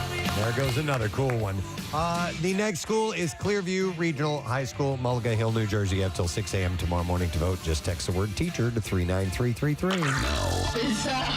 WMMR presents Preston and Steve's Bizarre File. Brought to you this morning by Horizon Services. You can buy a new cooling and heating system from Horizon Services and get up to $1,000 back. Horizon will install your new system as soon as tomorrow, or it is free. You can book online in seconds at horizoneasybook.com. So there were chaotic and alarming scenes at the Vuelta a Colombia bike race on Sunday as the stage winner crashed into his own wife beyond the finish line amid a deluge. Luis Carlos Chia, wearing the yellow jersey, the overall leader after winning the opening stage, triumphed again on stage 3 in a last gasp win in the pouring rain. However, his celebrations were short-lived as television cameras cut to him lying on the ground, having collided with someone beyond the finish line. That person turned out to be his wife, Claudia, who is also a writer as well as a photographer. Chia limped to the podium ceremony, nursing his right leg. She, by the way, was taken to the hospital and required stitches after that whole thing. She was running out, from what I heard, to get a picture of him crossing the line and got misjudged. And Yeah, got I don't whomped. know. Following the podium ceremony, Chia said that his brakes didn't work properly in the wet conditions, which are so extreme at that time that he had been sprinting through surface water. So nailed him. Does that happen? Your brakes won't work, Case? Yeah, and you don't realize it, and so because I did a nice long bike ride in the rain a couple of summers ago, and Chuck and I, we were riding from Atlantic City to Wildwood. Not even a mile into our ride, we almost crashed into each other. No kidding. Yeah. He said that's the area for the photographers. It could have been her or anyone else. I was coming at a high speed. The other day it was the same, but that day it hadn't rained and my brakes worked perfectly. In Alabama, a woman crashed a truck into a mobile home after arguing with her boyfriend.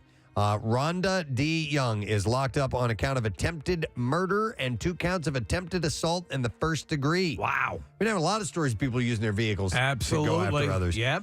Officers said that they were dispatched early Monday. The incident involving a woman driving an international commercial truck into a mobile home, and reports described it as a tractor trailer. What? Holy hell. So she was trying to drive a tractor trailer through the mobile home. Probably the same size as the mobile home. Authorities said that a domestic argument preceded the crash. 1 person was injured and 2 others were put in danger. The victim was taken to the hospital to be treated for injuries, and the other 2 occupants in the home were uninjured, but they were in great danger of harm during the event. The police said that the investigation is ongoing. All right, you never hear of this. All right, so, in fact, I've never heard of this. Farmers love it when it rains, especially in southeast Colorado where severe drought conditions continue to persist. But for farmer Trey Jagers, the rain became his nemesis. Federal criminal court records that name Jagers and 3 other unknown conspirators describe a plot to damage and tamper with 8 federally owned rain gauges in Colorado and Kansas. And I'll explain this. So the group's goal was to disrupt the official record of rain in order to fool insurance programs that pay farmers for losses when there is lack of rain. Well, there you go. Right? There you go. So the group used pie pans, hammers, and silicone to prevent rain gauges from collecting water. They poked holes in the gauges, tipped them over, and sometimes cut wires, and then they would use a pan, a pie tin or a cake pan, to cover over the rain gauge during precipitation events. What did they do with the pie? So they would zip. I assume they would eat it on the way there. Yeah. Damn it. But they would, when it would start to rain, they'd block the gauge. They would zip out to this gauge and they would put this pie tin over it. Wow. And how much did they steal monetarily? I didn't get a word on monetary damages, but the plea agreement indicates at least 8 rain gauges in Colorado and Kansas were either tampered with or damaged. On 14 occasions, government employees made note of the damage. Jagers pleaded guilty in Denver to federal courtroom to a felony conspiracy charge and agreed to pay about $12,000 in damages. Not only that, they filled up on pie before dinner. I'd never heard of that before. Rain policy and water policy in the American West is fascinating.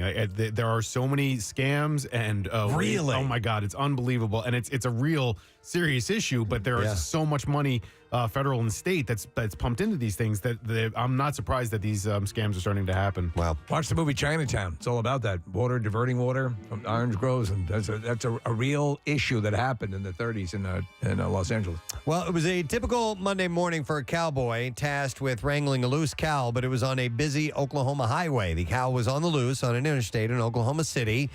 Steve, it was another catastrophe. It was. Yeah. I finally realized you were gonna remembered. say that. Yes, yeah. Blake Eigert, a contractor, thank you, for Oklahoma National Stockyards Pinback Crew, said Got the phone call. There were some cows out heading down I-40. Moo-moos. Said it was start of a long day of sales when Igert saddled up and took off down the interstate on horseback, and he had to wrangle it on horseback. He said it was a little more intense this time. We were right in the middle of traffic. The cows were heading right into the interstate. He rode through busy morning traffic and was able to put his skills to the test. He said, you got to be patient. Wait for good opportunity. And he wrangled the cow down safely, and Igert said that it was an experience he'll never forget. He said, it's not completely new, but you also don't see it every day. All right, a crewless robotic boat that had tried to retrace the 1620 sea voyage of the Mayflower has finally reached the shores of North America, this time in Canada instead of the Massachusetts coast, where its namesake landed more than 400 years ago. The sleek, autonomous trimaran docked in Halifax, Nova Scotia on Sunday after more than 5 weeks after crossing the Atlantic Ocean, according to tech company IBM, who helped build it. Piloted by artificial intelligence technology. Yep. The 50-foot Mayflower autonomous ship didn't have a captain, navigator, or any humans on board, though it might have helped to have a mechanic. The technology, according to the creator that makes up the autonomous system, worked perfectly, flawlessly, but mechanically we didn't run into problems. They had to stop like 3 or 4 times to try and fix it. But for the most part, it was the AI that led it across the ocean. AI software is getting better at helping self-driving machines understand their surroundings and pilot themselves, but most robots can't heal themselves when the hardware goes awry, so that's why they needed some mechanical Wow, it's pretty amazing. fixes. But yeah, it's a 50-foot boat with nobody on board and nobody controlling it at all. There is a robotic Isaac. Yeah, there's got to be. Out of sight. All right, and that is all I have in the bizarre file for now. Kathy, we need a secret text word winner. 6. All right, let's do it. 6 caller, 215-263 WMMR. Let's see if you know the secret text word. Coming back, get a winner, lesson question, trash and music news coming up too. I would not touch you. I'm not stupid. I'm not stupid. And although you appear close to us, you are very, very far away. Duh. Now, High Priest Preston, would you please join me on my side of the altar where the one microphone with reverb is and prepare us for the cleansing ritual?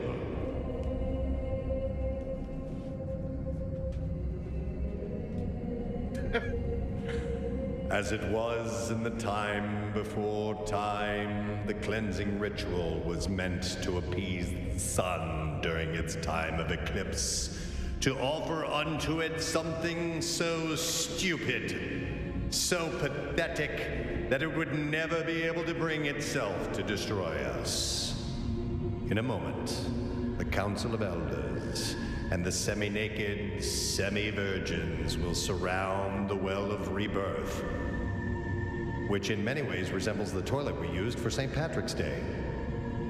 At this time, the chant of the Ancient One shall be performed, and a baby will be brought forth and bathed in the purifying waters.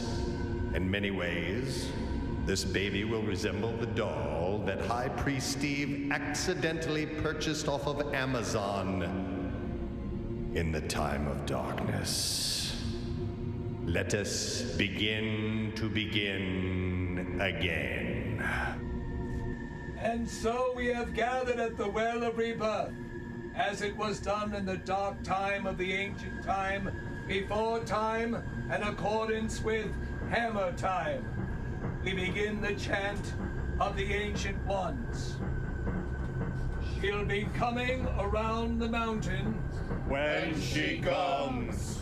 She'll be coming around the mountain. When she comes. She'll be coming around the mountain. She'll be coming around the mountain. She'll be coming around the mountain. When she comes. High Priestess Kathy, will you now come forward and place the baby in the Well of Rebirth?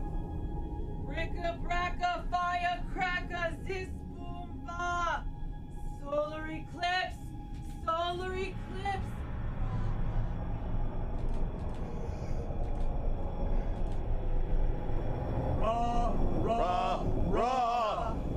It is done! Oh, I feel like I'm born anew. It is. Do you feel it? I feel cleansed and rebirthed, Steve. I feel burnt and a little constipated, but I still feel great. I liked how our semi-clad semi-virgin started to burst into dance. Yes, it was wonderful. At the last moment, at the completion, we had dancing here in the studio. All of us wearing our robes, our cultish robes. I was impressed, honestly. It was great. I feel Kathy, ready. You were very good, Kathy. Thank you. Appreciate that. Oh my God! All right, so it is. Hopefully, you joined along at our along in the office, dressed as a druid for our special druid cleansing ritual. Since this is a Kathy-centric conversation, we just wanted to point out the fact that it's her birthday today. Chuck E. Cheese party promise. And we've got a special birthday present for you, Kathy. State your name. If everybody is ready, we're gonna get something special in here for you, Kathy. Remember how you said you wanted to just not even acknowledge that it was your birthday today and keep things kind of quiet? Kathy, we'd like you to meet Chuck E. Cheese. Oh my God! We actually brought Chuck E. Cheese in for Kathy's birthday. Getting Chuck E. Cheese tickets thrown at By the way, this is TV commercial Chuck E. Cheese. That's right. Really? Yeah. This is the one, the TV commercial. Chuck E. Cheese. Here you go, Kathy. We have a medal for you. Wow. We have a special sippy cup for you. Oh, look at this. Kathy, a party pack, mazes, balloons, Glasses, whistles, slinky, a specula. a Twizzler. Yeah, very nice. A specula? I don't know. It looked like it. Oh, my And now we have also... Did Pancake have anything to do with this? No, well, maybe. We can't reveal our secrets. Oh, all right, okay, sorry. Oh, Pancake. A crown. We have a crown that she's going to put on. Chucky is actually bowing down to Kathy because it is her birthday today. She is the birthday girl. And who made the cake? You guys put all my favorite things on the cake. Casey had the cake made. Here, put it in front of Kathy so she can look at everything. Okay. And tell us what all you Darth see. Vader, space, boogies, ew, possums, seagulls, camping, Star Trek. Yeah. A disgusting injury on the foot. An open wound. An open wound. Comics and. I know it's Sarah. Oh, because she's my number one. Number one. This is your cake of hate. Wait, it's a hate cake. And look just to the bottom right-hand corner of Sarah Did I Jessica miss one? Parker. What's that? Just butthole. A butthole. This is your cake. Your hate cake. Yes. I'm just glad you got my age right on it. Yeah. Thank you. 29. I'm just thrilled we have Chuck E. Cheese in We the actually studio. have the real Chuck E. Cheese. Now, we have to do something, which is apparently it's the Chuck E. Cheese promise, Yes. right? Okay. Here we go. You ready? This is the Chuck E. Cheese promise. Here it is. Our birthday stars must perform the Chuck E. Cheese party promise. Now raise your hand and repeat after me. I state your name. I state your name. Very funny. Do hereby promise. To being the star of my birthday at Chuck E. Cheese's. To be My star at church at Chuck E. Cheese's. I will have fun, play games, win tickets, and party hard. I will have fun, win tickets, party hardy, play hard. And in other words, have the best day of my life. In other words, have the best day of my life. I promise to laugh, smile, sing, dance, clap, jump, hug, high five, and be silly for the rest of the day and not let anything get me down. And if I frown, I will legally change my name to Dr. Droopyface and move away to a cabin in the mountains where I will operate an ostrich farm and sing songs about cats from outer space. Okay. He got us. You don't have to repeat that last part. Just say, let's party! Let's party!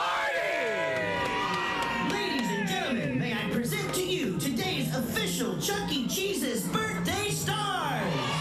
Kathy Romano. Kathy, do you want to do the dance with Chuck E. Cheese? Okay, what's the dance? Well, you just have to follow him. That's all. All right, is there music that we play with this? Yep, this is it right here. All right, so here we go with the music now. Put your hands in the air as you jump up and down. Okay. Then you bob side to side, then you turn around. They're doing everything you hear the song says to do. So Just give yourself a high five. clapping hands. Then you step really high and stomp your feet on the ground. And you wiggle like a worm, wiggle all over town. Then give yourself a high five. It's amazing. Give yourself a high five. She's doing it. We do the happy dance for whoever it pleases. That's the whip and nay nay. Everyone is happy when we go to Chuck E. Cheese's now. Everybody wave your hands. Each To the move. left, to the left, to the right. Everybody. Oh, he's doing the opposite sides. Normally facing the crowd. Wave your hands. To the left, to the left, to the right. Lift your tongue. To the left, left, and to the right. Drop your pants. To the left, to the left, to the right. Everybody. To the left, left, and to the right. What's your neighbor? To the left, to the left, to the right. There you go. Everybody. To the left, left, and to the right. Everybody now free. And that's the happy dance for Kathy's birthday this morning. How can you not find that fun? And I'm still upset that they're reducing the animatronic characters. I always loved that band. I know you did. You were definitely a I fan. mean, well, Chucky and I need to talk after this. I would like to see Kathy eat the butthole on the cake. Honestly, in some cultures, that means you're going to have good luck for the rest of the year. Yeah. Right? Yeah. Just cut the butthole out and eat it. And please. it sure, it's fine, whatever. Cut the butthole out now and eat it. Cut the butthole out now and eat it. Yeah. Yeah, I'll just give you a spoon. I Watch mean, your neighbor. at this point, it really doesn't make a difference. Yeah. I'll eat them. She's going to eat a say it. Eat the butthole or eat the snot. Eat the butthole or eat the snot. I'd rather never Eat the snot? No, the butthole. Eat the snot now instead of the butthole. You want me to? The songs are easy to write, right? Yeah. You want me to take a scoop of the butthole for you? Yeah. Do I mean, okay. Yeah, scoop the butthole out. I'll scoop it. got it. Yeah, let her scoop it. Let me scoop the butthole. And it was at that point when I scooped the butthole. Yes. Ian How did McKellen. Magneto get here? It was at that moment I scooped the butthole. All right, so Kathy is now Cutting the butthole out. cutting the butthole out. At the age of 39, Kathy scooped her first butthole. And let's get video of her eating the butthole. And there it is. Yes! Tarantula. That was very special. Tarantula, yes. All right. This is very wonderful. Any of these kind of party things with Chucky here and everything. Are these pictures edible? Yeah. Why? Yes, they are. Yeah, they're made They of should be. asbestos. Why, does it feel weird in your mouth? There might be a film on top of it. No, Sure is. No, the texture is just different than what you're used to. No, Like it's kind of choke you different? it's completely edible. Here, try the snot. Oh. How's that butthole feeling? Yep. Tastes All right. delicious. That's wonderful. Rachel Ray also has birthday today. Rach is She keeps going. 49, and that show continues. I can't believe that. I was just watching the end of it last night, yesterday in the office, and that's an Oprah production. Rachel Ray? Yeah, Rachel Ray's an Was Oprah she- Discovery. Did she kind of come from Oprah's show? I think so. No, she didn't? was she was on Food Network first. Oh, okay. And then Oprah realized she loved her. Okay. And then kind of took her under her wing and then created this show for her and all that So stuff. But she was on Food Network well before she got on Oprah's radar. Okay. She had this show called 1 Minute Meals. I used to watch it. It was not 1 minute meals. Yum-o. 30-minute meals. 1 minute. It's an old microwave. What is this? Program It's hot water. More hot water, please. This is delish. What is this? Glass of milk. Delish. How long did it take you to make that? 1 minute. It was actually about 41 seconds. Right. We ballpark it. Man is admitted to punching his girlfriend in the face after she turned down his marriage proposal. Andre Pavel had splashed out an engagement ring, a bunch of flowers to surprise Andrea Nagy with the at her workplace. With the at her workplace. Okie dokie. Yeah, pig Latin there. But when she replied no, he lost his temper and he hit her in the face. We have $50 Rita's gift card. The question I think we need to go with is, which other band did Seals and Croft once open for? 215-263-WMMR. We had that in the 6 o'clock hour. Which other band did Seals and Croft once open for?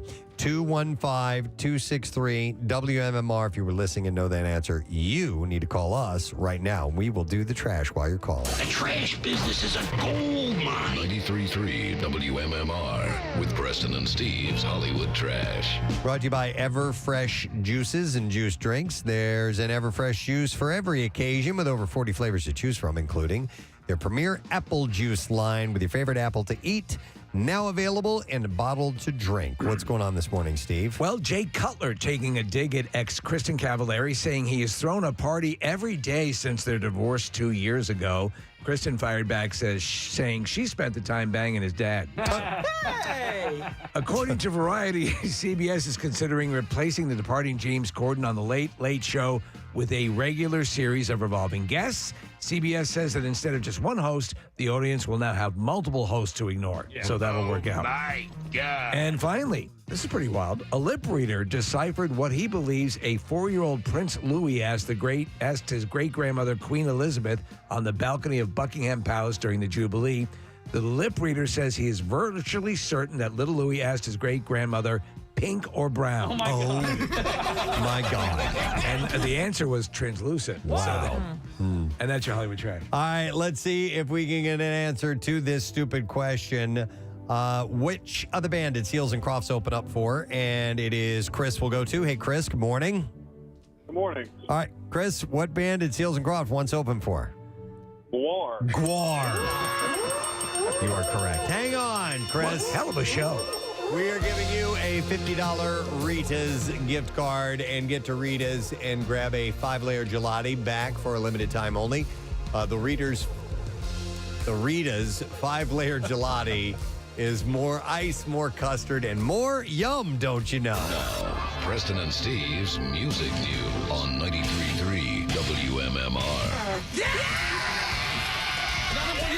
Brought to you this morning by New Jersey Transit Police Department. And they're reminding you that we all need to work together to keep our transit system safe. If something doesn't feel right, it probably isn't. Report suspicious activity to 1-888-TIPS-NJT or text your report to NJTPD. Around 9 o'clock this morning, Taylor Hawkins tribute concerts, 2 of them, were announced via Foo Fighters' social media pages. The caption read, "For our dear friend, our badass bandmate, and our beloved brother Foo Fighters and the Hawkins family bring you the Taylor Hawkins tribute concerts." The shows commemorating the band's late drummer are set to take place September 3rd at London's Wembley Stadium and then September 27th at Los Angeles' Kia Forum. The announcement promises performances from Hawkins' peers and idols with a lineup to be announced at a future date. So you know that will be a star-studded event. Do we know if there's a recipient of monies raised, or is this strictly just a tribute? As far as I know, it's just a tribute show. A few minutes after that, Taylor's wife, Allison, released a statement saying, "My deepest thanks and admiration go to the global Foo Fighters community and Taylor's fans far and wide for the outpouring of love each and every one of you have shown our beloved Taylor. Your kindness has been an invaluable comfort for my family and me during this time of unimaginable grief. As Taylor's wife, and on behalf of our children, I want to share how much you meant to him and how dedicated he was to knocking your socks off during every performance. Taylor was honored to be a part of Foo Fighters and valued his dream role in the band every minute of his 25 years with them. We consider every band member and the extended Foo Fighters team our family. Taylor's endearing spirit, drive, and deep love of music will live on forever with the collaborations he so enjoyed having with other musicians and the catalog of songs he contributed to and created. In celebration of his life, it is now up to all of us who loved him most to honor Taylor's legacy and the music he gave us.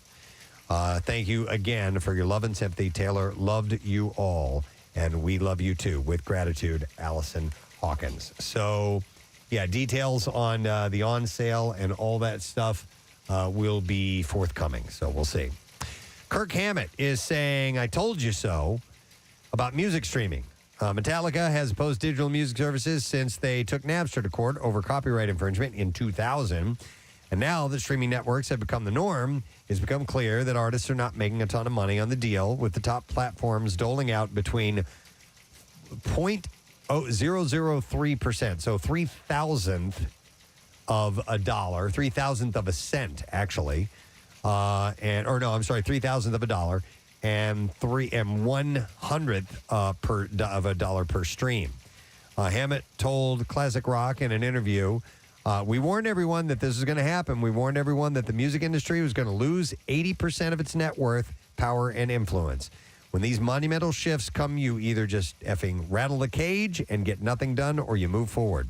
He said, "There's definitely a new way for getting music out there, but it isn't as effective as the music industry pre-Napster. But we're stuck in it, and we're stuck with it. There needs to be some sort of midway point where the two come together, or another completely new model comes in." It's going to have to be a completely new model, because I think this is something where, you can't put the genie back in the bottle, as they say, and it's out now. People are too used to this. Yep. I mean, how you just drive along now, and, whatever you want is at your request. Yep, exactly. Let's see here. CeCe DeVille might look a little different to some fans when they catch Poison this summer on the stadium tour. They're going to be in town June 25th, and the usually clean-shaven guitarist has grown a huge beard. It doesn't look like him at all. Yeah. DeVille shared a photo to his Instagram along with the caption, "Who is ready to go on tour? I am." And then he signed the tweet, "Rasputin DeVille." The stadium tour featured Motley Crue, Def Leppard, Poison, and Joan Jett and the Blackhearts was first announced December 2019 and was originally slated to take place the summer of 2020, but they're finally getting to it. I would love to talk to him again sometime. A lot of fun. Last time we talked to him, he was hilarious. So, Case, get him on the line. Yeah. All right. All right. Make it happen. Here we go. I had mentioned this earlier in entertainment news because we sing a song quite often from this duo, but Jim Seals, who was part of the duo of Seals and Crofts, crafted memorably wistful 1970s hits like Summer Breeze and Diamond Girl, died on Monday at the age of 80. And no cause of death.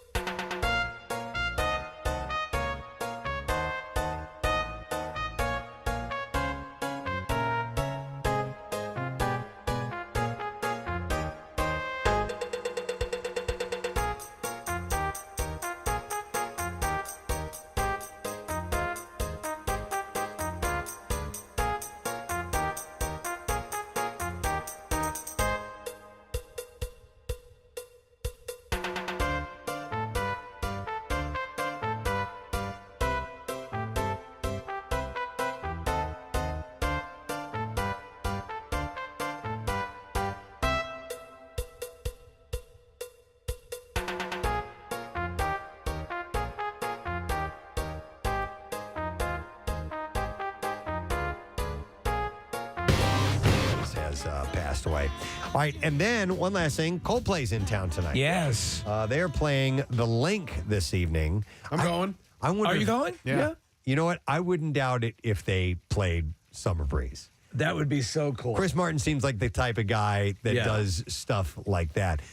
So they played on Sunday, and Bruce joined him on stage. That's right. Was that at the Garden? Meadowlands. Oh, the Meadowlands. Okay.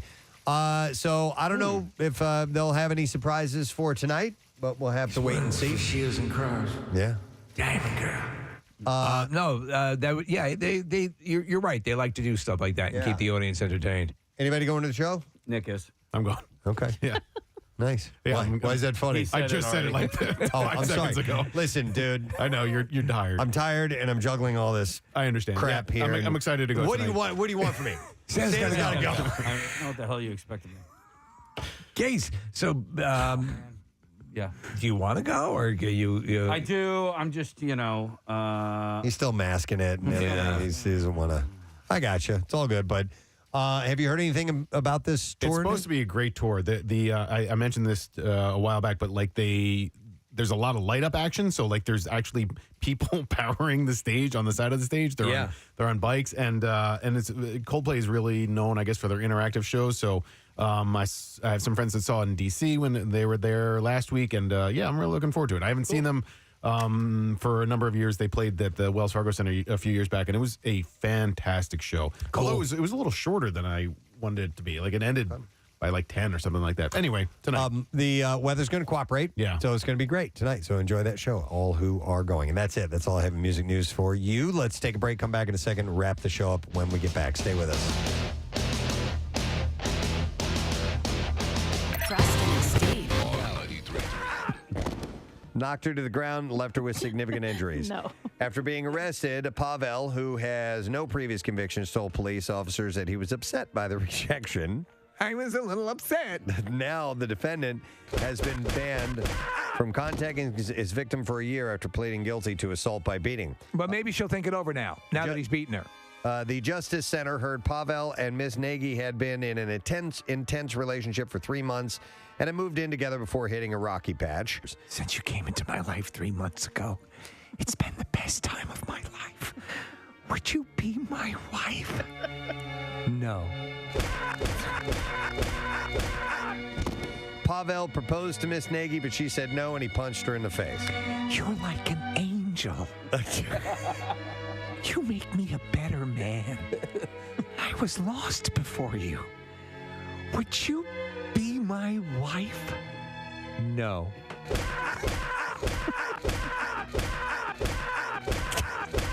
Okay. You didn't kill her. Okay. Miss Nagy said she was scared of the defendant and described him as jealous and controlling, and it was a single punch. I've got to tell you, I was lost and now I am found. The fact that you make me want to be better is everything to me. And so I ask you here on bended knee, would you be my wife? No.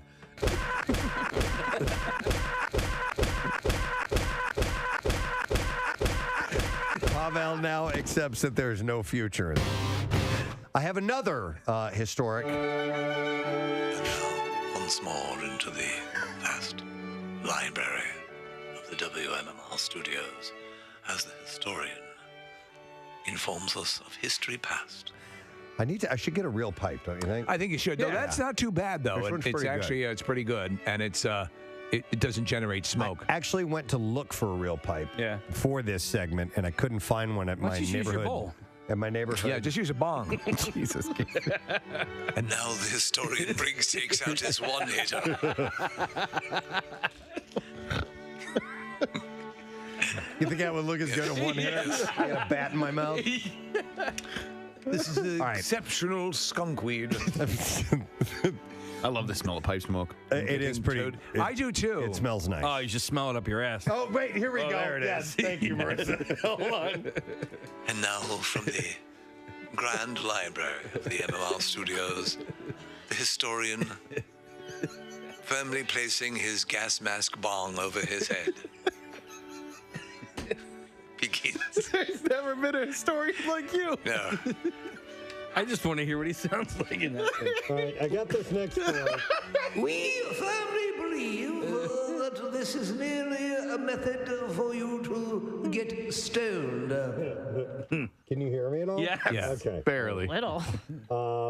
You got to take that. You got to take that off. Yeah, this would be pretty stupid. For but I'll give it a second. We have 3 of those, by the way. We have 3. Mask. Yeah. It's a gas mask with a bong attached to the mouth. Do your eyes fog up? A little bit. Only when you start thinking of home. And I'm wearing my glasses in here too, which is all right. I got to take this thing off. Why do we have that again? We tried a stunt with them. We were going to put something in that, and you'd have Keenan's. to hands-free peanuts or something. There, Was yeah. it? Was M&Ms. it? No, It was Keenan's. Beer. Yeah, yeah. but was it made for us? No. I didn't say peanut. We put peanuts in it. No, you can actually. There's a place on Main Street in Manayunk. It is a quote unquote tobacco shop. So we purchased and, those? Yes, I purchased those. Yeah. All right, thank you, Kathy. So last night, much anticipated show at Lincoln Financial Field.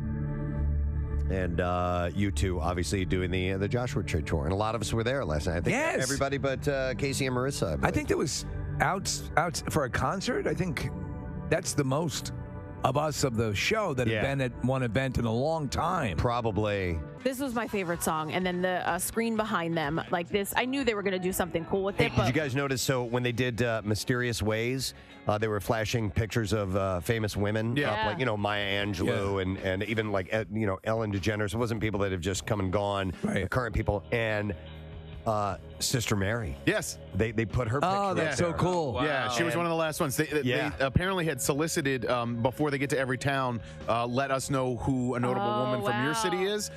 So people nominated Sister Mary Scullion, and she was one of the last ones up on the screen, which was great. That's so cool. So I thought that was cool. That's a friend. I'm like, wait, I know her. You know? And then this is Kathy Romano, who every morning, Monday through Friday, does the news, relates the stories of the day in succinct order, and then reads the sports from Nick. Always a little verbose, but very informative. Oh, so you heard that too? I did. Yeah, we were walking to the car when they were on the way out. But it was so impressive. Her command of the stories of the day, and a special nod to 6ABC for providing a lot of the influence to that.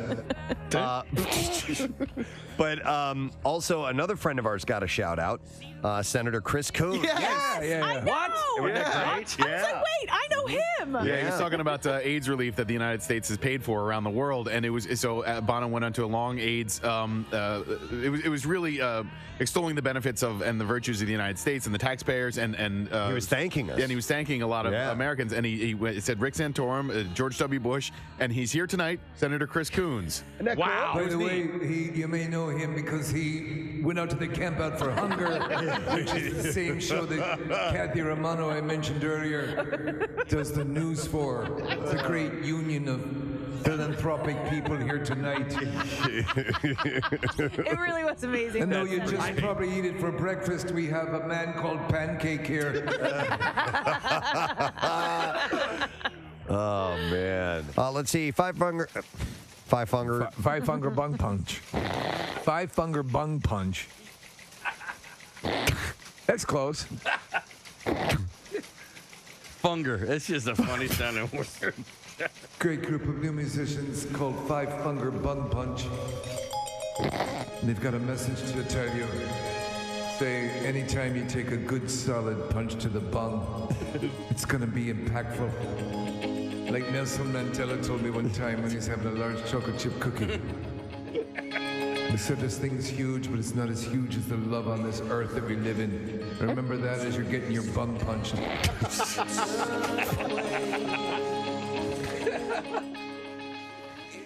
Maybe this winter we could do the Camp Out for Funger. Have you ever been cheated on? Cheated on? Yeah. See? Actually. Yeah. It's not so much fun, is it, Sherry? No, Where's your idol now? I remember, but that was totally my fault because I You weren't had... giving oral. No. Oh. Preston always does, yes. Not like the king, man. Oh my God. That's right. I go down there. What's that? Third person yourself. Yeah. Oh, yeah. Preston do that. I'm pretty good at it. So I think I got to step back. I want to brag. Join the club. I turned into a completely... He's the connoisseur guy. He's the linguist. The cunning linguist. Oh, man. There it is. I don't want to talk about Have I ever referred to myself in third person before? I don't know, but that was the perfect occasion to do so. Oh, Preston likes the butt. No, Preston, Preston does good in that department. Preston, go there. Come on. You want to go on for a little while? No, Okay. Well, I'll tell you what. Let's just keep talking about whatever it was. Move on. I'm interested. Maybe that's an on-air contest one time. We'll who's best? Yeah. Kathy can judge. Oh, come on. This is awful. Come on. This is awful. It's not grab. We're not going to do it. He's covering his face right now. We'll just use a cantaloupe. Like, I swear to God, it's a fireable offense in any other job. I know. You're right. And yet for us, it's tax write-offable. Why do you immediately assume an oral sex contest is going to be bad? It's going to be something Kathy being the salacious. judge. Yes, she's going to be sit up on an elevated chair like at Wimbledon. I just want to involve you, Kath. I don't think we have an HR department anymore. No, if they did, they shot just themselves quit. 5 You minutes guys ago. are good. Foot fell. But so you were cheated on. Do you remember how you felt? Yeah, so hurt, but you understood. Hurt, and then in retrospect was, why are you getting mad? You completely neglected this girl anyway. Yeah. You were kind of tired of her. She was kind of driving you crazy anyhow. And it was, at first, it was like, I don't know. I just kind of automatically got into the how dare you type of thing. Well, of course. But it was my fault. And you know what? Yeah, but you know what? It's like it's a reaction that anybody would have, no matter what the situation is. Because you're supposed to react that Yeah. way. Do you know what those? I was 17, 18, something like that. You always see, and in movies, a lot of times they've done good examples of how there are little things where your significant other, you think you're getting away with something, they can pick up on it. There's body, as you said, you just had a feeling with this other person. It just I couldn't deal with this. And you know what you also haven't had to deal with, Steve, is the multiple ways people can cheat too. You know, and that's a relatively recent development over the last 10, 15 years of sexting and Instagram cheating. You are so direct right. message cheating and whatever else. Have you ever been cheated on? Yeah, and it was, and I, like you said earlier, I suspected it, and this was post-divorce. I think there's that interesting delineation. Oh, okay. I didn't realize I said that. Just was having a little. How are levity things with that that. Xanadu at the house? Oh, you mean the tornado? The debris field? Right, yeah. It's doing well. Okay. If you're a tornado. What's broken this week? Well, nothing. It's not broken. It's just, it's chaos. It's like a wind machine had hit, and my office is my dining room, so there's papers everywhere and stuff everywhere, and then I keep forgetting to pay like mortgages and stuff like that, and then you go, oh dear, I've got to get on that, and then. Yeah, you got to do stuff in life. Man. It's so much work. At least you make it here every day. I do every day, right on time. I had a friend who was a personal assistant, and she organized this guy so that he would pay his mortgage and do all this stuff.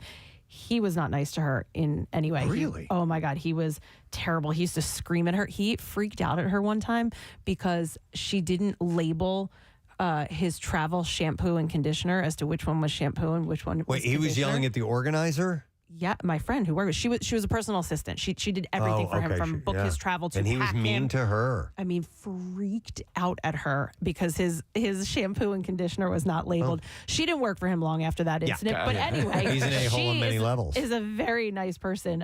And yeah, but I mean, like I'm not saying that you should do this, but that was her job, and that's what she did. And if you have a nice person to work for, it could be good. Can she follow me around for the rest of my life? Sure. I mean, she did. She would go with him, like where he would get like his appointments, and she would have all of his papers and his folders and everything ready for him. Wow. So hopefully he fails now because he was mean to her. He was mean. Yeah, no kidding. We don't want good things to happen to Screw bad that people. guy. Brian Wilson, for a while, had a 24-hour therapist. Dr. Landy, Dr. right? Landy. And when Dr. Landy wasn't there, when Brian Wilson came to visit me on Rittenhouse Square, he doesn't have it anymore. But he did for many years, or Dr. Landy's assistant. And I'm thinking, I just need a 24-hour helper. Just somebody, yeah. Where is right here? Call helper. What am I? You got to go there. Now, what's right over here? Okay, sign this. Good. Don't forget to pay your taxes and your mortgage. Well, we're taking applications now. If you would like to email Pierre Robert, oh dear, you can do that now. Okay. Done deal. All right, we can get a letter from you, Yes. right? All right, here we go. Preston and Steve on 93.3 WMMR. Now, the Daily Letter. All right, the Preston and Steve show is brought to you today by the letter. A as in attitude. All right, and we're going to give away a 55-inch Class 7 Series LED 4K UHD Smart Tizen TV, and you can witness the return of Obi-Wan Kenobi, new episodes streaming Wednesdays That's today. Only on Disney Plus. We'll give that away on Friday. What's shaking program-wise today? Is that the one with Ian McGregor? Yeah, Ian McGregor. Yeah, that's him. Yeah. Okay. Yeah. I want to see that. Oh, I'm a huge fan of McGregor. He's great. Ewan McGregor. Is that his name? Yeah. Ewan. Yep. Huey. We're going to have on the program today some cool things, like my passport expired. That's not to do with it, but I just thought of it. It's a new song. My passport expired, and I'm supposed to go to Canada for a weekend at the end of the month. Okay. So maybe your friend could help me. I with will that. tell you, they're saying that it is taking a very long time to get passports. Okay. Right now, so honestly, if you're going to Canada, 2.5, 3 weeks is fine, you right? need to do it now. You need to pancake. Yeah. All right. I will have on the program today workforce blocks of Red Hot Chili Peppers. Stay with me now. Stay with me. Stay with the tour, all right? Okay. Stop going off one of those side aisles. Coldplay in honor of the big show tonight and Allman Brothers. And tickets to give away for the Hooters and Everclear. Excellent. Nice. All right. And I'll thank our sponsors. Brought to you today by Dunkin', the official coffee of the Preston and Steve Show. Also brought to you by Acme Markets, fresh foods, local flavors, and by Polar Seltzer. No sugar, calories, or funny business. And it's refreshingly natural. Polar Seltzer. Tomorrow, we're working on it. That's all you need to know. We're done. Ray John, have a great day. Pierre's in next. We'll see you tomorrow. Bye-bye. Preston and Steve on 93.3 WMMR. Bing, dang, doo, doo, be, do, da, da, do, dipper.